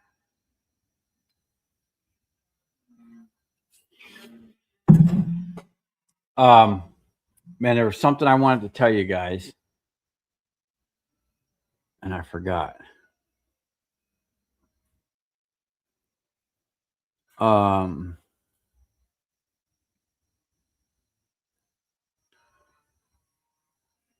feel like the last man standing in a post-apocalyptic future.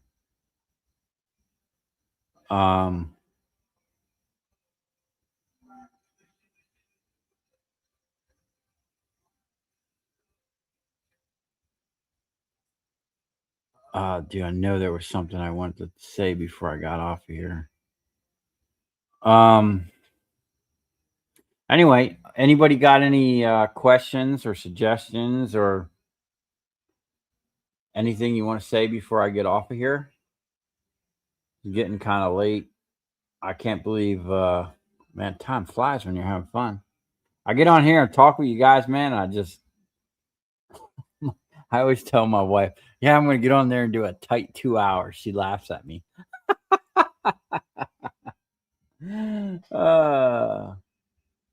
My buddy is moving to Beverly Hills, Florida. Where the heck is Beverly Hills, Florida? I don't think I've even ever heard of that.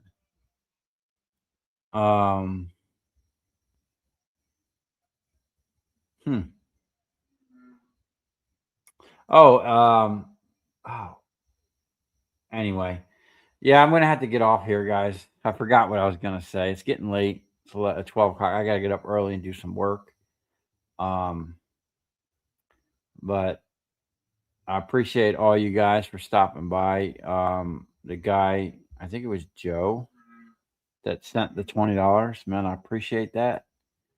Um,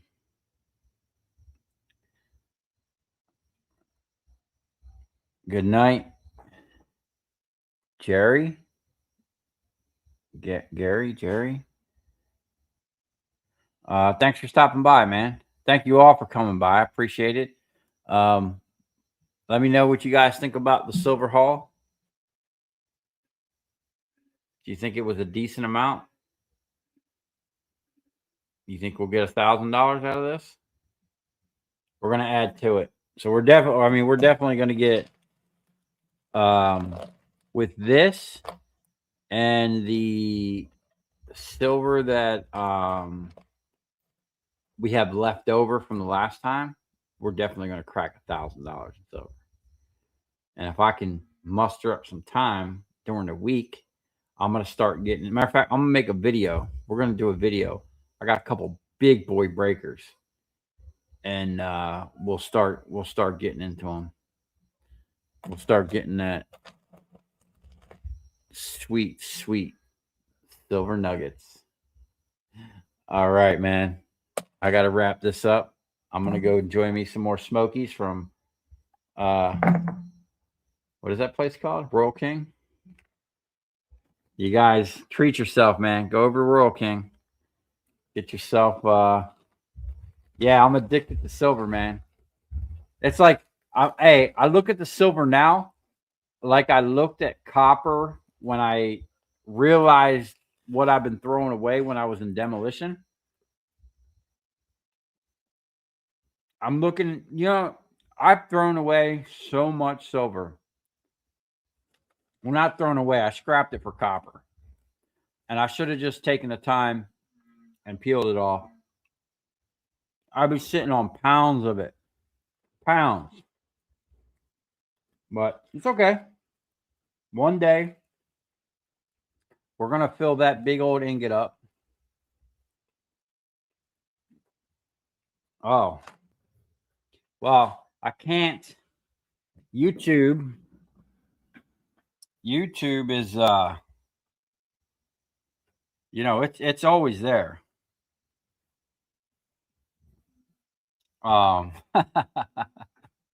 It's always there, man. That's like some people put their boots on and I put my burner on.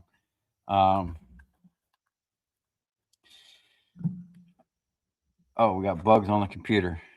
I'm probably loaded with bugs. I'm gonna go blow myself off before I go in the house. That's gonna be it for this. Silver has been sitting kind of high lately, hasn't it? Yeah. Oh yeah, that's why we're processing it, man. We got our nice little nugget here, and we're gonna keep processing. And I'm gonna the scrap yard. I talked to the dude. I'm gonna have to really kind of hit it hard with him. The contactors and breakers, they don't buy them, and they've been actually telling people we don't buy them because they were trying to sell them. I am going to do some math. Matter of fact, I'm gonna do a whole video on big breakers, little breakers, contacts, what the copper's worth, what the silver's worth on average. Okay. And then I can come up with some numbers, shoot it to the scrap yard, say, hey, buy them, offer to buy them at this price. I'll give you this price for them. I'll sell you back the copper.